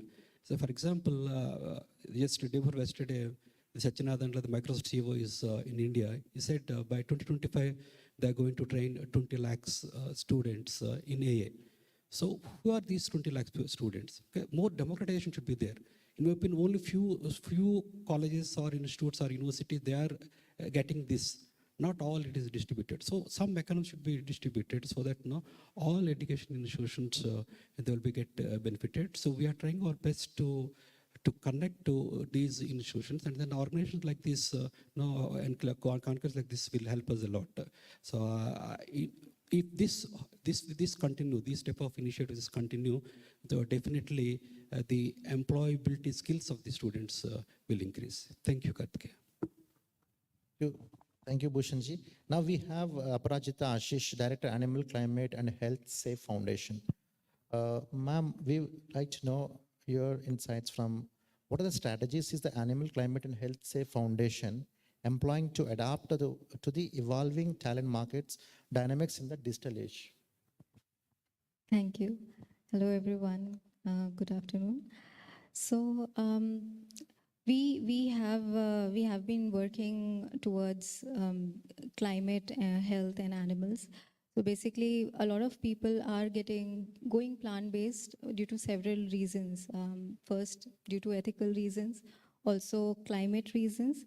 Second, and health reasons, because it has a lot of benefits, health benefits in reversals of lifestyle diseases.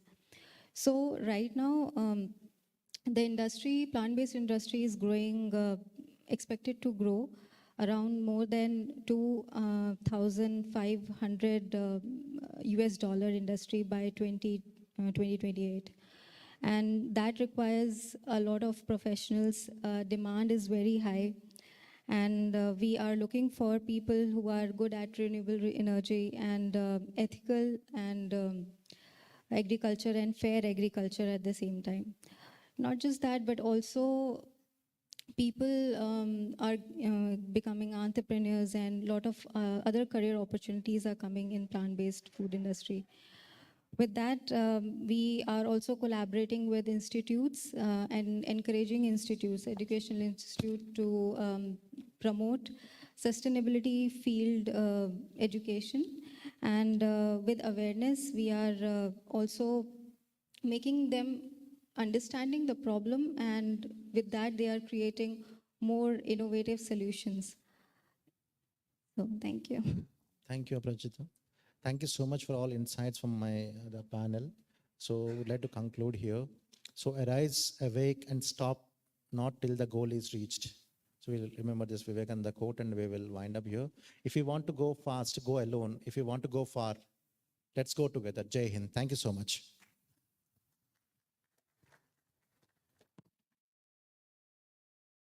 Amik, over to you. Thank you so much. Thank you so much, Sri Karthikeya Anand, for quickly finishing the panel. I would like to thank all our esteemed speakers for this panel discussion. So can we have the mementos on stage, please? Yes. So I request Mr. Karthikeya Anand, OSD to Honorable Minister, Government of AP, to hand over a small token appreciation to our esteemed speakers. We can start with S. Ramana Reddy, Vice Chairman and Managing Director, New Renewable Energy Development Corporation of AP Limited. To Mr. Sanjay Kumar, Senior Vice President, Group CHRO, APAC Industries.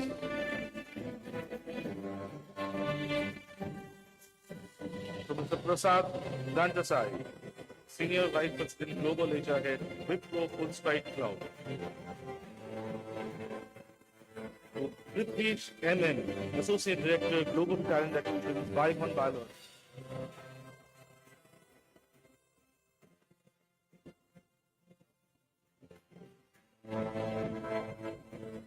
Rimjim Saikia, Director, Tatvik Ayurveda and Wellness Private.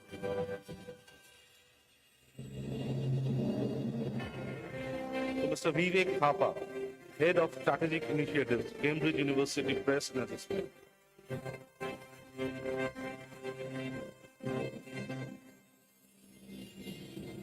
To Mr. James Raphael, Executive Head, Retailers Association Skill Council of India.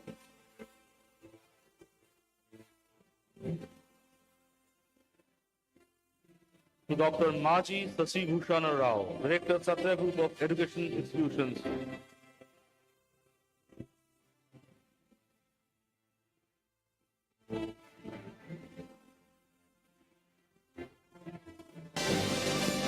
To Ms. Aparajita Ashish, Director, Animal Climate and Health Safe Foundation.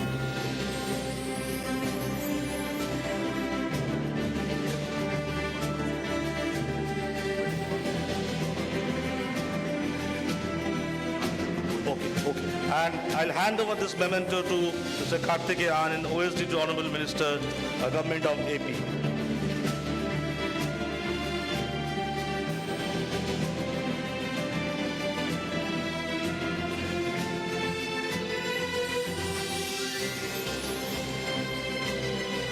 Can you have a quick group photo, please? All these panelists together. I'd also like to make an announcement. There's a help desk which has been set up by APACSDC. Industry leaders, experts who have come from other parts of the country who are interested to collaborate with APACSDC, kindly connect with that help desk for any kind of B2B or B2G meetings. His name is Mr. Praveen from APACSDC. You can be in touch with him. There's a help desk has been built there. Thank you so much. With this, we move to the next panel discussion. That will be on unlocking future talent world, changing perspective of HRs. And for that, I would like to invite moderator of this session, Rajneesh De, consulting editor, APAC News Network, to come on stage, please. Dr. G.V.V. Satyanarayana, Head HR, Ashok Leyland. I request him to come on stage, please. Zenith Nair, Head HR Transformation, L&T Technology Services Limited. Samir Gaikwad, Head HR Administration, Bisleri International Private Limited. Indumati Singh Valuri, HR Head, Tech Center of India, ZF Group. Dr. Sujeev Nair, Global Chief Human Resource Officer, Risk Sustainability Limited. Imtiaz Arshad, Chief General Manager, HPSL and CEO, Secretary, Skill Development Institute of Visakhapatnam. Sandeep Gautam, Head HR, Adani Energy Solutions Limited. And I think we also have a special address by Saba Karim, India Head Public Sector, LinkedIn, for the same session. Over to you, Rajneesh. And again, Rajneesh, you have to play Davis Advocate role, 20 to 30 minutes. Can we? Sabha is in a meeting. Okay. Sure. Okay. Okay, so, we have a paucity of time running behind schedule. So we will try to wrap this up as soon as possible. And let's focus on a couple of areas. Topic for the panel is unlocking the future talent world and what's the changing perspective of HRs. And we have HR representation from industries and very diverse set of industries. We have auto ancillaries, energy companies, IT companies, FMCG companies, environmentally conscious, working with environmental area companies like this. So let's focus on a couple of areas since there is again a time constraint. One is when HRs are looking for people with the relevant skill sets, there's always talk about working or collaborating with the academic institutions. And if we see globally, especially in US or North America, this collaboration between the industry and the academia is on a much more concrete level, where it goes beyond, it's just not a corporate social responsibility, CSR kind of activity. We know organizations like Intel, and they really have even profit centers located in Stanford and other Ivy League universities. So what I would like to have a perspective from all the HRs here is how are industry now ready to look at collaboration with academia to prepare a skilled workforce beyond normal CSR and look at it as more profit-centric activity. And the other thing that we would like, we heard one of the earlier speakers in earlier panel talking about democratization of skill sets. So again, India is a diverse country and very heterogeneous demographically, if I may say. And there, in that sort of demographic, only the workforce coming from the metros or the bigger cities might not be the answer. So from an organization HR perspective, what are the measures you are undertaking to have more skilled workforce from the hinterlands, and how are you ensuring that happens? Now, one of our panelists, Zenith, she has a flight to catch. So maybe I can start with you, Zenith, and ask both the questions. One, From your experience, how are you looking at this collaboration with academia beyond CSR and skilled workforce from a more hinterland? How are you looking at that? Over to you. So let me start with first about my organization, Aligner. I come from L&T Technology Services, which is a wholly owned subsidiary of the huge conglomerate, which is Larsen & Toubro. We are an IT company, technologies when I say, and we do face this problem because we are a core engineering company services, not an IT company. For us, it is the skill which is employable, which is sellable to the client. It is not about, do you know English well? Do you know mannerism? All those are teachable, all those are scalable. Most important is technology awareness of the people. For that, we can't wait only and spread our net to metros. We have to go to each and every part of India. So I would like to share one of our best practice. How do we handle? Because we have a technology demand and supply gap in the kind of work we do. So what we do is we go to tier 2, tier 3 city more often than tier 1. The reason also is attention. When you get people from metros, they wouldn't stay with you for more than 2 years, the younger ones, because they want to do their MS. So they stay for 2 years, they get experience, and we see that 60% of them are out after 2 years.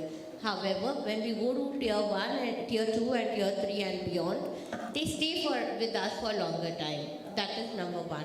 So what we do to fill the gap of the communication skills and the other softer skills that we need, because all our clients are either they are from US or from Europe, 95%.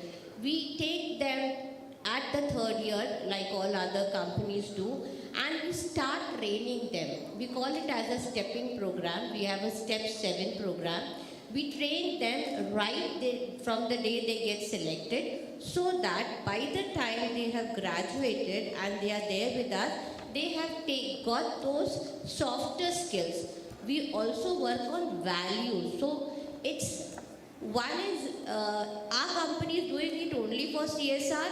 Those days are gone, I think, because the talent supply demand is so high, the gap, that we can't look at it for CSR activity. That's one. Second, also what we have done to get into the other cities, so I'm answering both your questions together. We have one of a very signature program called as Tech GM. What we do in this Tech GM is we invite students from across the country. We had last year around 35,000 students who had registered. We have around 600 institutes who have registered.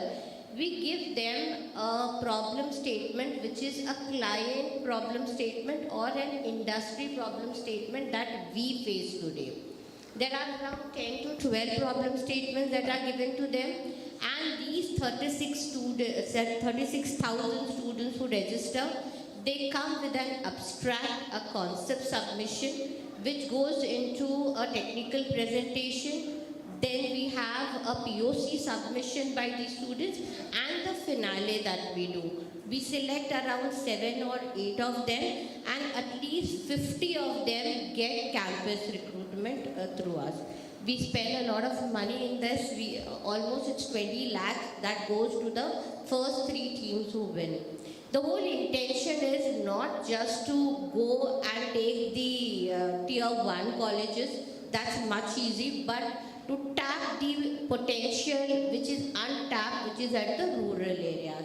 Of course, we have other CSR activities also. All I'm trying to say is that today, the position that technical companies are, technology companies, can't afford to take it as a CSR activity. Okay, just very briefly, since you mentioned very interesting initiatives about the tier 3 and beyond, I'm just curious to know, has the COVID thing because that's when many of the people went back to their hometowns who were in metro cities. Has that sort of accelerated the process of reaching out to these smaller places?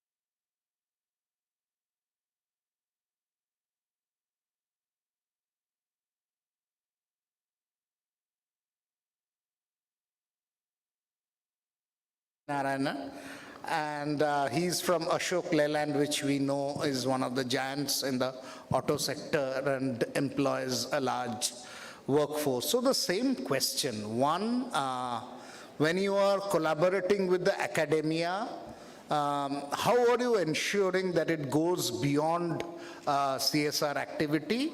And the second question is, how are you approaching your diverse workforce, which is relevantly skilled, but at the same time coming more from the smaller cities?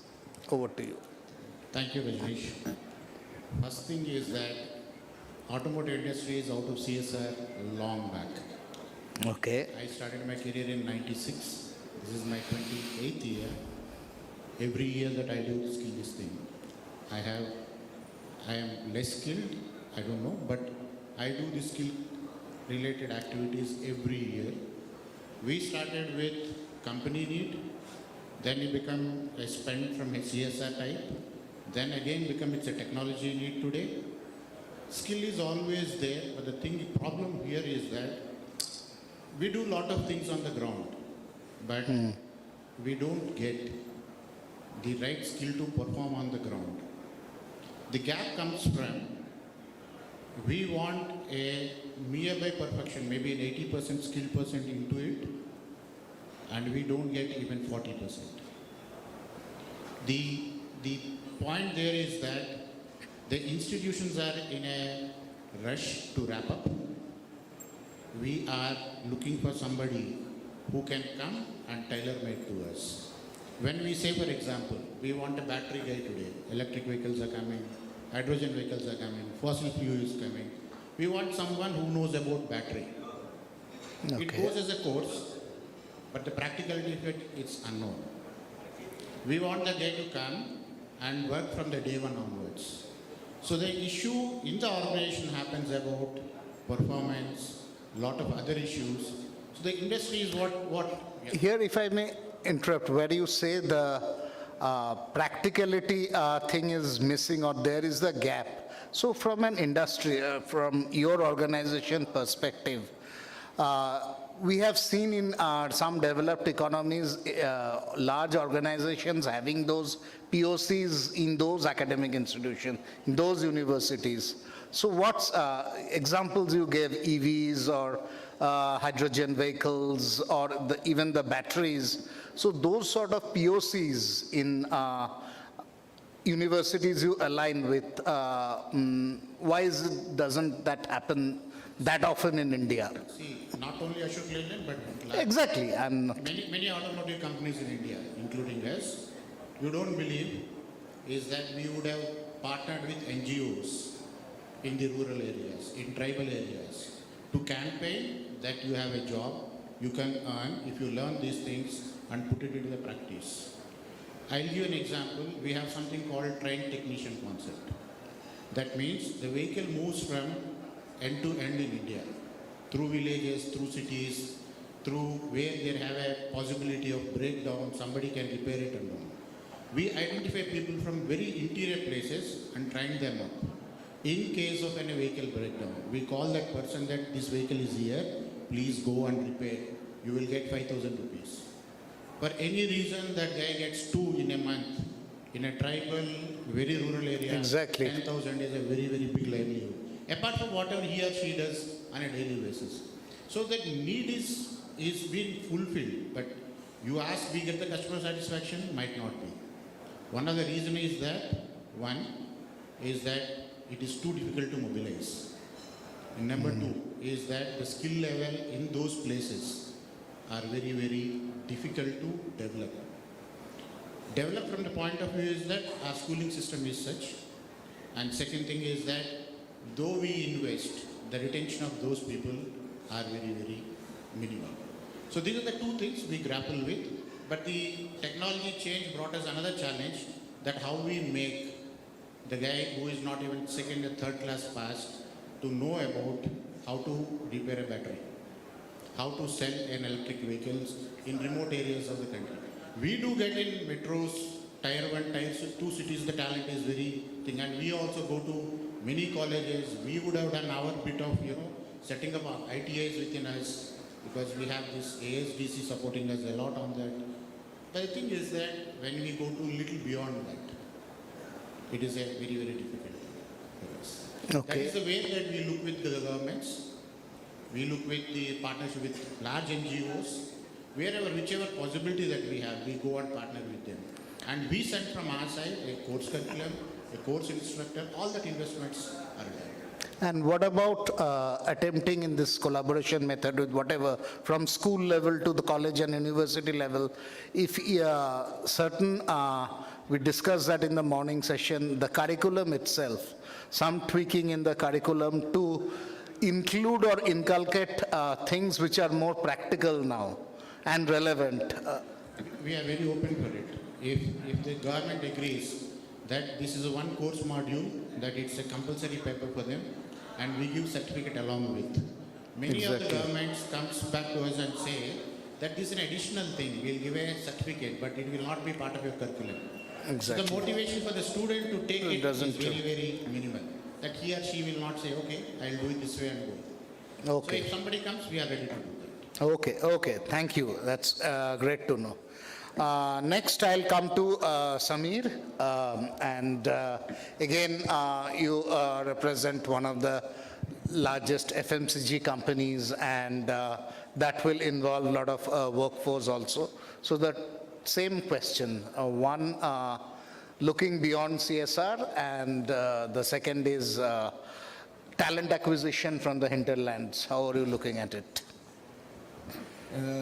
Rajesh, I think when you introduced the panel, I think you said we have representation from FMCG sector as well. And here the audience is here, and I'm very happy to see distillery placed on each one of the tables. So that gives me a very heartening feeling. So I want to wish and inform all of you that we are not an FMCG company, we are a FMCG company, which means very fast moving consumer goods company. So and by that, what I want to essentially convey to the audience and the panelists here is that the demand is very sporadic. Yeah, so as an organization also, we have to be extremely agile in terms of ensuring that we recruit people on time, so that they are then deployed and ensure that there is last mile delivery and reach of our products. With that being said, one of the key initiatives that we do is we keep hiring interns. So sales organization is almost 50%. We are a sales and distribution company essentially. So almost 50% of the company is sales driven, and therefore one of the brainchild ideas that came from the CEO's desk last year was to hire sales interns across the country. Around 16 branches that we have across the country, we hired close to around 250 interns from tier 2 and tier 3 colleges, and essentially put them in frontline sales positions. Yeah, going and meeting with general trade outlets, modern trade outlets. That was the kind of roles and responsibilities these young people had. And especially when you hire from tier 2 and tier 3, you see that hunger in people to excel and perform. Yeah, so these people essentially go through an OGT program, which is essentially a training program of 3 months, and then they get absorbed into the stream. Now the best part of this is whether this is a CSR initiative. So as an organization, we operate on wafer thin margins. We are a very humble mid-sized company. So we essentially do everything that makes business sense for us. Now with bringing in this kind of a workforce from colleges, what it helped us to do is, one, they are very agile. They are willing to move around compared to your usual talent, which is like sons of soil.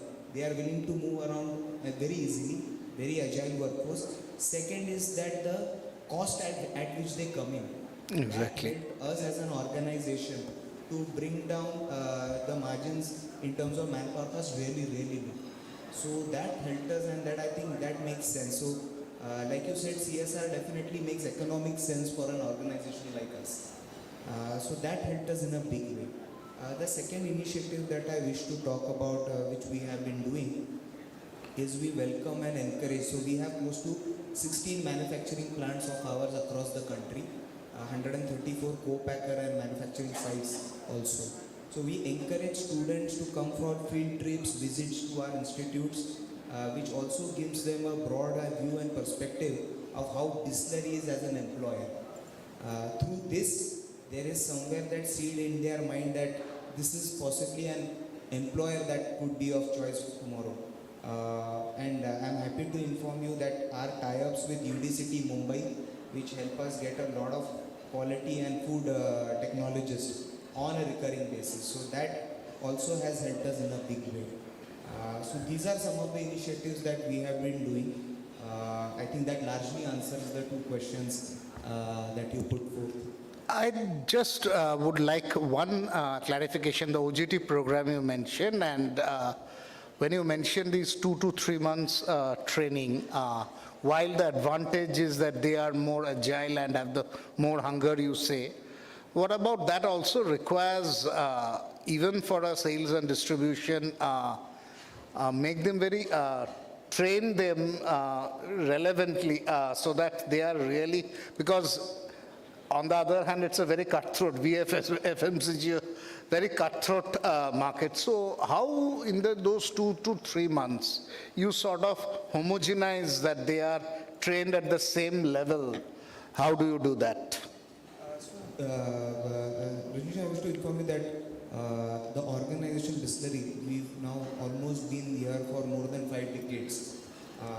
And thanks to the sales force that we have across the country, the brand has become synonymous with the category in which it operates. As a part of that, we created a sales institution, a body of learning, which is at an area manager level, who then add on these people who come in as interns. So they augment onto the existing sales force.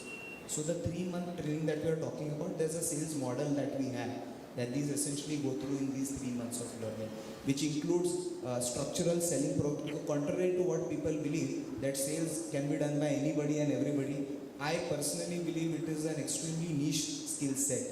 And therefore, like you rightly pointed out, in the initial 3 months, people are then taken through a rigorous journey of the scaling sales, because it would differ on the type of or category of outlet that they are going to. Possibly selling to a general trade outlet is very different from how you sell to a modern trade outlet, and so on. Okay. That's how we kind of institutionalize that piece. Thanks. I'll come to you, Indumati, next. Again, from a manufacturing background, the 2 same questions to you. How are you looking at it? Am I audible? Yeah. So, first of all, I want to take this platform to talk about ZF. It's not a very well-known brand because we are in the B2B space. It's the inside of the vehicle. ZF provides the systems for the inside of the vehicles. For example, Ashok Leyland. Ashok Leyland is a vehicle that we all see. So what goes in the inside of the vehicles is what ZF provides, and this is a German automotive company, and we take a lot of pride in saying that we provide systems and components to the next generation mobility.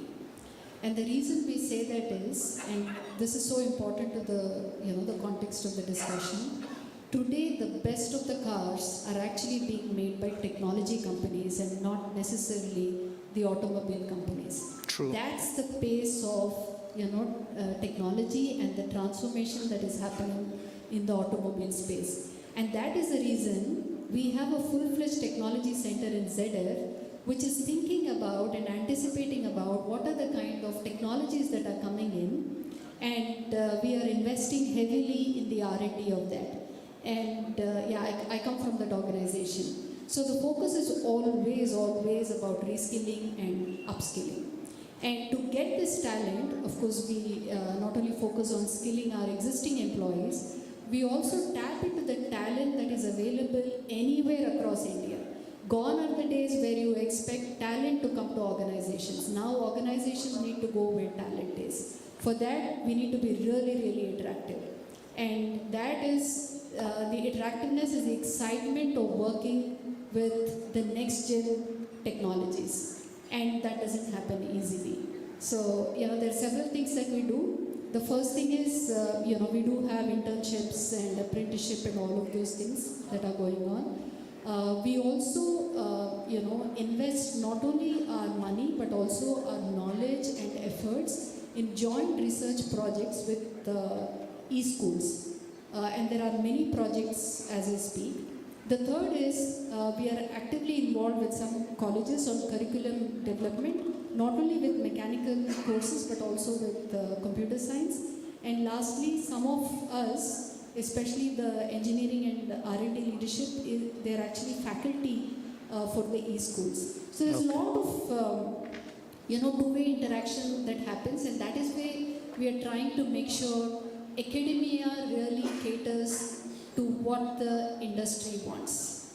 Thanks. The last point that you mentioned, I'd like to highlight on that, where you mentioned the engineering and R&D leadership themselves are faculty in many of the academic institutions, because that is one measure that perhaps keeps the student conversant with the updated technology, and always great to know that. Next, I'll come to you, Sujeev, again from a more, if I may say, environment conscious company. How are you mitigating the challenges of both these issues that we are talking about? So, good afternoon, everybody. Rajneesh, a very different perspective, right, on CSR. I think CSR is slowly moving, fading out to what we now call ESG. Yes. Social and governance. And I'll give you a very simple example. Earlier, when we used to spend CSR funds in schools or colleges, it would be about giving them some uniforms, giving them some bags, etc. To what we have been doing in the last 3-4 years is not looking at just a project, but a continuous improvement program. We call it the integrated schooling and holistic approach, wherein we catch students early, probably in the 7th class, and provide not just uniforms. We focus on giving them clean drinking water, setting up auto plants. We look at giving them computer labs. We look at training them in English skills. So we have a longer horizon, wherein the impact of each of these spend is what we measure in seeing how many students are passing out with better marks. What is the enrollment rate in colleges? So to summarize, I think it is all about SROI, socially return on investment. So if an organization is spending so much in long term, that is 3 to 4 years, what are we getting back? So I think that's the crux of it. And on your second question, very simple answer, we're very clear. Every year when we recruit trainees, we ensure that the majority majority of the recruitments happen from Tier 2 and Tier 3 colleges. That's a very simple metric we follow. Okay, thank you. So basically the most interesting is very clearly emphasizing on the transition from CSR to ESG, and interesting explanation on ROI. That's very interesting. Next, Imtiaz, I'll come to you, and you don two hats, both the hats, if I may say. So what's your perspective on these two issues? First, a brief context. When we are talking of scaling, today we know that more than 50% of the population who is seeking employment are unemployed. We also know that professional colleges, engineering colleges, medical colleges, they produce outcomes wherein almost 60 to 70% are considered unemployable. We also know that in the era of digital 4.0, our own level of skilling is hardly 5 to 10% among the population who are supposed to be technocrats. Given this background, there is a huge skill shortage. Coming to the question where connect to CSR is asked, we at Organization of Hindustan Petroleum Corporation Limited, we have realized a bit early that it is better to teach someone fishing, like morning it was told, rather than give fish. We have started one skill development institute in the city of Visakhapatnam 7 years ago, 2016.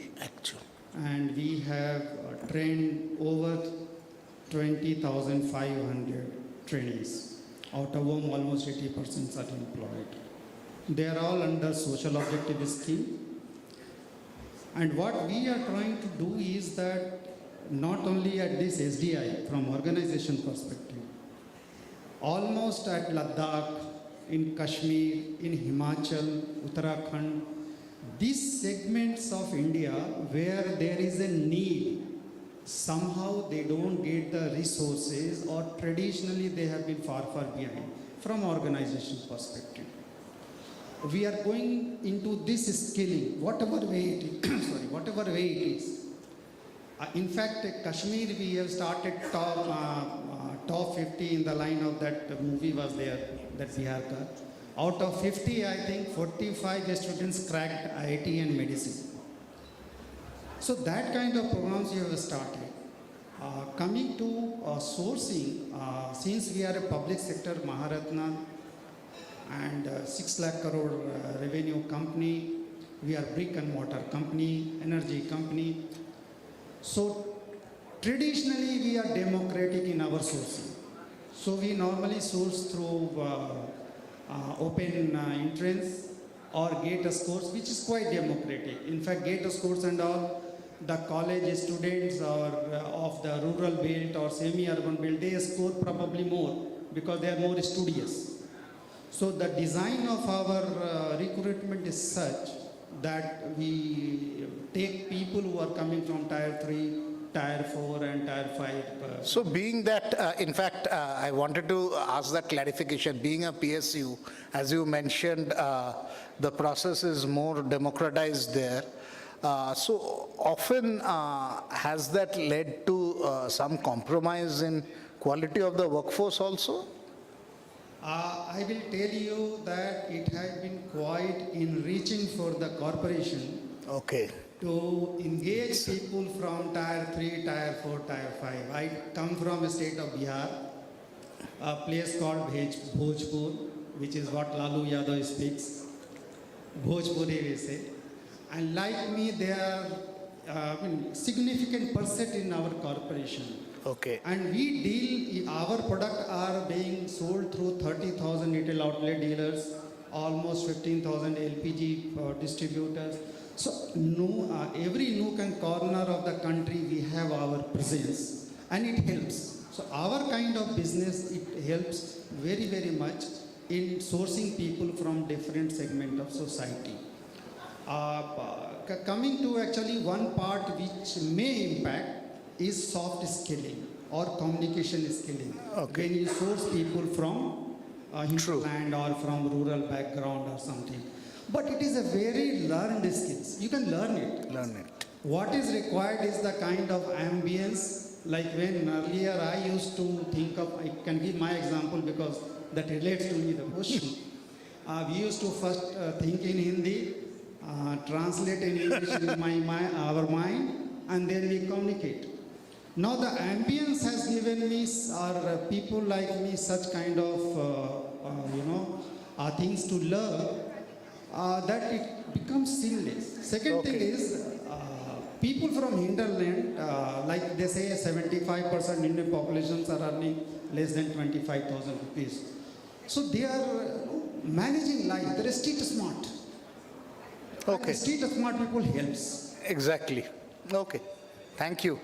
And the last panelist, Sandeep, again from an energy company. So what's your perspective on these two? Rajinji, first of all, let me start with congratulating everyone for creating such a wonderful platform, National Skill Conclave. The kind of effort government is making here, and also the academia and the industry coming together, I think it is amazing. So it is so heartening to see that. Coming to the question, talent is such a strategic matter. Organizations are looking at competitive advantage. Putting it and anchoring it at CSR is thing of long past. It has gone many, many years back. Organizations are hungry for talent and people with right skill set. In fact, we are crafting what exact skill set is required to do a certain job. Do we have a skill dictionary? Do we know what exactly we are looking for? And then we find who are the people who have and possess those skills. If we look at skill from a immediate need perspective, the lens will be a very short term. We will look at catering to our immediate need when we know the world is changing very fast. As we skill our people, we need to also account for how do we reskill our people. And that day is not very far. Maybe every 1 year, 2 years, we will need to reskill our people with the advent of technology and new ways of doing things. In my experience, I have seen academia extremely forthcoming in partnering with industry. They really want that. And I have seen that hunger in academia to come in and take the practical perspectives to the students. At the same time, you mentioned about US. It's classic case, US universities, US companies invest a lot in universities. I think I see that trend in India. Lot of IITs, IIMs or any technical universities also get a lot of funding from private players now, and they co-create the curriculum because no one wants. Yeah, but that is a challenge. It's happening mostly in IITs and IIMs, where I'm not saying in a derogatory manner, but most of these products will not be working here end of the day. So absolutely perfect. There should be some start, and I think this thing has started. No, sure, definitely. And that's a good sign, and it will percolate down across. The second point that you mentioned is very important. Mostly we try to identify talent from various parts of the country, but the challenge we are facing is good people from those places, local places, are moving into cities, headquarters. Rather, the attrition is from the local areas. There was a term called brain drain when people it's from now India reverse brain drain. Now, actually, the talent in local areas is shrinking very fast, and that is not a good sign.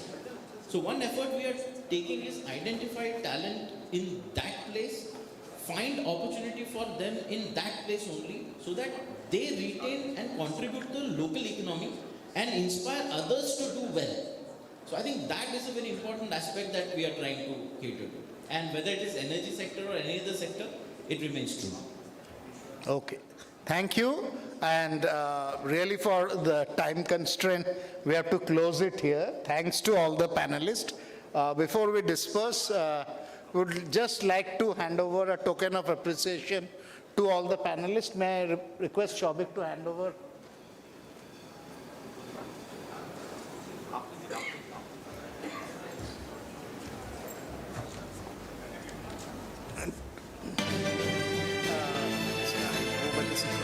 Dr. GVV.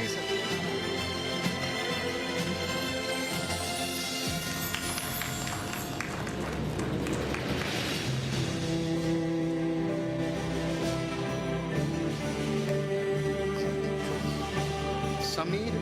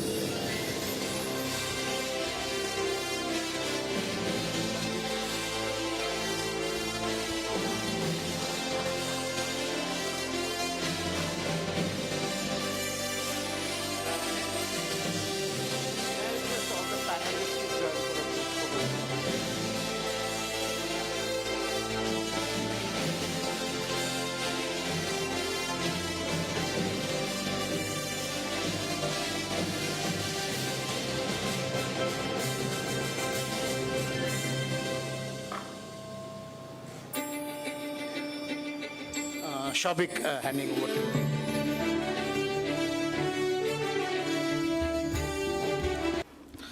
Thanks, Rajneesh, and thanks all the esteemed panelists for joining us for this very important session of the day.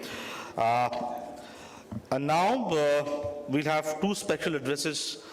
The first keynote address will be by Mr. Gareth Wynne Irwin, British Deputy High Commissioner to Andhra Pradesh and Telangana, which will be followed by a special address by Dr. Sandhya Chintala, Executive Director, IIT ITS Sector Skill Council and VP NASCOM. So I request Gareth Wynne Irwin, British Deputy High Commissioner to Andhra Pradesh and Telangana, to come on stage and share his thoughts about the opportunities of Indo-British collaboration for skill enhancement. Over to you.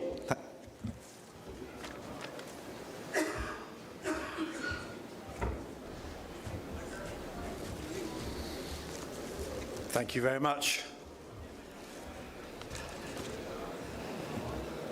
It's great to be here in Vizag today at this event, at this National Skills Conclave.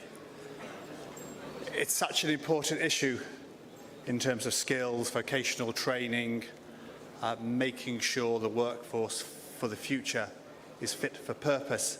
So this is a very, very timely discussion. The good news is my speech will be brief. Hopefully it will help catch up on some time. As I said, I think we're all facing the challenge of ensuring our workforce have the skills required to meet business needs, but also for all countries to be competitive in an ever-changing global environment. In the UK, our skills sector focuses on three main areas. First is to ensure the education system meets the demands of businesses in an ever-changing global economy. It also has a great focus on increased productivity by building skilled and efficient workforce in some key industrial areas.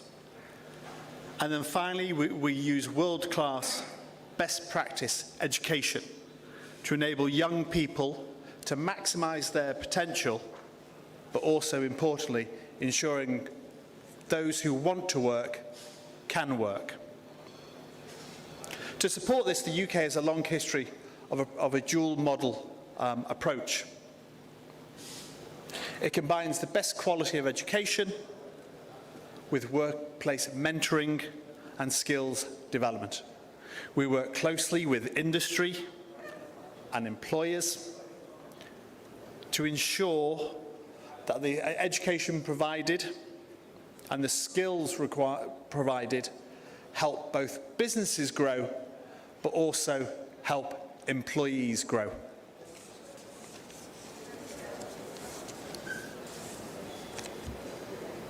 To provide these skills, there are a number of areas we focus on. For example, vocational training, supporting workplace training with regulated qualifications. Related to that is to ensure there is quality assessment. This ensures that the training practices remain fit for purpose and quality. One area which is also important is to create a learning environment that enables a wide range of students to learn skills. Restricting learning environments, narrowing learning environments is not good for our future workforce. But possibly the most vital element is the teacher training itself, ensuring our teachers have the information and the tools to teach the next generation of skilled workers. And what we certainly find is that with an ever-increasing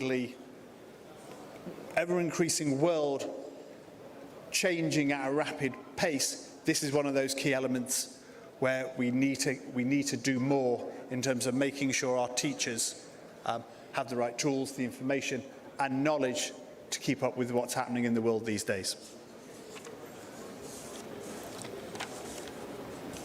As the UK government, we are really keen to share our skills, knowledge and our expertise with Indian states. Education is a key component of the India-UK Roadmap 2030, and part of that is about skills and vocational training. In Andhra Pradesh, our skills and education team have engaged with the school and higher education departments about how we can support development of skills in Andhra Pradesh. One of the objectives of my visit is to further these discussions and translate our dialogue to action by initiating some projects with the relevant departments. And there are lots of opportunities for collaboration. I'll give you a couple of very specific ones. We have English language training. I think we're very proud of the quality of English language training that we can provide. And Cambridge University Press and Assessment are here today. And that is some of those areas. They are really keen to work with Andhra Pradesh in English language training. We also think it's important to strengthen the overall package of vocational training. Pearson's has BTECs, and these are practical work-related programs with qualifications. That goes back to what I said earlier about the importance of regulated qualifications, but also quality qualifications as well. There are other areas we could look at. Quality assessment, as I keep saying, important, but also teacher training as well. If you get the quality assessment right, if you get the teacher training right, everything else will come in place. I said it was short. So in conclusion, I think we all like to hear those words when someone speaks. So in conclusion, I think, as I said, we all need to overcome, all economies need to overcome the failures to match skills with the labour market needs. All countries need clear and quality technical path to upgrade skills to ensure young people can enter the workforce with the right qualifications, with the right experience and with the right knowledge which businesses today need. And we all know this will not change overnight. It's at least a 10-year project with government, education institutions, colleges, and of course industry, all playing their part to invest in the workforce of the future. But we as a government, and personally, I'm confident we can do it. But also we must do it. There is no choice. By investing in the technical education now, we can ensure that the future workforce is qualified not only for today, but also for tomorrow. And most importantly of all, that all young people have the skills and opportunities to succeed regardless of their education, regardless of their background, or regardless of where they live. But thank you. Thank you for listening. That was hopefully useful. If you've got any questions, I'm sitting over here. But again, thank you to the organisers for inviting me to speak today. And as the British government, we're really pleased to be a country partner for this event. And I certainly believe, and I hope you see it, as an indication of how we want to work with Andhra Pradesh in areas such as skills and vocational training.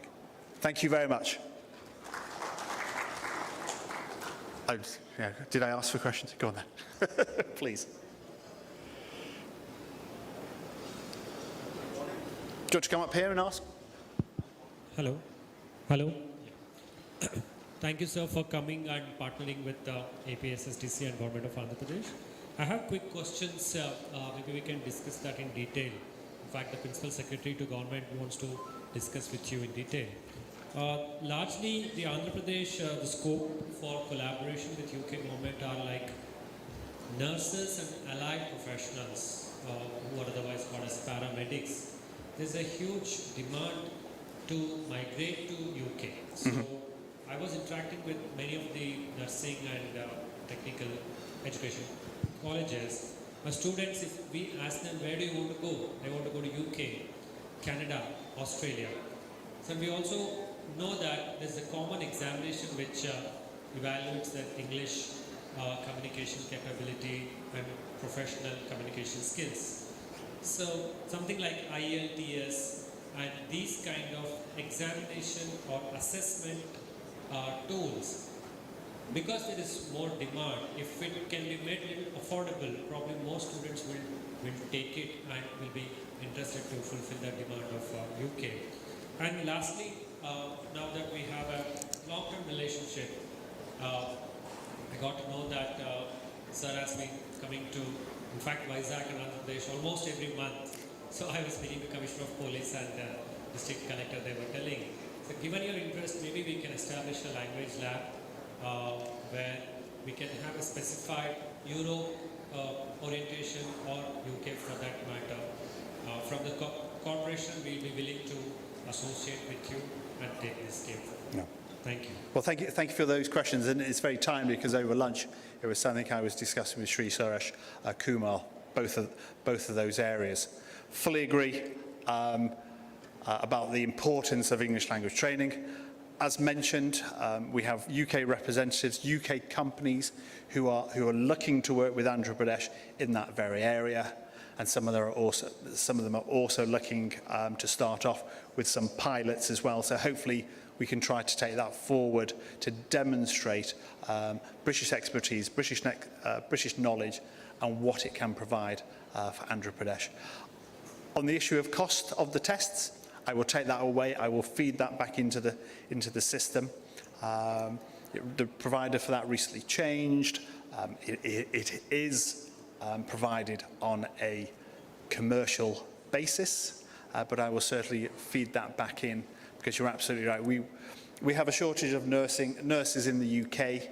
India is one of the key countries we look at in terms of helping fill that shortage. At the moment, nurses from Kerala make up the largest proportion of Indian nurses in the UK, but we've certainly been looking over the last couple of years of widening that base, and both Telangana and Andhra Pradesh are keen to collaborate with the NHS and with hospital trusts in the UK to provide some nurses. And passing the English language test seems to be the key element at the moment. The skills are there.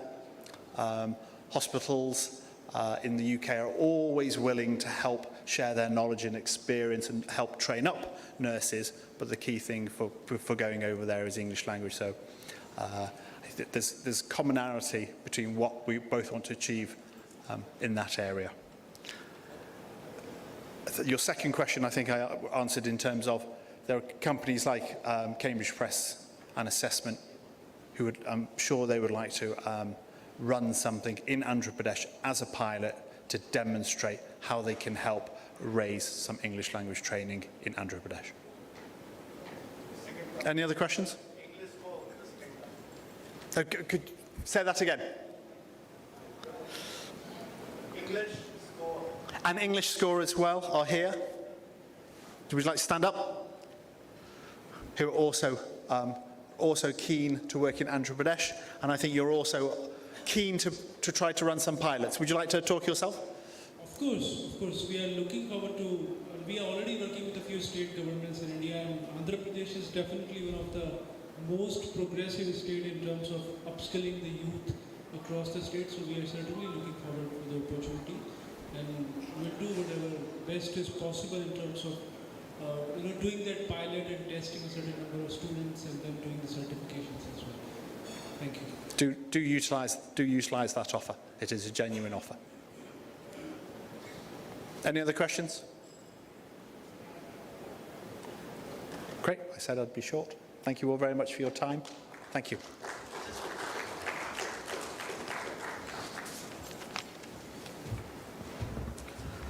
Thank you so much, Gareth Wynne, our Honourable British Deputy High Commissioner to Andhra Pradesh and Telangana. I request Dr. Vinod, MD of APACCC, if you can come on stage and kindly hand over a small token of appreciation to Mr. Gareth Wynne Owen. And we can see there are a lot of areas of cooperation and collaboration between England and Andhra Pradesh in terms of skill training and vocational training. Thank you so much.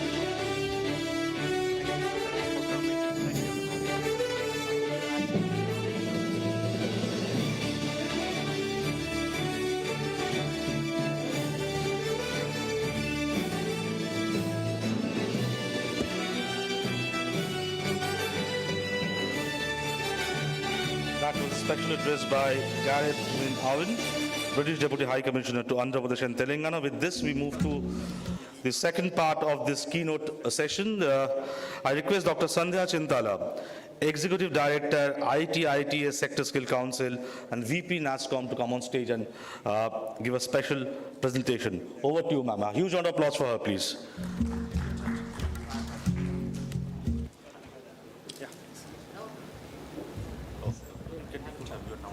Hi, Gary. It's been wonderful. Good afternoon, ladies and gentlemen. It's indeed a pleasure to be here amongst you today. And taking off from what Mr. Owen from the British High Commissioner spoke, I would like to give you a different facet to what the technology or the IT-enabled industry is going to contribute to the economy of the country and the globe in particular. So we are living in an era which is called a very challenging space because we are in a state of transformation. And the transformation is because of frontier technologies.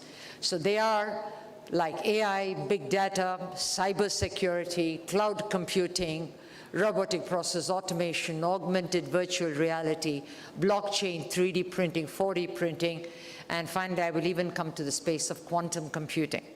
So if I go further and I talk about generative AI, machine learning, deep learning, large language models, and club them with generative AI, I have a fabulous tool that can actually transform the way we live, learn, and work.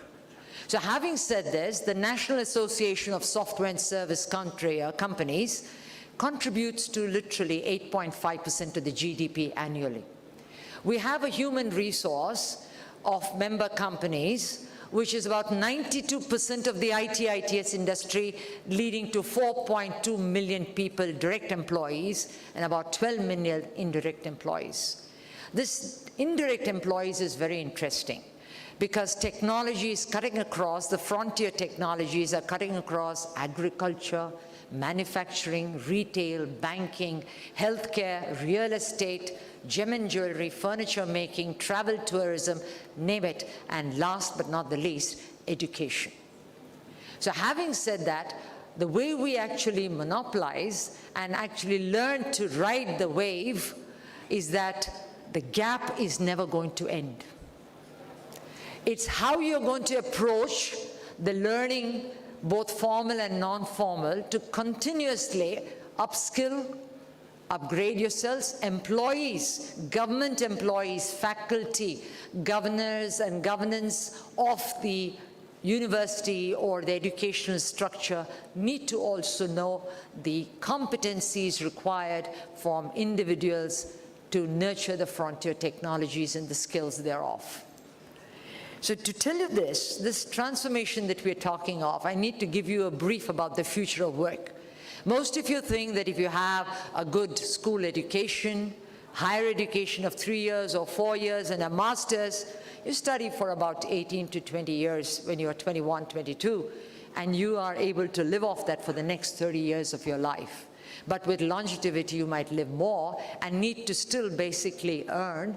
That means you have to be employable because of the purchase power parity of the rupee in India, as well as the global currency elsewhere in the world. The problems in India are not unique. It's a global phenomenon. So what we are talking of is a floating digital workforce. What links with the Prime Minister's view is that India should be the talent hub of the world, with technology integrating into our educational system as it has already integrated itself to every aspect of other sectors, will actually be a dream come true. So what we did in the G20 was put a proposition and said, if we need a global workforce, can the skills certificates in India, in AP, Telangana, and all the premier states be recognized globally? So UNESCO came forward and said, hey, why not take the National Skills Qualification Framework, which is a competency mapping of skills in India, and compare them to UK, to the USA, to Vietnam, to Korea, to Japan, to Canada, to Australia, New Zealand, and all the G20 countries, Russia included. Everybody said yes, because the rate at which these skills are changing far outpaces the training time taken. So it's very clear that all countries said, by the time I train somebody, 6 months down the line, the post for the job has changed. So what am I going to do? So investment into bridging skills is a constant factor. So it means that an individual who is, say, a civil engineer needs to know much about halo roads. He needs to know about 3D printing. He needs to know how to use IoT. He needs to know how to use cloud computing, constantly make his work. If I have mechanical engineering, about 3,200 parts in the mechanical engineering part has now dwindled to 30 parts, and the rest is all technology. The body of the car is actually now material science. That I have electronics into it, converts wind energy, light energy, heat, electrical energy is therefore generated through the rotational energy. So I need new types of roads, I need new types of charging centers, I need autonomous vehicles. So the list goes on in every space. If it's healthcare too, you will already invest. Having said this, what is it that we are going to do in the educational space? One thing AP has done, it has actually brought in concepts of design thinking, critical thinking, attention to detail, learning ability, coding and solutioning into the school system by signing up with the international baccalaureate community. From 6th standard onwards, they want to actually bring something called future skills into their educational program. By actually they have done is dwindle the socially useful productive work timetable and brought this in, augments well for the state. But what do I do with those we have in the higher education space? You have BSc, BComs, BBA, BCAs, and these guys, 3 years down the line, I've locked them into a program of learning, and at the end of it, they're not employable.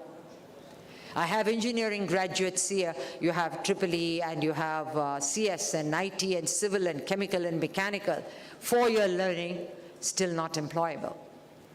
So what do we do with this? If I have the medical field, I need doctors who know how to work with robotic process automation, know how to use AI and the cloud to do operations. Likewise, just like you have a medical college linked to a learning hospital, you need to have universities and colleges linked to industry. They have to be extensions of each other, because now industry is looking for hybrid workplaces. Nowhere are we going to have you study and you're employable in one company for about the next 15 to 20 years. It doesn't work. There is going to be the sport of the gig economy, which means you are employed for a small period of time, 6 months, 9 months, to complete a project. You get yourself a skills certificate, which basically says you're a 5-star rating, and you are employable globally. So sitting here in India, in AP, you can work any country in the world as long as your certificate is recognized. So therefore, the certification and the mapping of skill sets in India, AP, to the rest of the world is an important critical composition. Is it viable? Is it possible? Yes. This is what industry is doing today. We are reinventing ourselves. We have told people, you can come to office 2 days a week or not at all. I'm now hiring people from all across the world because I don't have the skill sets here, because the enterprise requires it. Now, if you go and talk the same story in China, in Korea, in Dubai, the scenario is the same. They say, we don't want to lose the enterprise in our country because we don't have the skill set. Can I hire an Indian who is ready, but whose competency is actually validated through a process internationally? You got to think differently and out of the box. So the things that we are recommending is this, to start with. One, what this industry has done and said is, this nature of skills, especially in the frontier technology, so changing so fast. By the time I teach the teachers and they teach the students, the technology has changed. My work requirement has changed. It is not the problem of the ecosystem. It's the nature of technology in this fourth industrial revolution. Every industrial revolution had 100 years to absorb the change. In this industrial revolution, we found that the change is happening. What happened in 100 years is happening in about 3 to 4 years. So we have to have different models of how we work. So one of the key models is one, you already started the school process, right? Now the higher education process, we are offering programs like, say, BSc, full stack web developer. We're saying we have a BCom data science. I will have a BCA or a BBA. I will actually bring in cybersecurity. This is for the non-engineering stream. Why do I harp on that? 10.5 million graduates come out of India every year, out of which about 20% are basically in the engineering community, and the rest is a non-engineering community. We hire around about 15% of them every year. But the rest are not there. Not their fault, not the problem of their educational institution or the students' learning capability. It's that we don't have a systemic plan to make the change fast enough for us to get them absorbed. So we recommend this. We are open to talking to the secretary and letting this get absorbed. And then we have launched with the Ministry of IT what is called the Future Skills Prime platform. Free courses in AI, big data, cybersecurity, cloud computing, augmented virtual reality, member companies of NASCOM, Google, Microsoft, Adobe. Then you can have Cisco, everybody offering, Red Hat offering courses. Now the article that we have done is got every one of them NSQF aligned. The moment it's NSQF aligned, it is credit equivalent. The moment it is credit equivalent, you can integrate it into your formal program of learning. Cut down 40% of what is there, irrelevant, because this educational system was geared for yesterday. I need at least 40% of your credits. Bring in future technologies and change this every year. Everything will be online, which means you need to have hardware, which is your laptops or connectivity. You have smart classrooms everywhere, and you need the fiber. I have the content, I have the courseware, I have the industry behind me, I have the credits. We need your intention to work together. So ladies and gentlemen, with this, it's a time to say, basically, what we have, Mr. Tolstoy has also said, it's the ability to learn, unlearn, and relearn. Skilling, upskilling, and reskilling is the future. We shake hands on it. We have promises for NASSCOM, but we have miles to go before we sleep. Any questions? Thank you so much.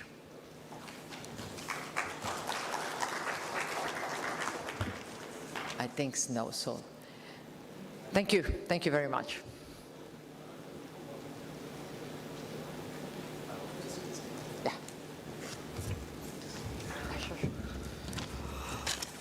That was Dr. Sandhya Chintala, Executive Director, ITS Sector Skill Council, VP NASSCOM. And as you have rightly said, I'll take a cue from what you have said at the end, that skilling, reskilling, upskilling, that is the future. And technology is changing every day. So we have to look at the frontier technologies as well. And we have to upgrade ourselves according to the need of what the industry is looking for. And for that, again, government, academy, industry all have to come together and work together. Thank you so much, Dr. Sandhya Chintala. Can you have a huge round of applause for her, please? And I request Srimati B. Navya, IS, Directorate of Employment and Training, Government of Andhra Pradesh. Ma'am, if you can come on stage and kindly hand over a small token of appreciation to Dr. Sandhya Chintala, please.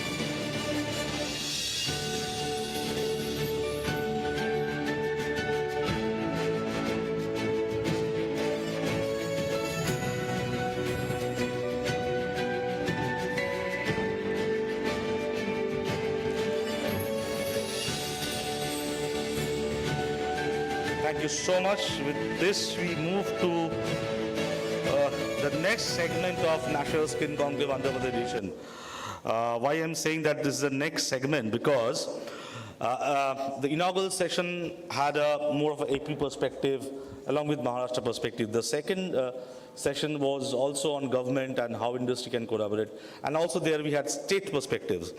Then there were two panel discussions, and both were directed to the HR community, the HR world, if you can say so. And now we have two back-to-back sessions which will focus on the higher education perspective. Because when we started this conference today morning, we said that we are trying to find answers of the bridging the skill gap by bringing government, academia and industry together. That's why we have kept sessions like that, where we can have divergent views from HR, views from government, views from industry, as well as views from the leaders from the higher education spectrum, that is university. And for that, we'd like to invite Mr. Rajneesh Dey, who is the Executive Consulting Editor of APAC News Network, to come on stage, because he will be playing the role of moderator for this session on New Age Skilling, Fostering Academia, Industry, Government Collaboration to Ensure Skilled and Employable Workforce. And for that, we have panelists also, and also we have a special address in this session itself. May I request Meenu Sarangi, Executive Vice President, Chief Strategy and Operations, Automotive Skills Development Council, to come on stage, please. A huge round of applause for her. And I request Mr. Rajneesh Dey to announce the name of panelists for this session. Over to you, Rajneesh.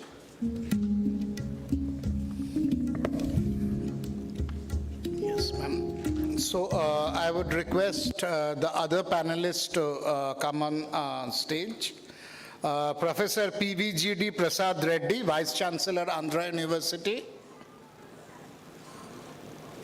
It's not inside the hall. So Professor D.N. Rao, co-founder and Vice President, Centurion University of Technology and Management. A round of applause. Dr. G. Pardhasarathi Verma, Vice Chancellor, KL University.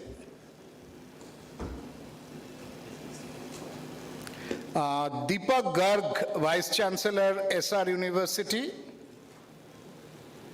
A round of applause for him. Raquel Schroff, Global CEO Chairperson, Indian Career Education and Development Council. Welcome, ma'am.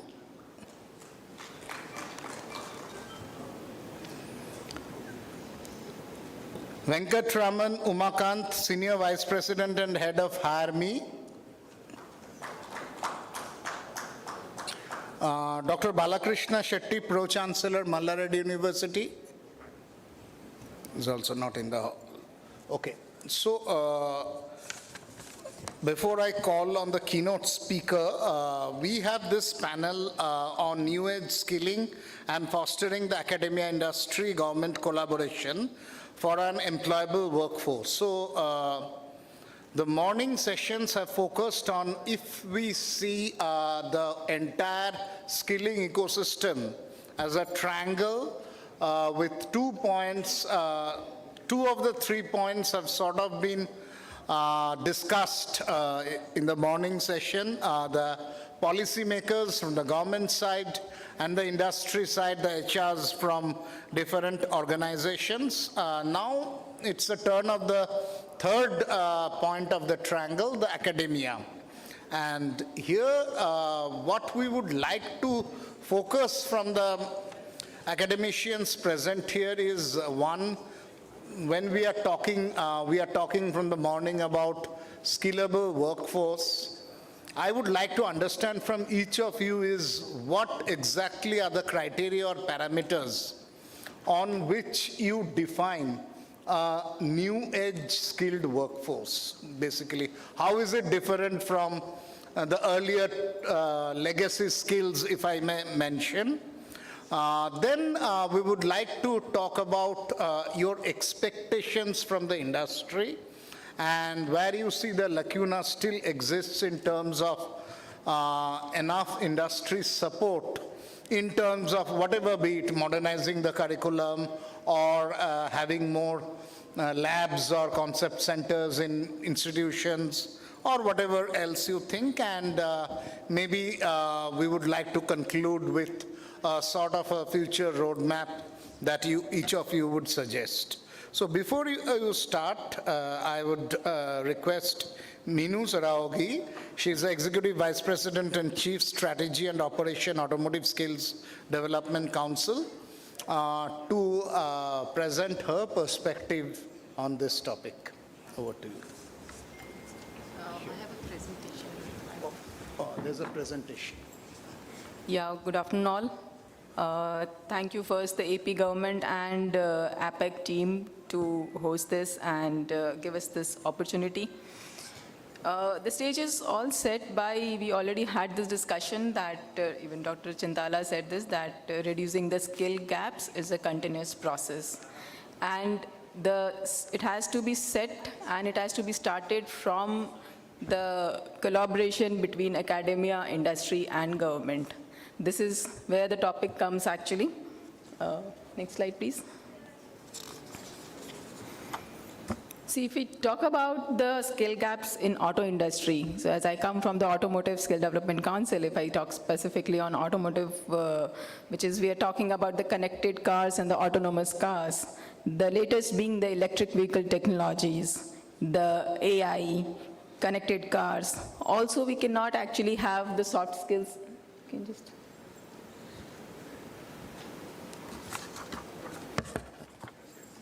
It's not there.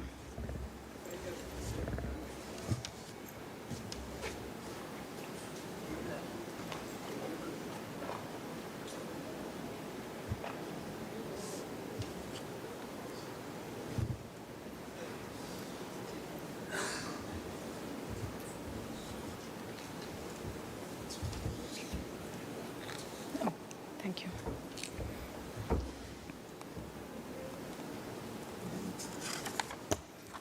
Yeah. So we cannot leave the soft skills part, which is actually important when we talk about the technical, in addition to the technical skills, which we talk, which may be missing even in the academia. So these are the current skill gaps, which I can say in the automotive and also definitely in some other industries also. So what can we do to reduce these skill gaps? So one is strengthening education, so which is the curriculum which we are doing for the academia has to be industry aligned. And industry collaborations in terms of, you can talk about the industry expert sessions, you can talk about the on-the-job trainings where we can, industry and academia can collaborate to reduce these skill gaps.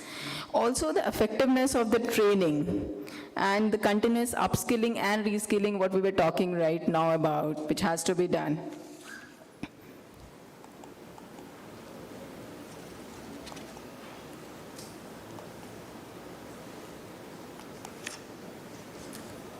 So when we talk about the continuous efforts for academia and industry and government collaborations, we need to have specialized training programs or maybe the upskilling courses for academia, colleges and university to bridge those gaps.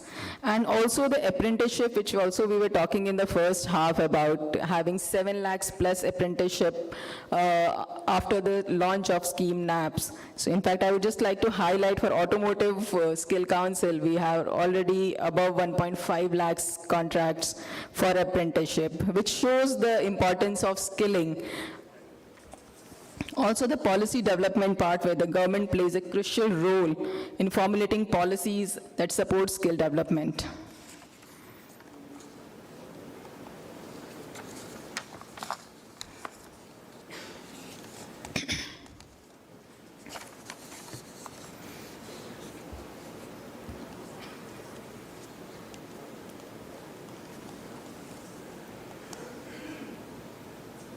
The continuous upskilling and reskilling which we were talking about, this has to be done with academia and the centers in collaboration with industries. I'll just give a background for ASDC, and this comes where as a sector skill role, actually the main role of a sector skill council is to bridge the gap between academia, industry and government. So as ASDC is already supported by the Association for Component Manufacturers, the Original Equipment Manufacturers, and the Dealership Associations. We are also supported by the 3 central ministries, Ministry of Heavy Industries, Ministry of Skill Development, and Ministry of Road Transportation. If you see the vision for ASDC, which is making skills aspirational and integrated with academic pathways. So this is already integrated with our vision. The skill certificate which we were talking about, actually, so if we see a person actually aspire for an IIT certificate or an IIM certificate, that's where we need to make the skill certificate aspirational.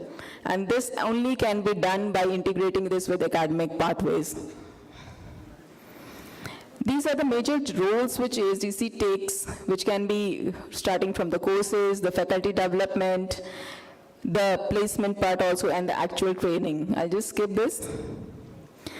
This is an important point which I may want to highlight. So if I talk about the key industry engagement models we talk about, it is strengthening skill infrastructure. So in the colleges and universities itself, we should be actually upgrading the infrastructure in the terms of setting up lab for the future skills like electric vehicle technology, robotics, automation. And rather than setting up a separate center where the candidates or the students of the universities and colleges can get benefited by upskilling those courses there, where the skill gaps actually gets bridged and the industry actually get a skilled candidate. This also has the international skill linkages where we actually working for international placements also. And as I said, skilling for the future skills, which includes the electric vehicle, autonomous car, connected cars. We have around 140 courses already approved through NCVET, which consist of 25 future skills from robotics to smart manufacturing. And if you see the 4 courses on the right side which I have shown, these are the special courses only for universities and colleges. These are upskilling courses in the latest future skills, if you can see, and these are creditized, where we talk about the National Education Policy and the National Credit Framework. So these courses are actually giving 2 credits for the students. And these, we are also coming up with 10 additional courses on this. Just few examples talking about the collaborations. These are the ITI candidates getting trained and getting on-the-job training with Tata Motors. This has around 20% inclusion, gender inclusion. So this is what the model we are talking about, the academia and industry collaborations. These candidates gets placed at Tata Motors. This is again a program we have implemented right here in Kakinada Smart City, Andhra Pradesh. This again is on the future skills electric vehicle. This also had around 50% women inclusion. This is again a project we are doing at Himachal Pradesh. This also has a part of on-the-job training where the candidates are getting trained at the dealerships and then finally getting absorbed there. These are all the examples where I'm talking about the academia and industry partnerships. Coming to the ecosystem which we need to actually get ready for these partnerships. The first is the lab infrastructure, which I was talking about. So the lab should be upgraded for the universities and the colleges, and also the faculty development programs. Because until and unless the faculty is actually trained for the future skills, the gap will not be bridged. This is a program which actually we did with the ITI instructors, industry experts, and university professors. This was scaling them up on the technical and pedagogical skills, on all the future skills, robotic weldings, electric vehicle technology, robotics and automation. This is again, we did one right here in Andhra Pradesh. This was for robotics welding technologies. And this is again a faculty development program at industry. This was again implemented at industry. Last but not the least, I would like to put a point: when we talk about academia, we talk only about university and colleges. But why not schools? I think the skilling starts right in the young minds. The importance of skilling to the school students. That's where we launched our National Automobile Olympiad in 2022. And we had the second phase in 2023. The finale was at Delhi in December. We'll be launching the third phase in June 2024. I think the candidates or the students at the young minds in the school level should understand the importance of skilling, and hence the skill gap which we're talking about will be bridged because it will be a continuous process. Thank you. Thank you so much.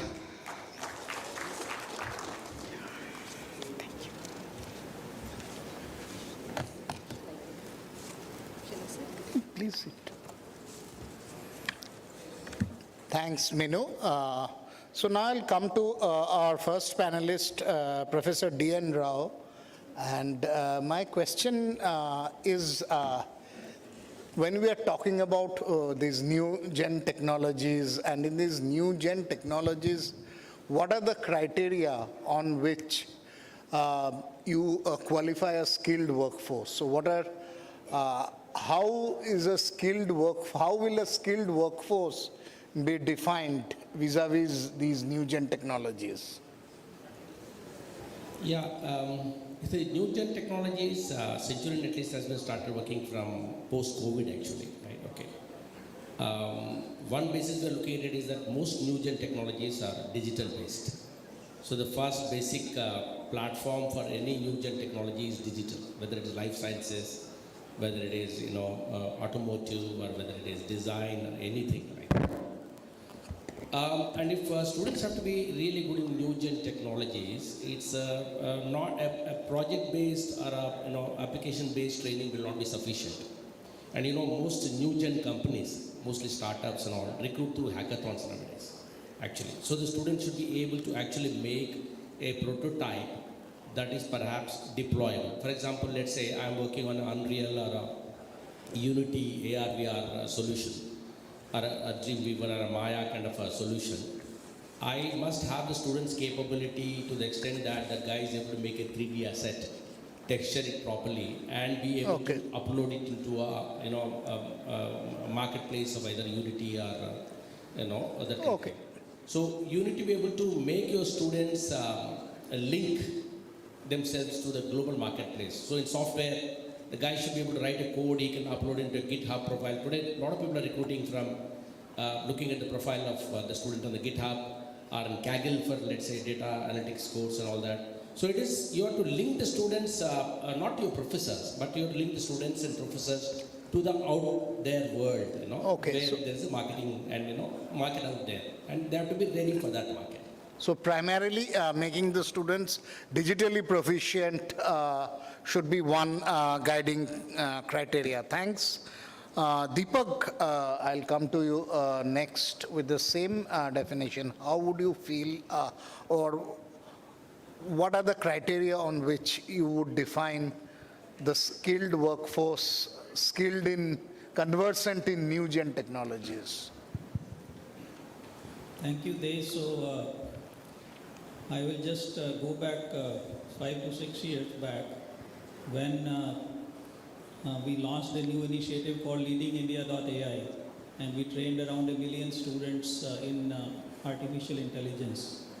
And I am here to say that APSSDC was one state which made it compulsory for all their affiliated institutions to be part of that initiative.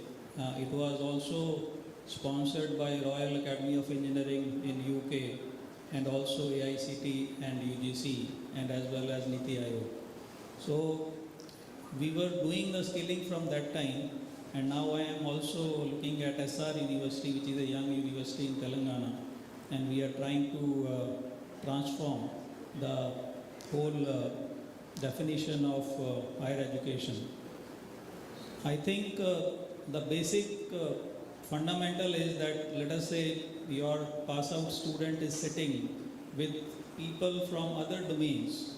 So whether he is able to converse with them on different technologies. For example, if he is an auto engineer, whether he can talk to people who are sitting on the stage, who are computer scientists, who are mechanical engineers, who are civil engineers or other engineers. Similarly, when even now we are talking about only computer science, which is now kind of all universities are having around 40-50% of their students in computer science. So students are able to talk about full life cycle of the technology. For example, when we are saying that if they want to develop an AI application, then they cannot only talk about Python knowledge. They cannot only talk about some server knowledge or some system knowledge or some integration knowledge or some database knowledge. So they should have at least some understanding of all these components plus a deep down expertise and hands-on on one component. Okay, so a more holistic knowledge with the business use cases apart from the specific technologies. Okay. I'll come back to you later.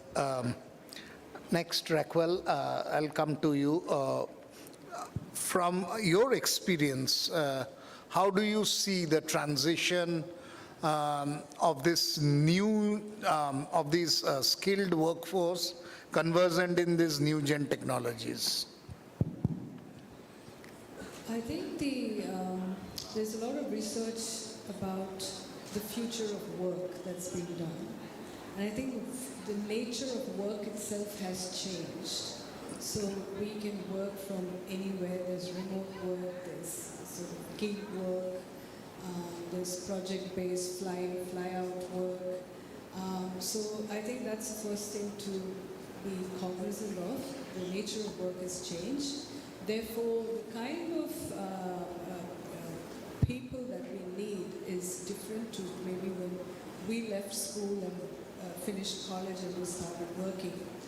So from our experience with the work we're doing in Andhra Pradesh, especially, compared to other states, I've seen there's still a very disproportionate number of students in school after class 10 who choose what they call BPC and MPC type of subjects. Whereas when we come to forums like this, Andhra Pradesh is moving in the direction of, say, renewable energy, and there's climate change and climate action and electric vehicles and all of that. So there's clearly a mismatch right there happening at the bottom of the pyramid in the school system. So I think when we talk about skills, most people refer to the vocational skills, including my fellow panelists. But I believe it's time now to focus on transferable skill sets, which actually can be developed only in the formative years in school, as part of the teaching, learning, and assessment that already happens in school. So skills literacy must begin at the school level, where students need to understand that by way of doing various activities which are curriculum-based and co-curricular and extracurricular, you're developing things like critical thinking, communication, collaboration, and creativity, which is needed across different occupation and job levels, not only in India but across the world. Okay. So I think we need to strengthen that foundation and bring in skills literacy along which language learning and numeracy, which happens at the school, so that the transition Is easier. yeah, students from school to vocational, higher education, and workforce is one seamless continuum, and I think that is the systemic change that needs to happen. Okay, great. A different point of view on basically foundational level skills literacy starting from schools.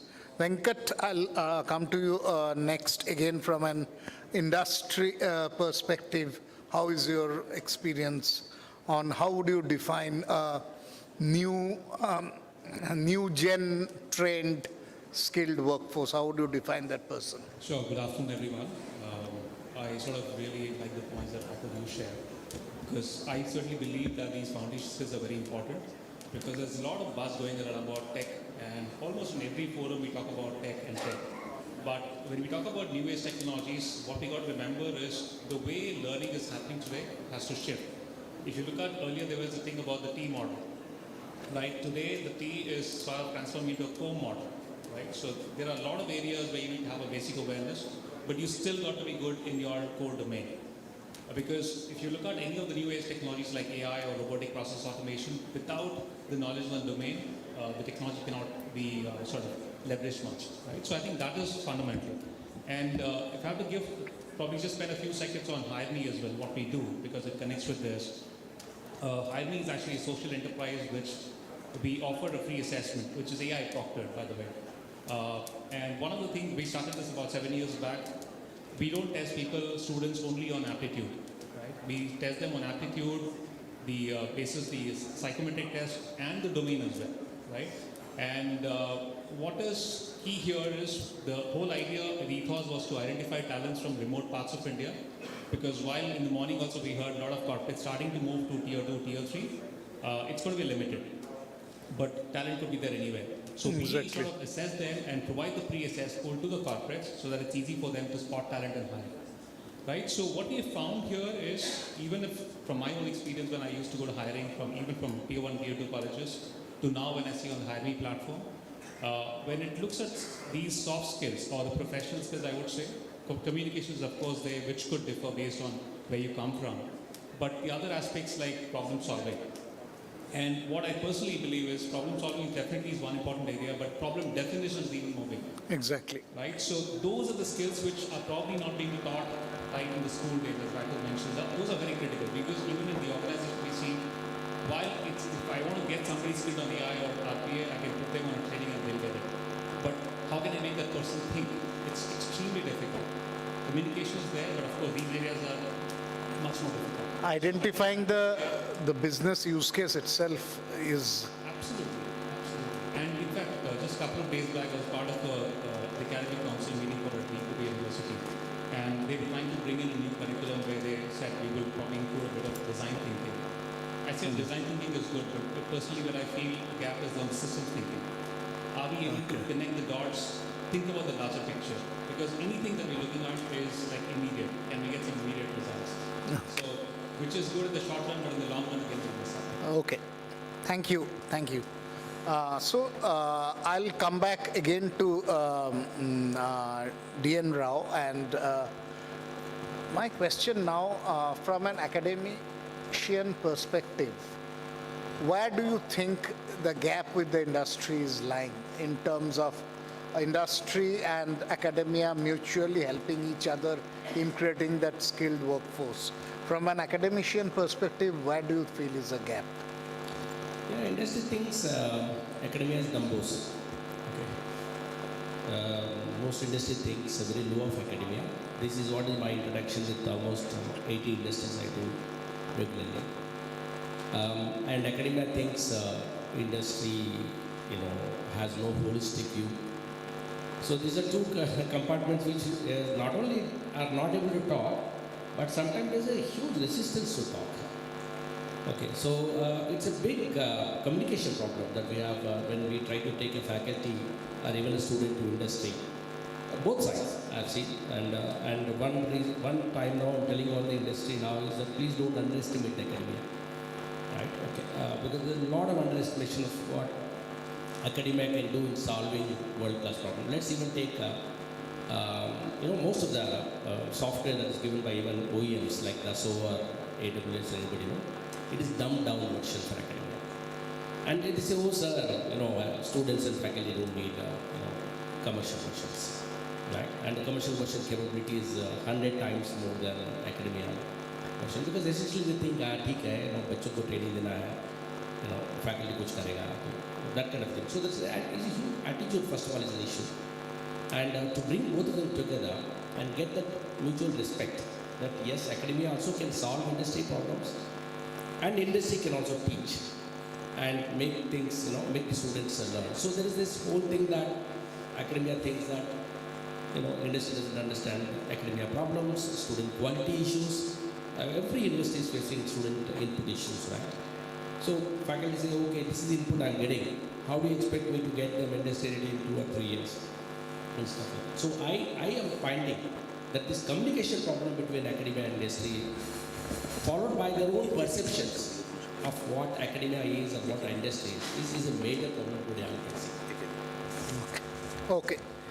Thanks. So what you are raising is a very pertinent, and that a lot of this gap exists because there is a certain misplaced notion, perhaps more from the industry side about academia, and in terms of their updated knowledge, if I may say. I'll come to you, Deepak, with the same question. From an academician perspective, where do you see this gap? The reason, and more important, is how do you sort of mitigate the challenges coming out of that reason? So how do you do that? So actually, years back also we were talking about the same industry academia gap, and I think it will remain. Only the degree can change, because there is a way to groom engineers. Means you are not there to focus on a particular industry. In computer science itself, or in any engineering or other areas, there are hundreds of industries. You cannot prepare ready-made thing for every one of them. You can only make people ready for a overall requirement of industry. And the other thing, just taking forward what other speakers said, that most of the industries now who are coming up with their academic products, they are coming up with their P&L statement. So now they look for per student cost for their products. So especially for the institutions in many states where there is a cap on the fee even that you can charge from students, you can only get on board 1 or 2 vendors across the whole spectrum of industries, because all have become business oriented. So there are very few, there are exceptions who are coming to academia with a real cause to serve the higher education system in the country. And the third thing is that, like what my other speaker said, that we have to make our students learn how to learn. You cannot make them ready for everything, but they should be very quickly able to pick up wherever they go, in whichever industry they go. So if we can inculcate the habit into them of lifelong learning, there are ways how you can do it, then I think that will be a more better than serving each industry separately. Okay, so that's a very fundamental issue, if I may say. So Raquel, I'll phrase this differently. You heard both the industry and academia, and there seems to be a lot of gaps still, and what he mentioned that The gap has always been there, maybe the magnitude just changes. So what do you think are the solution rather than just stating the challenge? How does that collaboration happen more seamlessly and more productively, more importantly? I think one is lack of awareness. So if you go into, let's say, even schools like teachers or faculty at higher ed or vocational, there will be very few of them who understand the labor market needs or changing nature of various growth industries and factors that will influence this. What are the disruptive factors and how to future forecast what's likely to happen. So one is, I think, at the school level, with teachers, we need to train them on how to access or how to become aware of the job market. So whether you're teaching science or you're teaching social studies, you need to understand, one, what skills you're imparting to the students through your subject, and two, how is that subject connected to the job market? So if I'm good in maths, like what can I do? If I like geography, what can I do? What sort of careers are linked to that? So I think that the awareness has to be created, and the same goes with higher education. I've heard that there is now the professor of practice, where you can hire people from industries who can teach. So I think that's another way in which you could foster deeper collaboration, but starting at the school level. And then there are digital tools available right now where students, parents, as well as teachers can understand the job market. So from school days, you know what you need to do to prepare for the changing world of work. And I believe the most important skill set is learnability and adaptability, because everything will change so fast. And if we can focus on that, from the formative years, I think we will see a more agile and more productive workforce. Thanks. In fact, one of the earlier sessions we heard one of the industry persons talking about their engineering and R&D leadership going for now teaching. So maybe measures or initiatives like this can help bridging this gap to a certain extent. Venkat, I'll come to you. Your prescription for this gap to become closer. So the positive side is obviously there's a lot of change which is happening, a lot more collaboration happening. There's a lot more application-oriented learning. That's the reason you see organizations doing this hackathon, so that people can actually see how they are able to apply those knowledge what they've acquired. Those are the positive sides. But fundamentally, if you look at it, in my view, from either a school or a college, are we making this job of a faculty or a professor lucrative? Is something which is something that we have to think about. Okay. Right? Because in my experience, what I've seen is a lot of people actually do not get into a teaching profession by choice. They go in because there's no other choice. They finish in engineering, they do the MTech or in the same college, and they end up as a professor. So they have no industry background which is there. The other aspect that we personally tried as well in my organization is, because there's always a demand-supply gap, there were some academic institutions that, okay, we would actually need exposure. Said, okay, we will give you a project. We gave the project, they took it, initially all the things were there, but they were not able to commit on the timeline. What was supposed to be done 3 months, 9 months, still not done, right? So because there is no incentive for them to do it, because there's so many other things to do. So I think that is a systemic thing that needs to be done. That's why I was saying the system thinking is so important. We need to see where the problem lies. One, of course, example, even China. The reason they were able to attract a lot of talent in the B schools, even from the US, even from Harvard and Stanford, is because they have made it so lucrative. And if you look at IIMs also, they're struggling to get good practice. Yeah, very practical point on the systemic incentivization that's so critical here. Okay, so I'll do a quick round with each of the panelists, and this is the last round. 30 seconds to each panelist. When we are talking about fostering this collaboration better? One initiative, only one initiative which you feel either you are planning to take or which should be taken on a priority basis immediately. 30 seconds to each of you. I'll start with you.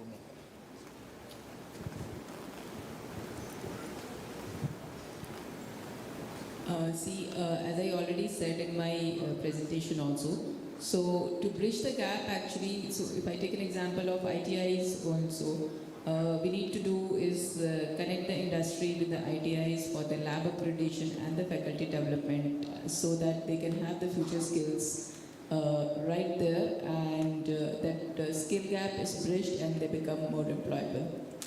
Thank you. Yes. Yeah, one thing that worked for Centurion is presenting win-win problem-solving solutions to industry. And we have been able to do that across many industries, and that seems to be working for us. Okay, thank you. That's a more practical. I think one thing we are doing is micro-credentialing, where the industry certifications and industry credentials on like platforms like Coursera, edX, etc. are being given. And second is we have enabled our curriculum so students can go to the internship even from the 5th semester onwards, so 5th, 6th, 7th, 8th. So if the industry is ready to give them internship, then that is the best way they are learning what is really required by the industry, and they are also absorbed by the same industry. Okay, thank you. Rakul. We're actually already doing an initiative in Andhra Pradesh. We've taken up a pilot of 100 schools across 5 districts. Okay. Where we're trying to connect schools into the skills ecosystem.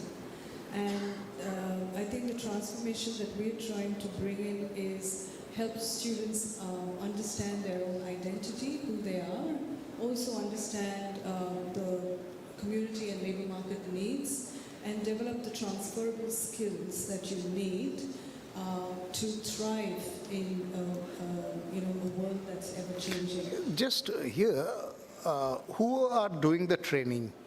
So we train the teachers because if you want to bring in systemic change, So school level, yes.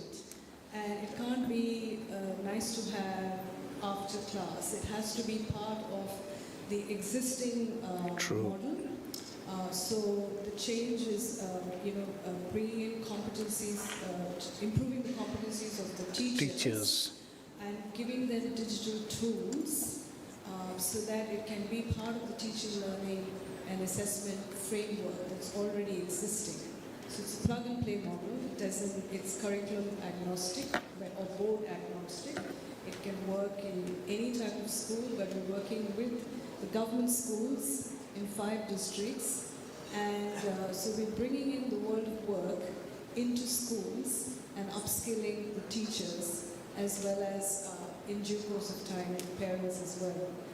So that they're part of the ecosystem, and students will be able to make better informed choices on what they want to do when they leave school. So it's identity, skill development, and integrated approach. Okay, thank you. You have the last word, literally. So from a highway perspective, one, as I mentioned, we offer an employability test, which is available for anybody to use. And so far, about 7 lakh students have taken that, and almost 1 in 3 have got calls from corporates as well, because we sort of bring in the corporates as well. As I said, we identify the talent and take it to the corporates. What we also do, to your point, Vikal, is we also have a career readiness assessment, which helps students understand what their strengths are, what their weaknesses are, what industry, what kind of job roles they might prosper better at. So that's something we have. And we are closely working with the Tamil Nadu government as well. The non-Mudalvan, we are a primary partner, assessment partner. So last year, about 83,000 students took the assessment. And this year, looking at that success, they said we would have 2 assessments done, because apparently in the 5th semester they have they call it as a interview skilling or some, I don't remember the exact term, they prepare them for the placement. So what we recommended is we take 1 assessment before that training, and we take 1 after the training. The student takes 1 after the training, so that they're able to see if there is a difference and take corrective actions as well. So that's something we will start. Okay, thank you. So with that, we conclude this panel discussion.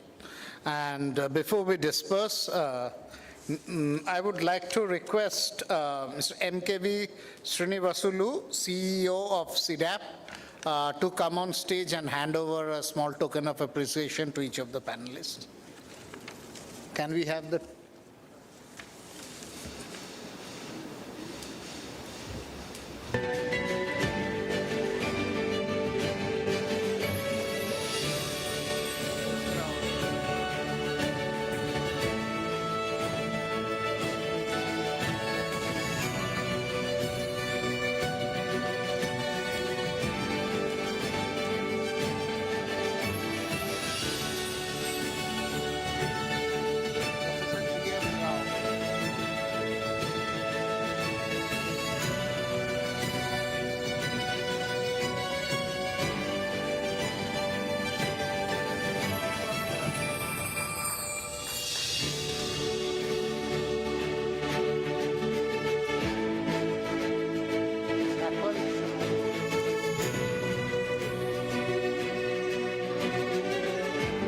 Venkatraman Umakant.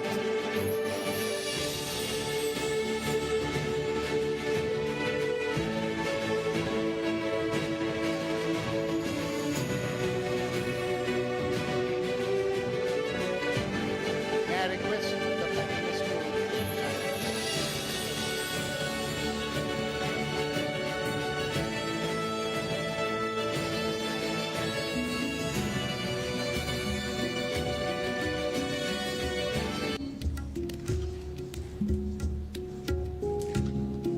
Thank you, and I'd like to hand it over to Shobik. Thanks, Rajneesh, and thanks all the eminent panelists and the esteemed speakers who have joined for the last session. Before we start the last panel discussion of the day, let me also take this opportunity to thank our esteemed partners, the host partner government of Andhra Pradesh Skills and Training Development Department, APAC, country partner government of UK, and our associate partner Coursera for Government, university partner Centurion University, and supporting partner Hire Me. With this, we move to a very important session of the day. As I've told you that in this half of the day, we'll be focusing on the higher education perspective for bridging the skill gap. And for this session is all about transforming education ecosystem to address the challenges of industry-ready students, role of skills university. For that, let me first invite on stage Mr. Purushottam Kumara, Senior Consultant in Center for Strategic Planning and Governance, Government of Andhra Pradesh. A huge round of applause for him. Let me also invite the panelists for this session, Professor Prashant Kumar Mahanti, Vice Chancellor, Central University of Technology and Management. A huge round of applause for him, please. Professor Padma Raju, Vice Chancellor, Adhikavi Nannaya University. Professor Padma Raju. Professor G. Gyanamani, Vice Chancellor, Krishna University. Professor G. Gyanamani, Vice Chancellor, Krishna University. Chahat Mishra, Head International Relations and Strategic Development, Woxman University. Chahat Mishra from Woxman University, and Sachin Kumar, Country Manager, English Score. He's also here, yes. So we welcome all the esteemed panelists for this session. I hand over the session to Mr. Purushottam Kumara from Government of Andhra Pradesh. Over to you, sir. I have proved that it will take around 10 minutes for you to join. So let's start. So good evening, everyone.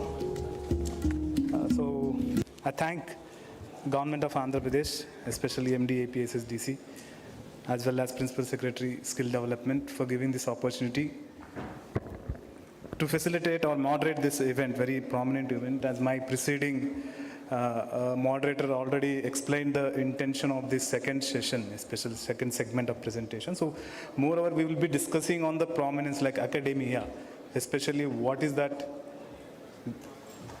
any state government wants to achieve in terms of academia.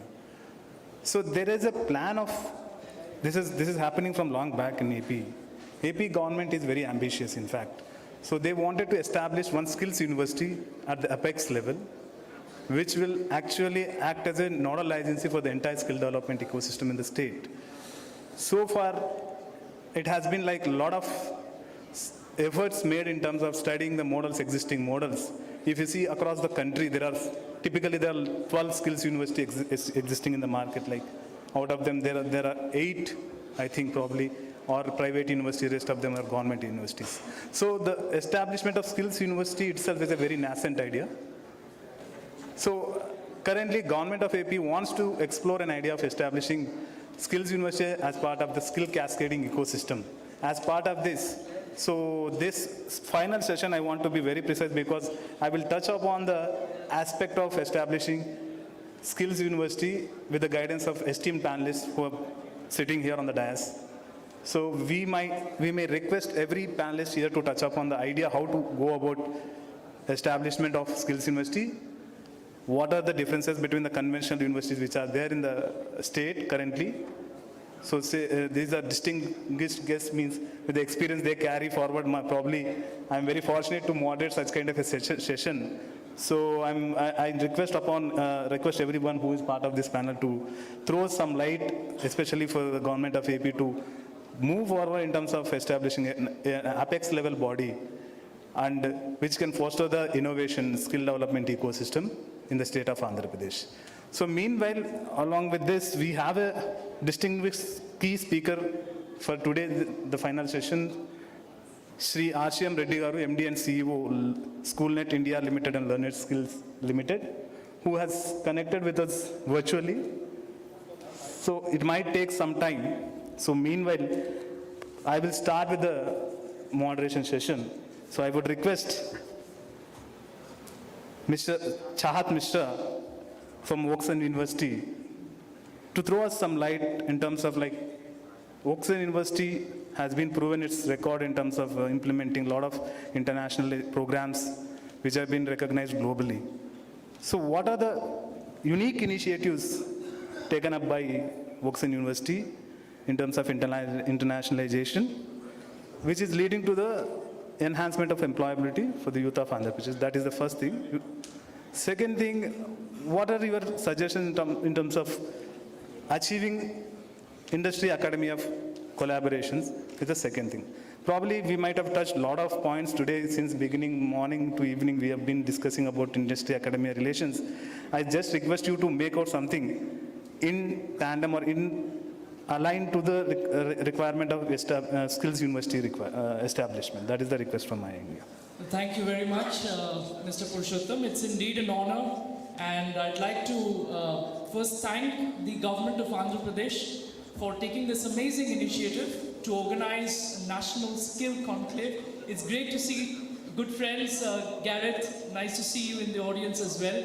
And just to mention what Mr. Purushottam is asking as the need of the hour, as what universities can do to impart those skills which are required. I would say the skills of the 21st century, which institutions need to inculcate in their students. And I think time is passing by. Today, over the course of the day, we saw a lot of our speakers across the other panels talking about the emergence and the surge of AI and other emerging technologies, generative AI and so on and so forth. But amidst that, what are private universities doing? I represent one such institution called Watson University in Hyderabad. It's in the state of Telangana. We are a state private university, now 10 years of existence. We are having 7 schools: business, arts and design, architecture, liberal arts and humanities, law and sciences. Now, having a university is good, but what is the purpose of, running such a university? So we came into the existence with the focus that we want to promote job creators and not job seekers. So that was the basic premise because of which Watson was built. The founder himself is an entrepreneur. We wanted to build an entrepreneurial mindset amongst the youth community in India. So that was the premise in 2000 when we started. Now, over the next few years, our focus delved deeper into internationalization, research, corporate alignment, ERS initiatives, some call it ESGs. So our focus towards community service increased. Now, just to add on to what the question clarity in terms of what are the unique initiatives that Watson is doing. So I'd like to share.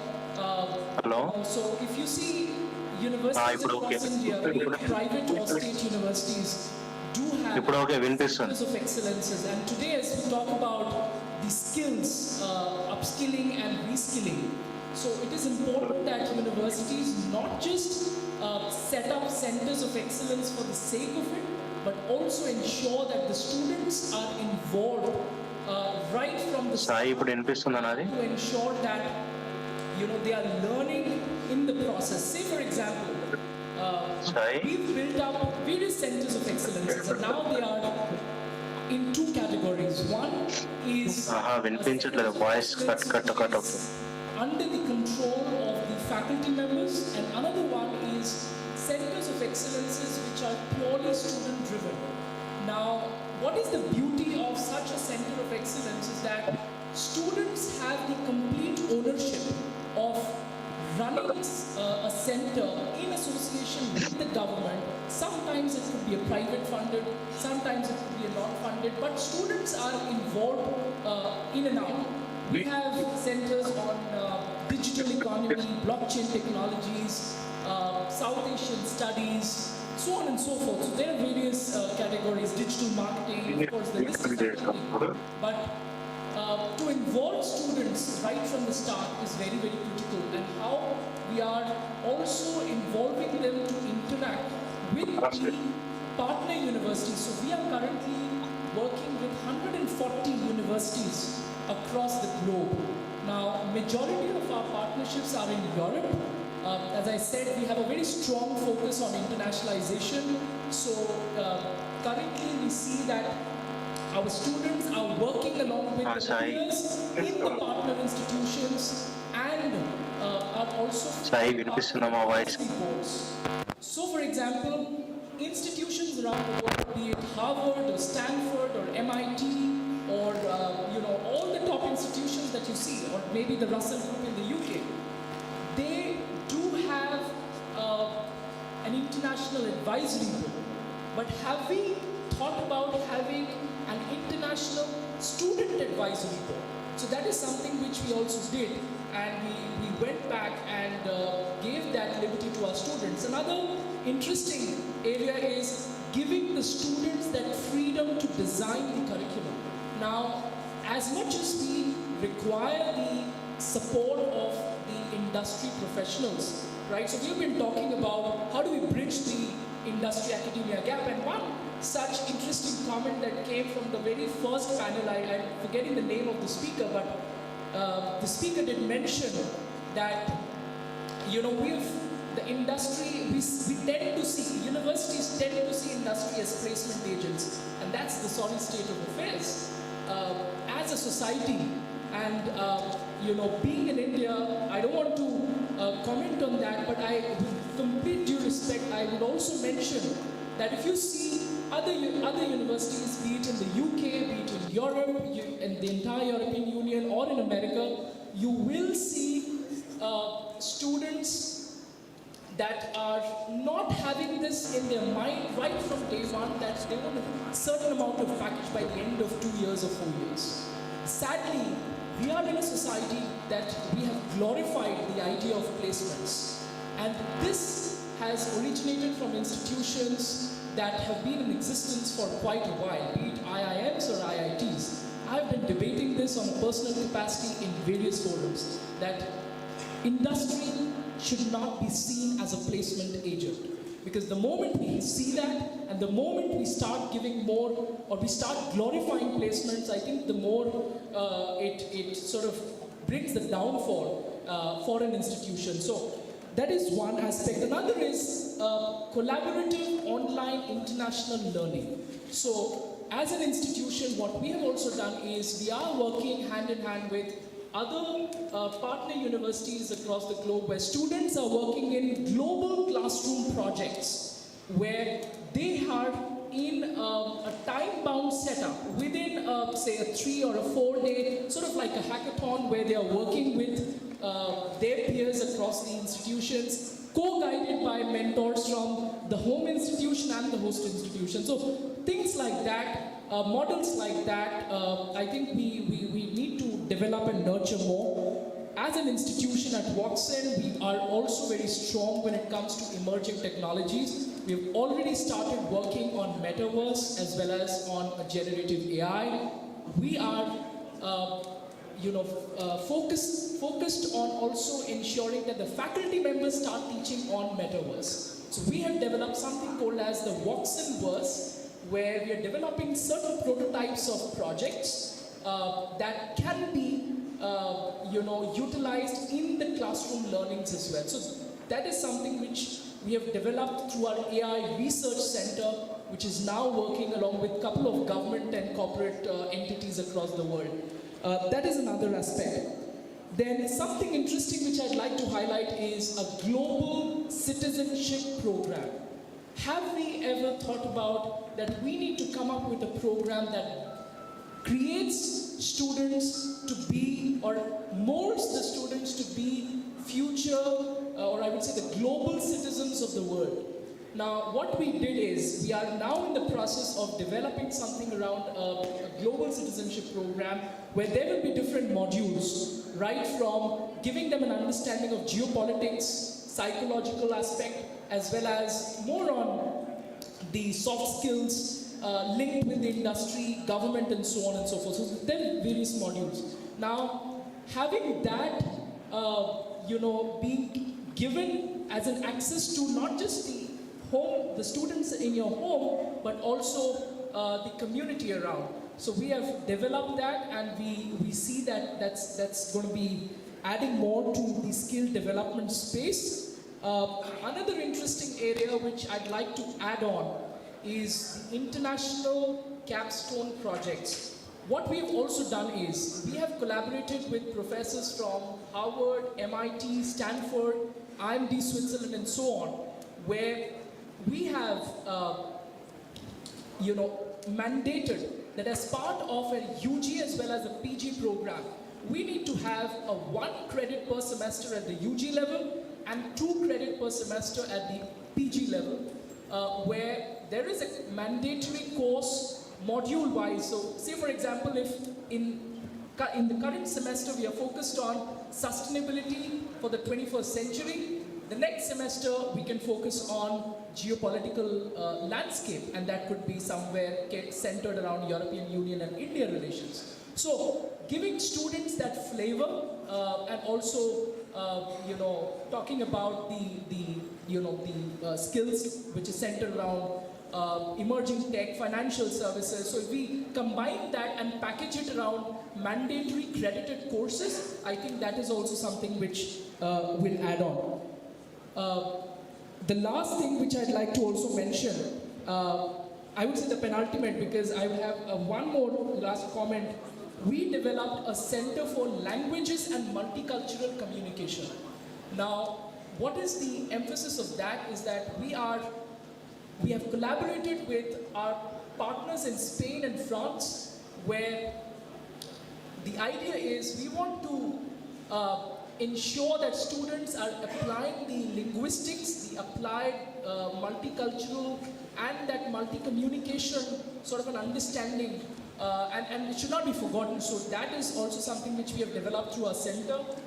Another, and I would say the last thing which any institution in India perhaps is not talking about, and we have taken right now the lead on that, is the direct, interlinked, I would say, sort of linkage between industry, academia, as well as diplomacy.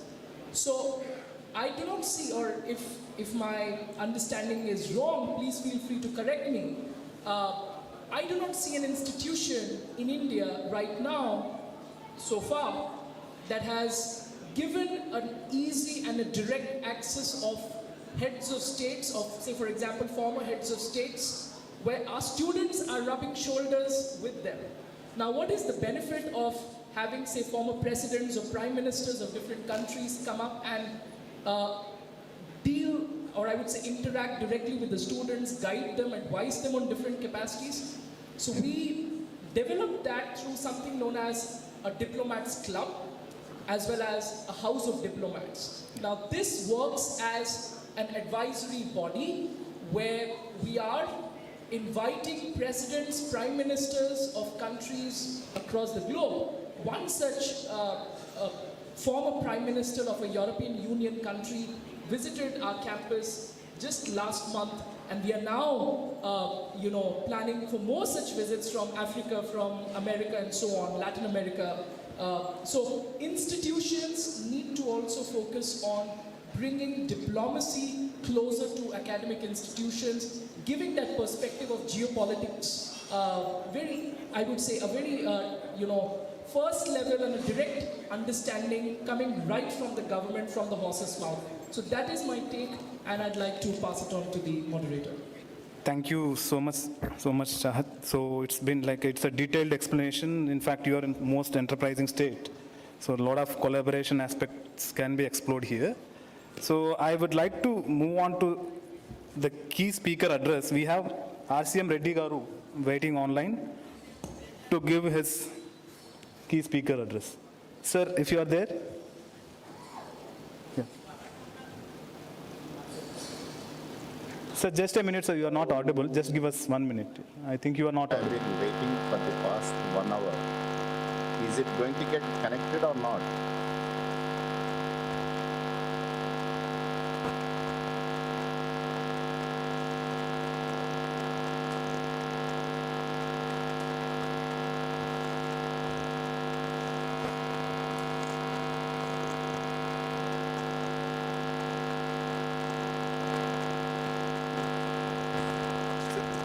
Sir, just a minute, sir. Just a minute, sir. Sir, you are not audible, sir. Just give us a minute. You are not audible. Hello?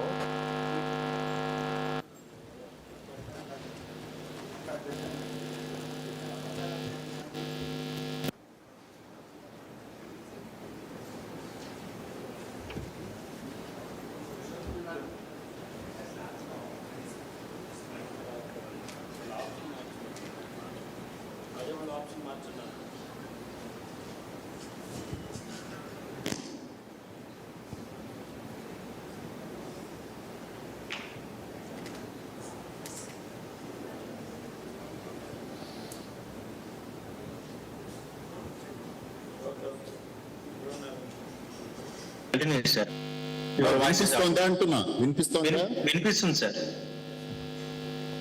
Yes, sir. So, but you are audible. am I addressing the conference or I'm not able to see anything?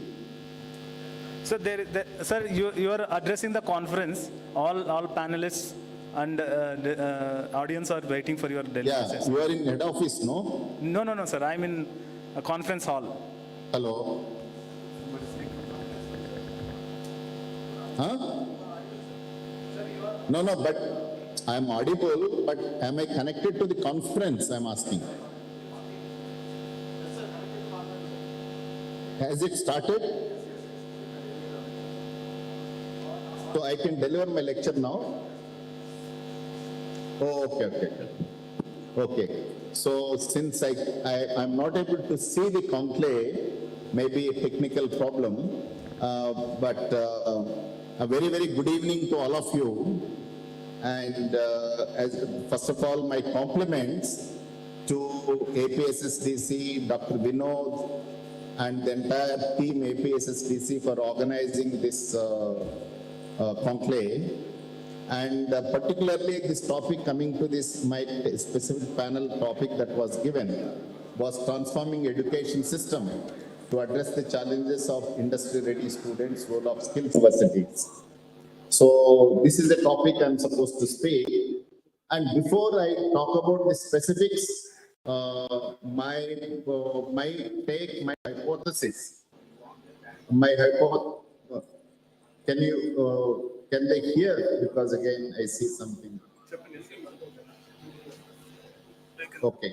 So my hypothesis is, first of all, the way we actually conceptualize skills, skill development is normally seen as something which is meant for those youth, what we call need, not in education, employment and training.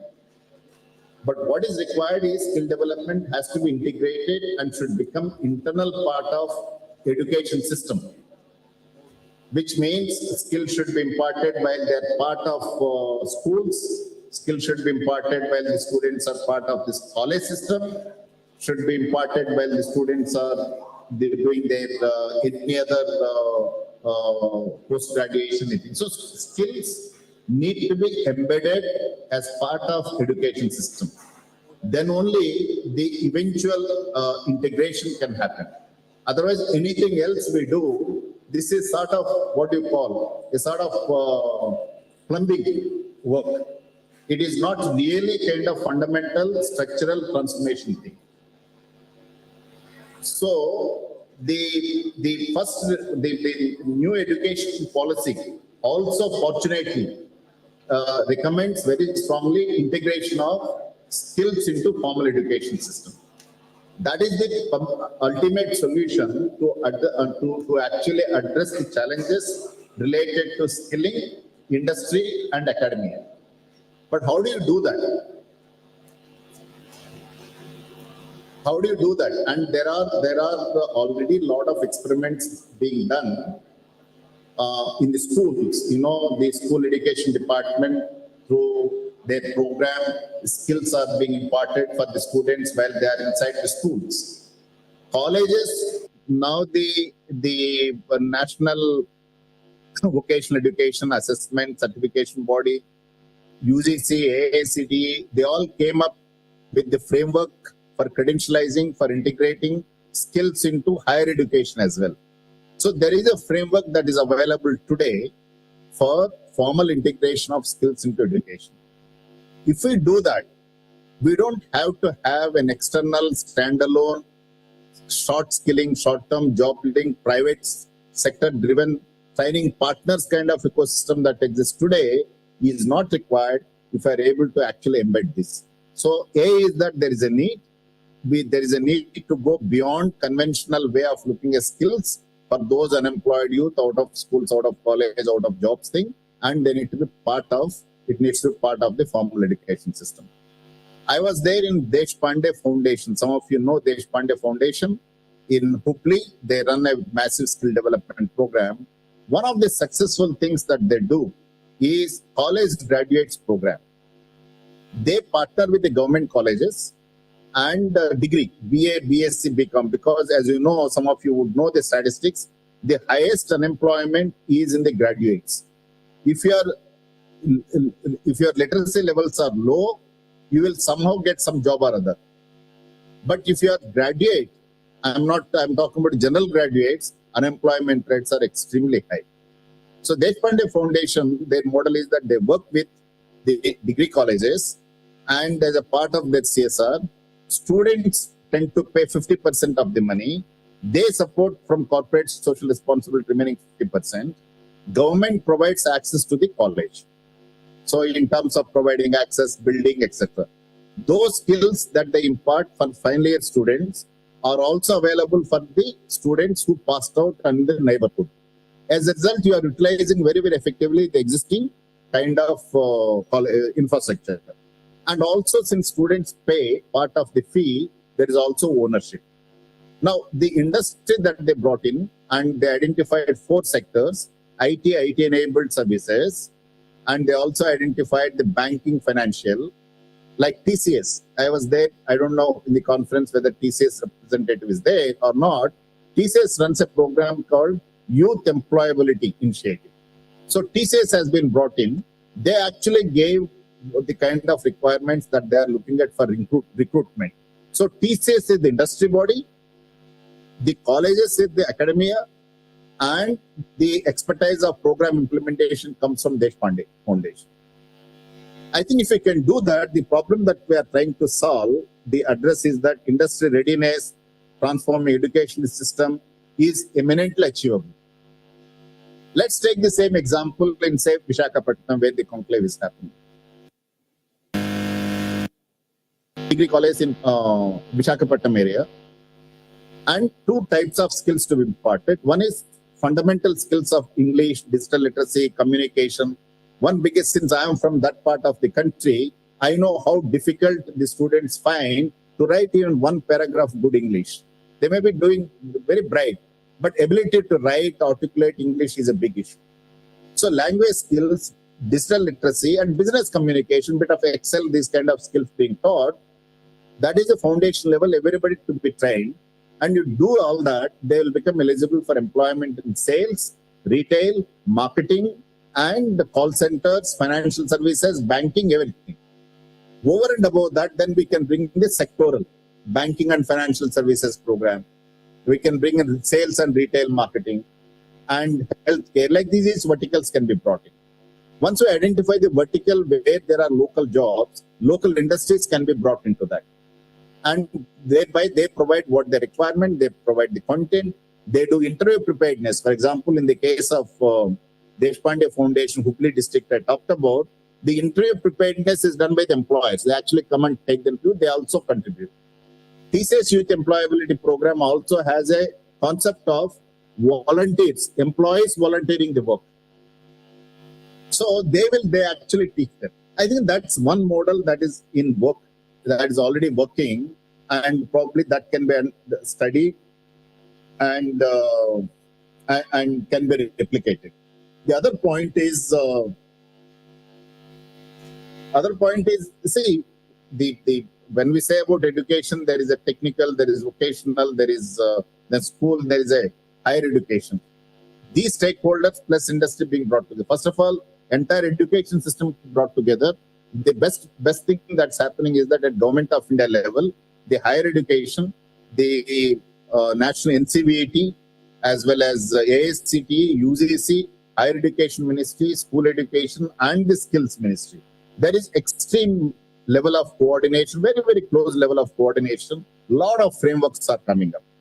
It's a question of appropriately designing a particular model and then take it up. Let's take the Polytechnic in, say, in Anantapur, around that area where Kia Motors is there. Can we actually develop the curriculum and entire for automobile industry, for ITI and politics around? The Kia acts as the industry body. Then we can bring in the entire college graduates. When I say college means, I mean diploma, degree and all this. They're being trained as per the requirement. I think that's eminently possible.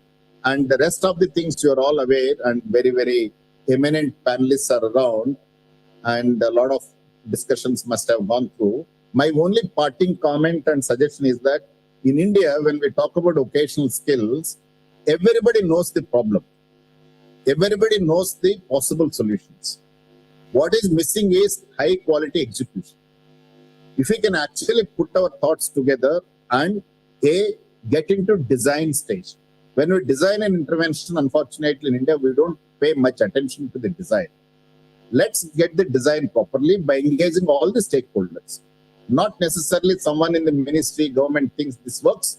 That alone cannot be. Get everybody, spend quality time, design a model that is workable, realistic, and yet ambitious. Once we design, get on to the execution. Execution is the key. For every execution, you have to have an ecosystem. And you have to have an ecosystem manager. If there are 4 stakeholders, and all four stakeholders, there's someone who has to coordinate. That ecosystem, I would say ecosystem manager, or an implementation partner. It could be industry, it could be private training provider, it could be college. If you get the design right, if you get the implementation framework right, that ecosystem, and get one implementation manager, ecosystem manager in place, and divide this into clusters and hubs, Vizag, Vijayawada, Tirupati, Anantapur, some of these clusters you identify. At a cluster level, these programs can be brought. And it's eminently doable. Thank you for the invitation and all the best.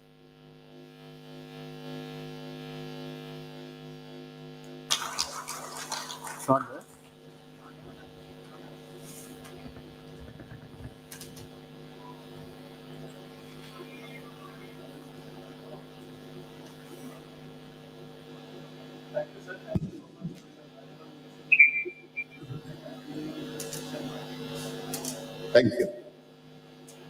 Thank you.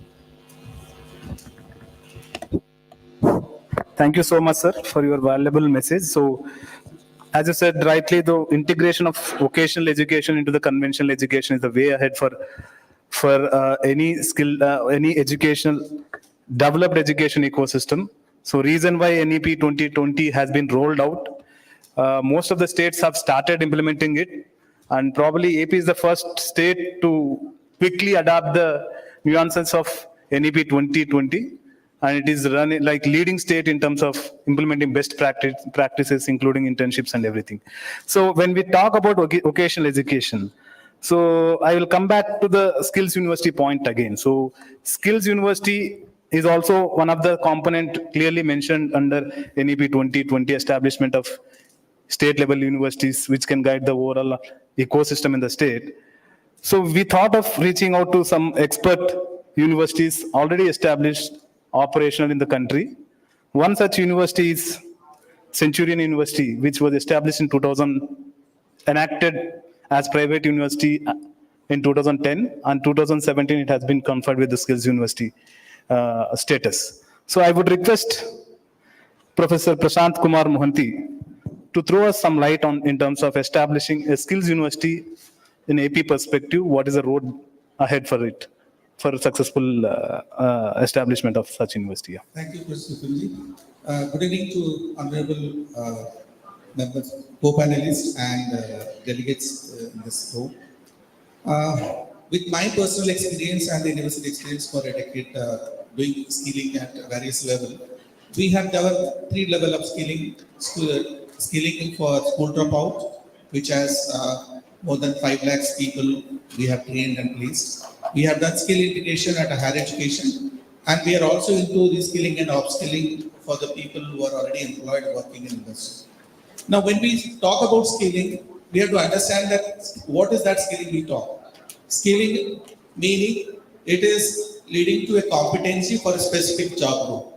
Now, if you are not clear about what kind of competency you are building and for what kind of job role, then it becomes a problem for learner as well as a facilitator. So that has to be very clearly defined, that the kind of students we have in the university, what kind of job skill they require and what kind of competency for that job role is important, that we need to redefine.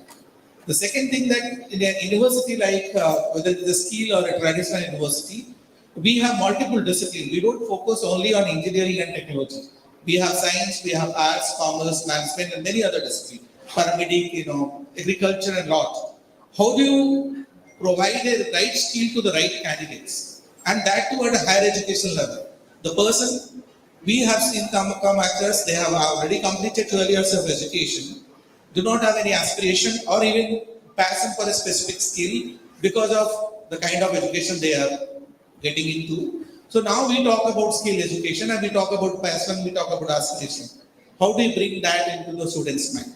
There comes multidisciplinary approach. The NEP facilitates us today that you need to allow a student, whatever degree he joined, don't give a degree as a namesake. Say that you are a student of this university and you have a choice. Wherever, whichever class you like, go and sit and learn it. And that kind of flexibility in the framework of program we need to be developed, which we have done it. So a student of physics, for example, can go and sit in a BLSI class where the chip design is happening. Or maybe a chemistry student can go to a PCB design class and understand the material composition and all. Or maybe a design class in mechanical to understand the automotive components and the material to be developed based on the product that we are aiming at. So that kind of exposure and ecosystem is to be created within the university. The second is, we have to abolish those practice labs. The pedagogy is very important. We have to understand it is no more A's are there that you have to confirm the same law by doing the same practices. It has already been confirmed. So you don't have to confirm again and again, going to a lab class and do the same experiment and then come out. It is not creating an interest. So can we create some production lab? Because skilling is all about experience and learning. It's not just sitting in the classroom and listen to a lecture. It could be a mix of everything. And that comes out of your hands-on. It's again a multidisciplinary approach. The students from various disciplines coming together and working on a particular problem statement to find a solution. So can we allow our students to go and sit in a class, wherever he is interested, get the credit accumulated, and finally give a degree, whatever you want. Because that is how the approach has to change in university level. At least the student can, with his interest, can get into a class and have an interest to learn it.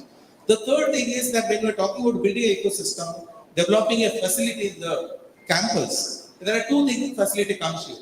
One is the industry intervention in terms of creating production lab or a kind of ecosystem where people will get a lot of hands-on experience or experiential learning. The second is the faculty training. See, faculty, how do you do it? It's so ever-changing. The scenario is changing so fast. Faculty for a faculty is impossible to up to date with the current technology. So there comes the professional in practice, where you have to bring in industry people together, develop curriculum. We call it as BTT, build, train, and transfer. So we develop a basket of skill courses and a basket of domain courses, which is supported by industry person, and that is offered once by them, where in the same class, teacher and students become a co-teacher. The teacher has to be a co-teacher, co-learner. Otherwise, that mindset will never, that environment will never change. So faculty has to sit with the students, learn from that class, and then the faculty is also trained and it goes for the next. The another experience which we have done it, when we talk about vocationalization, it's more about hands-on. We have taken our own ITI students, we have taken our own diploma students, bringing them, giving them skill courses to teach even into BTech students also. So that kind of paradigm shift has to be there, where the entire ecosystem of the campus feel that, yes, I have something here to learn, and there is an avenue, there is a place, there is a scope for learning it, and from there it takes lead. I think that kind of ecosystem has to be built in a university. Yes.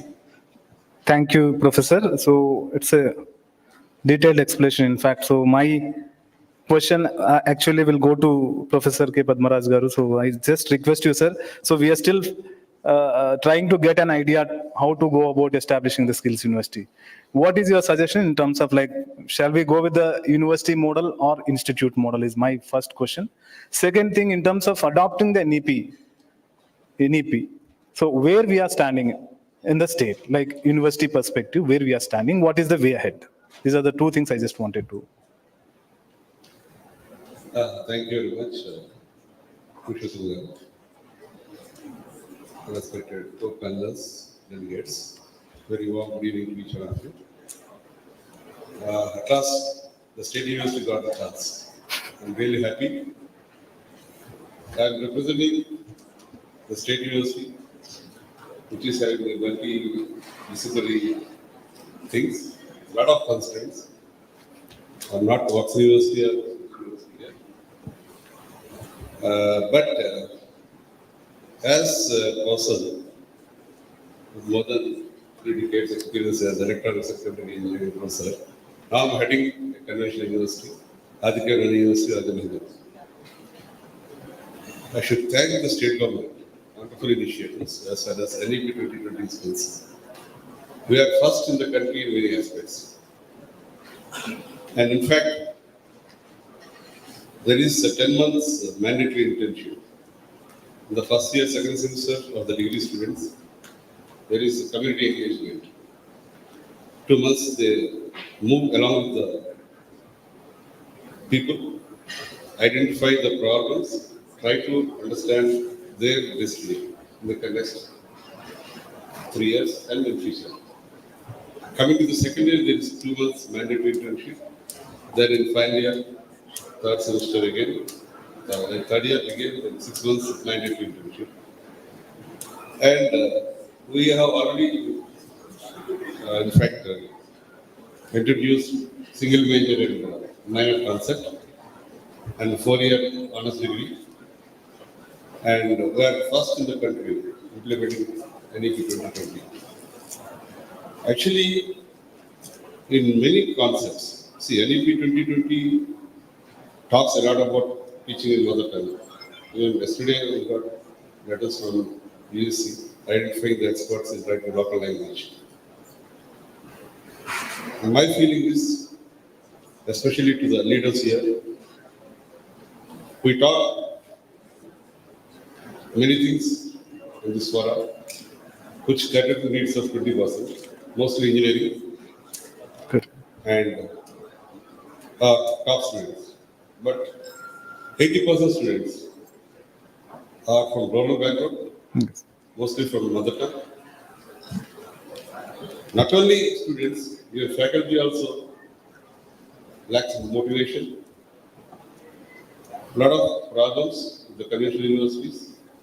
But don't forget, we cater to the needs of 400 affiliated colleges, biggest in Andhra Pradesh. More than 1,25,000 students we cater to the needs. But the problems of conventional university are different. A good communication is you can do in Telugu also.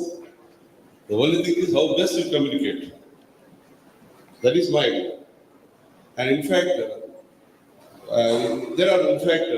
our curriculum itself has 30% skill development, skill courses are introduced as part of new policies last year. And this community engagement, 10 months internship, all this are part of NEP 2021. And moreover, this has been wonderfully done. We are slowly going from a conventional way to single major and minor system and multiple exit, multiple entry system. The first year we are able to give a certificate. Second year, if they are dropping out, we are giving diploma. Third year, we are giving degree. Fourth year, going for honors degree. And the multiple exit level, multiple entry, we are giving freedom to come back and join. And already we have implemented a very big bank of rates. We are ready to take rates from anywhere in the surface of Earth. And we give credit for that, provided they meet our requirements. And in fact, almost more than 3 lakhs internships, like IT giants, like in Microsoft and all, we did. The government has done it's a history, and more than 2 lakh certifications. It's not a joke. We have done that. We have done in our state. And actually, coming to the other thing, skill university, how it should be and all. As I already told you, more than 3 decades, we are talking a lot about academia and industry. Should speak the fact, a lot of gap, even after 3 decades, as I observed. As rightly said by somebody, the gap, the decrease, that's all. But how many industry people are really ready to handhold the institute? See, now that the industry also should think about the academia, should not think that this process can't do anything. That means students, they can't do anything. See, we are boasting a lot about the young talent, and we are saying that India is going to be young in a few years. If this energy is not channelized properly, that is a real threat to the country. Yes. So I really appreciate the state government initiative of thinking of skill university, or developing or empowering our universities with skill centers and all. Really wonderful. But before I tell you how to think of hand-holding of the academia, there's recently this Ansandhan National Research Foundation 2023, the bill has passed in the parliament in August. As part of that, government can think of how to fund the universities, particularly the conventional universities. See, why I'm telling about conventional universities and state universities is we charge just a paltry amount of 10,000 rupees or 5,000 rupees per semester. Unlike other big universities charging around 2 lakhs or 2.5 lakhs. And we cater to the needs of really needy people. So, government should handhold the state universities with the fund like National Research Funding, Foundation through Foundation. They can have an engagement between industry, institute, establishing the research lab in the university, and taking the expert in that field anywhere in the globe. The intellectual property is the property of the institute, industry, and the expert anywhere in the globe. So this is one best example how we can improve the skill of an engineer, skill of an basic science. See, if we tell you very frankly, day by day, the love towards sciences is being reduced, which is a threat to engineering also, even to IT also. See, there are no takers in MSc in physics, MSc mathematics, MSc botany, or MA history, or MA economics. There are no takers outside. We should be very, very careful. We should encourage the conventional universities, because other universities, they concentrate on mostly on computer program. If you take the total intake, more than half will be in computer science. But ours is not like that. We cater to every aspect of science and social sciences. So, what I am trying to say is, we should think of a collaboration between industry, institute, and experts in various fields, so that we can form a nice collaboration between, we can decrease the gap between the academia and the industry. Coming to how the skill university to be. As rightly mentioned, already government has taken step. In every assembly constituency, one skill center will be there, skill hub will be there, and in every parliamentary constituency, one hub will be there, and then together there will be a APAC University and the centralized body. This is a wonderful concept, but the thing is, it should be a part of all other universities. See, I tell you one very, very important concept. All other universities means, we had a Godavari cluster, APHB, Andhra Pradesh Higher Education Board. We had clusters. We had Godavari cluster of the member as a conventional university, Aditya Naniya University is a member. And other members is Jawaharlal Nehru Technological University, Other universities, AP NIT, Tadepalli, and the fourth one is YSR Horticulture University. See, we are working in unison, we are working together. See, we are not in silos, we are talking to each other. As universities are able to talk with different types of functioning. Horticulture University, Technological University, Conventional University. What we are able to do is, I can tell you an example, and we'll stop here. See, Horticulture University has come with a problem of distributing the pesticides on the crops. What is happening is, most of the pesticide is being wasted because it's dropping from the leaves. Then they came to us. Our pharmacy people have given a solution. They made it a blue type without altering the chemical properties, so that it can stick onto the leaves. Then the problem is, again, most of the pest is under the leaves, not on the leaves. So APNIT has given a solution with the drones spraying from the down. So what I am trying to say is, when people talk to each other, leaving their silos, definitely we can create wonders. I request all the industry people, please talk to the universities. Definitely we can create miracles. Thank you, sir. Very good suggestion, sir. In fact, very base, it has certain base when you are saying that point, like dialogue between the universities, at the same time dialogue between industry and academia. So there is a, if I have to remind someone here, like there is an act called ECNV Act, Madam Navya Madam might be knowing it because she's leading that department. So Employment and Exchanges Compulsory Vacancy Notification Act, where all the industries within the district premises have to periodically communicate their vacancies to the employment exchanges placed in the district.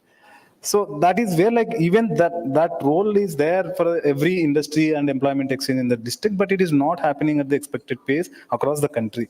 There is an immediate challenge ahead for anyone to create such awareness. One of the panelist member was mentioning earlier, awareness is one thing what we are lagging behind, because NEP is a wonderful document which has been created, which is already been rolled out. Many industries and many institutes, in fact, I'm happy to say that I'm part of this such a successful state, which is so confident in implementing NEP and went ahead, offered 3 lakh internships.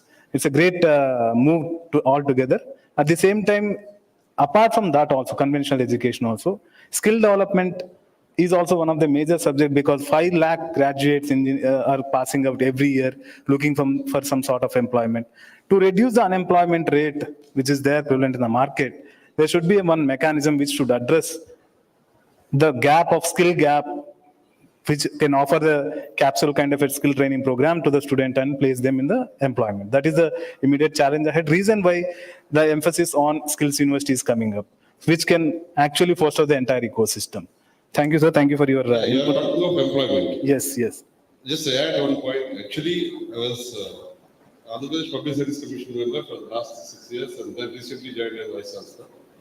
When I visited other states there, how it happens is the employment up to 80% is automatically you go to Public Service Commission. Yes, yes. There is no need of finance clearance involved.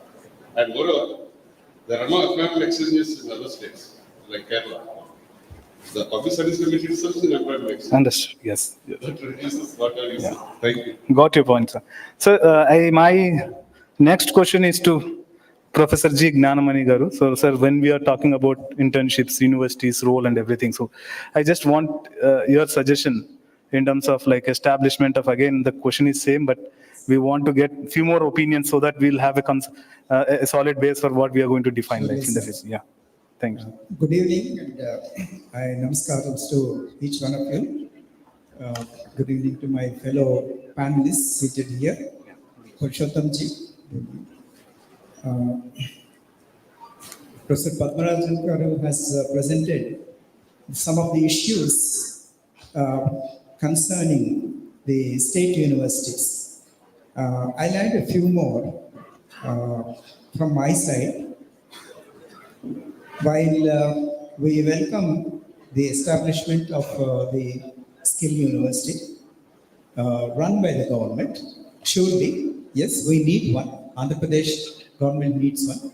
We also, I join my friend and my colleague, Professor Padmaraj Garu, in expressing our deep appreciation for the initiative taken by the state government in this direction. And since morning, I had the joy of listening to various industry experts, academicians, regarding the skilling aspect. But let me tell you, there are many practical difficulties while we implement anything. Take this national education policy. This single major program has caused a number of practical issues, practical problems in the implementation, particularly for the administrators, vice chancellors, and the rest of the administrative team. For the students choose one major. There are 64 elective subjects open to the students. Think of the university examination cell preparing syllabus for 64 different electives, then model question papers. All these things are a big burden to the administration, even to the state government indirectly in the implementation of the policy. Therefore, we need to be a little cautious while proposing these different even skill-related programs. The number has to be, it should not be too large. Otherwise, handling will be a little tough. And I also take this opportunity because there are officials from the government, particularly the skill department heads are here. I take this opportunity to share that a central portal connecting universities and the industry is badly needed. When the Andhra Pradesh government thought of this recruitment for various universities, state universities, a portal was created and things were made easy for the university administrators to implement the activity. In the same way, I am of the opinion that creating a portal connecting the state universities and the industry would be of value, immense value and benefit to us to get connected to the industry people. Whatever gap we are talking about, particularly between the academia and the universities and the industry, I'm sure with that kind of initiative, it will help in reaching out to each other. The other thing is, since morning, I'm a person from biology background. We talked a lot about engineering students, skilling, upskilling, reskilling. These are some of the terms I picked up by way of listening. And I also heard about skilling of school students from various panelists. I also heard about skilling of ITI students in our state, various initiatives and all. Fine. But I'm of the opinion that skill should be introduced for all programs. Some component of skill. Professor Padmarajagaru mentioned about some of the courses which are fading. For instance, 25-30 years ago, when I was a student, the physics subject used to attract a lot of students. It had a very high enrollment. One of the subjects for which the competition was very high those days. Today, there are no takers. And in an open meeting recently, when Vikasit Bharat was organized, one of the IIT directors openly said that there are no takers for physics program, even in an higher institution like IIT. So the need of the hour is, we have to think of restructuring such programs, add some skill components, maybe a part of material science and other things can be added to these things if we have to go a little bit into detail. And this is one thought that comes to my mind. The other thing is app development. It can be taught from first year of engineering.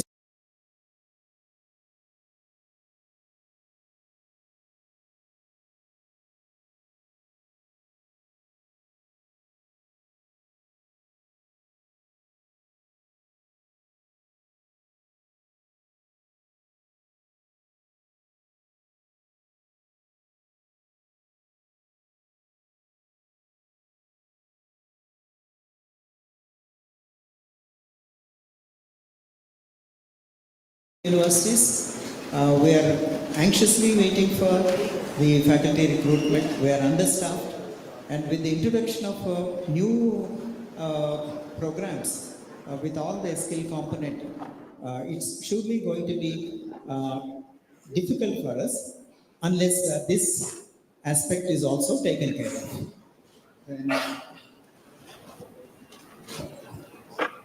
while I was coming to Vizag from Visakhapatnam the other day, I was looking into Hindu newspaper.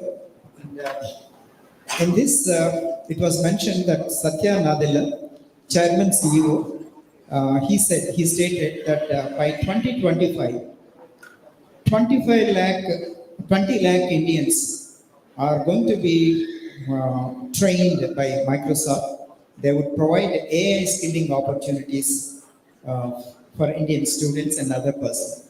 So the picture for engineering students is quite rosy.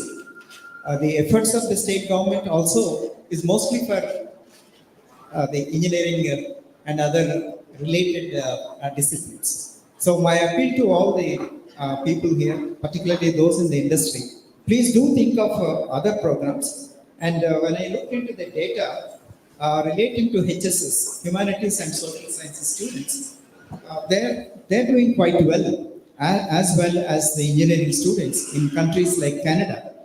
And they're also well placed. They're getting good salaries on par with the engineering students. And our focus should also be on other skills like adaptability, learning skills, which are needed in a government job. While we emphasize on technical skills, learning skills, soft skills and all, my appeal is we need to also focus on these areas like adaptability and learning skills. And you may disagree with me when I say this. Artificial intelligence cannot replicate the complexity of human emotion or the individuality of human expression. And while we all agree the usefulness, the way in which these programs, the new technologies are going to overtake these things, simultaneously, we have to focus on the social science and the humanities. With these thoughts, thank you for giving me this opportunity, and I pass on the mic to you. Thank you, Professor. I completely agree with your statement, what you have made, like there is no disagreement. So as you said rightly, there should be a clear emphasis on the other subjects other than the STEM subjects, what we have been talking about since morning. So I just, last panelist on this group, I request Mr. Sachin Kumar to respond on this. So what is the prominence of English in terms of like where we are? AP is always seen as a most English speaking state, as well as technology driven, technology adopting state. Even the Coursera Global Skill Report recently mentioned that we are ranking at 4th in terms of skill proficiency, in terms of IT as well as English. So where do you see, in terms, we have been talking about vocational education, how is this English skills is going, or any 21st century skills are going to complement this aspect? Sure. Thank you for having me here, and good evening, ladies and gentlemen. So I agree with you. AP is certainly a progressive state in terms of the be it the technical skills or English proficiency, but there is always a scope for improvement. We understand that students are not a homogeneous group. Students come from different backgrounds. Some of them have more exposure just because they are residing in cities or even tier 2 towns, and there may be lots of other students who come from rural areas and who can be very strong when it comes to technical skills and functional skills, but language is something which they always face the challenge of, and English language is important. I cannot really emphasize on that point enough. We all are talking in English since morning. It's a Telugu speaking state. I come from a Hindi speaking state, and we had speakers from different parts of the country, but we all are connecting through English language. Same happens in corporate world as well. If the students are going for a job outside their home state, English is the language that basically connects. So it is extremely important, but and I apologize in advance if I end up hurting someone, that not enough importance is given by lots of academic institutions to communication skills in its overall role when it comes to employment, employability quotient of a particular student. And we know that all universities are also not at the same level. There are some who are doing really well on that front, whereas there are others who are not really focusing on that particular aspect. So English language skills are certainly very important, and what we are doing as English Score is we are working with lots of universities across the country. We are working with lots of corporates, and we are working with lots of state governments as well, and primarily solving the challenge of testing English proficiency at the scale and how it can be done without actually spending much money. Because that is not really considered a priority, so not many resources are also allocated to that particular field. So we are testing English proficiency through a mobile application so that institutions, universities, colleges, and the governments need not to spend a lot of money on building the infrastructure and then maintaining the infrastructure. So we are doing the testing of English proficiency, helping the students in acquiring a relevant level of English proficiency, and then providing them certification from British Council, which they can add, the students can add to their profiles, resumes, and present it to the potential employers across the world. But yeah, slowly and gradually, more and more institutions, more and more states are also coming up with such initiatives. And as far as the Skill University project of AP State is concerned, skilling at a large scale in India is that model is yet to succeed in any particular state. So lots of trial and error is going to happen. Lots of states are trying that. Tamil Nadu is doing a great job. Lots of other states are also doing a great job. So it's a fantastic model, having lots of skill hubs in all the assembly constituencies, then having one major center for upskilling in all parliamentary constituencies, and then one university which can basically take care of it. Then I heard MD sir mention that one app is also being developed, which can basically bring all the employers, service providers, students at one platform, and kind of solve the challenge of connecting the right person to the right kind of resource.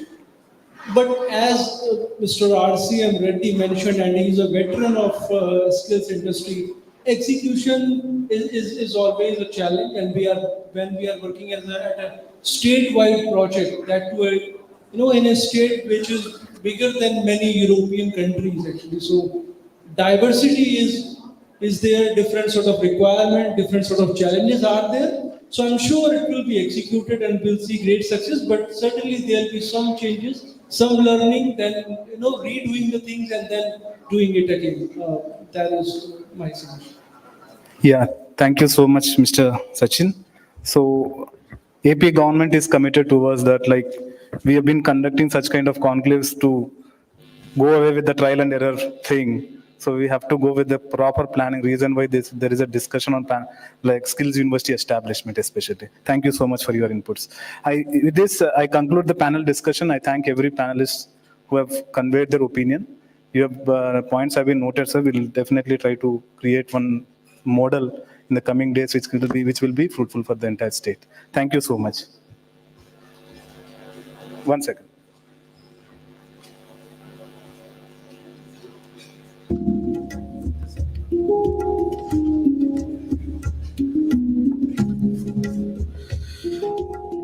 Thanks, Mr. Purushottam Kumara, the Senior Consultant, Government of Andhra Pradesh, and all the esteemed panelists who have joined for this session. I would like to invite Mr. K. Dinesh Kumar, ED, APSSDC, and Additional Director General, NSC, to kindly come on stage and hand over a small token of appreciation to all our esteemed speakers. We can start with Professor Prashanta Kumar Mohanty, Vice Chancellor, Central University of Technology and Management. A huge round of applause for him, please.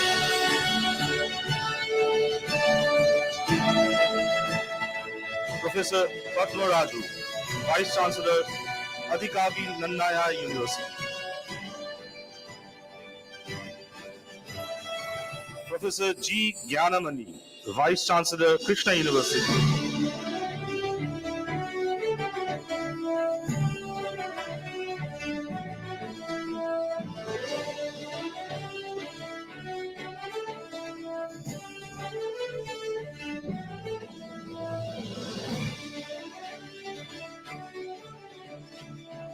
Chahat Mishra, Head International Relations and Strategic Development, Woxon University.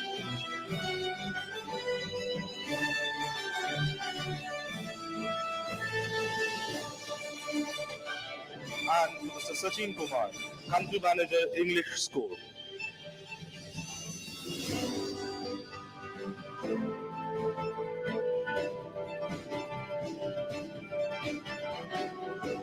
And also to the moderator of this session, Purushottam Kumara, Senior Consultant, Center for Strategic Planning and Governance, Government of Andhra Pradesh.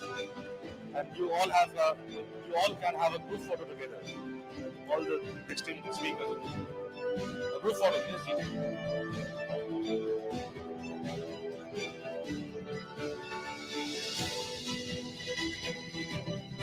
That's a gift from Andhra Pradesh to all our esteemed speakers.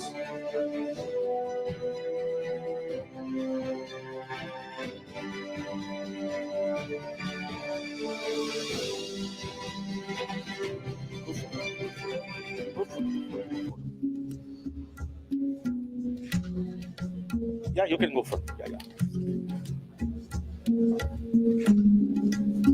Thank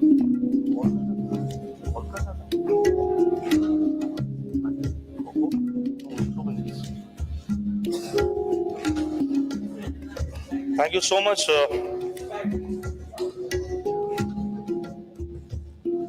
It has been a long day, but a fruitful day indeed. We got a lot of insights, lot of knowledge, and I think the mantra will be, let's all work together to ensure skilling, reskilling, and upskilling stays there, and AP goes a long way in the future. I request Mr. Dinesh Kumar, ED APSSDC, to kindly share conclusions, way forward, and vote of thanks. Over to you.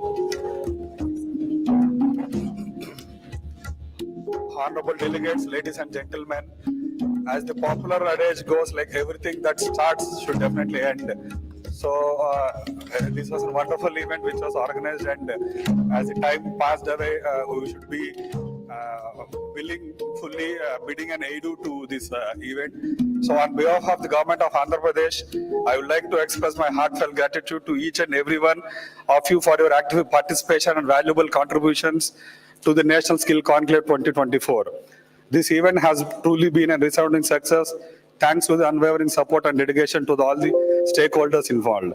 I would like to acknowledge and appreciate the efforts of the organizing committee, with whose meticulous planning and hard work have made this event a grand success. Their dedication and commitment to ensuring a seamless and enriching experience for all participants are truly commendable. The presence and willingness to collaborate have been instrumental in fostering meaningful partnerships and driving the skill development agenda forward. Further, I would like to express our appreciation to all the participants who have shared their innovative solutions, technologies, and best practices during this conclave. The contributions have showcased the immense potential for building a highly skilled and adaptable workforce. In conclusion, I would like to say that the success of this National Skill Conclave 2024 would not have been possible without the collective efforts and support of all the stakeholders present here. Your commitment to skill development and your dedication to creating a skilled and employable workforce in the era of Industry 4.0 is truly inspiring. As I move forward, let us carry in the spirit of collaboration, innovation, and partnership that we have witnessed during the conclave. Together, let us continue to work towards bridging the skill gap, fostering industry-academic collaboration, and ensuring a bright, prosperous future for our nation. Thank you, one and all. I wish all of you a safe travel and committed success in your endeavors. And last but not the least, I would like to give special thanks for our Honorable Secretary Garu, Sri Suresh Kumar Sir, as well as our Honorable MD Garu, Vinod Kumar Garu, Navya Madam, who is the Director for Employment and Commission, as well as for our CEO, CEDAP, Sri Srinivasal Sir, who has been instrumental in designing this program, and then they have been meticulously planning, and then they have seen that this is such a grand success. With this, I would like to thank everybody for giving me this wonderful opportunity. Thank you, sir. Thank you so much. And on behalf of APAC News Network, yes, I would like to thank Government of AP, APSSDC, and I would like to invite Suresh Kumar Sir, Srinivasulu Sir, Dr. V. Vinod Sir, Team APSSDC and Team APAC together on stage for a group photo. We have tried to work hard for last 1 month or so to make this event happen. So Suresh Sir, Dr. Vinod B. Sir, and Team Srinivasulu Sir, Nitya Ma'am, if you can all come on stage, and also Team APAC, Nikhil, Rahul, Chirag, Rajneesh Da.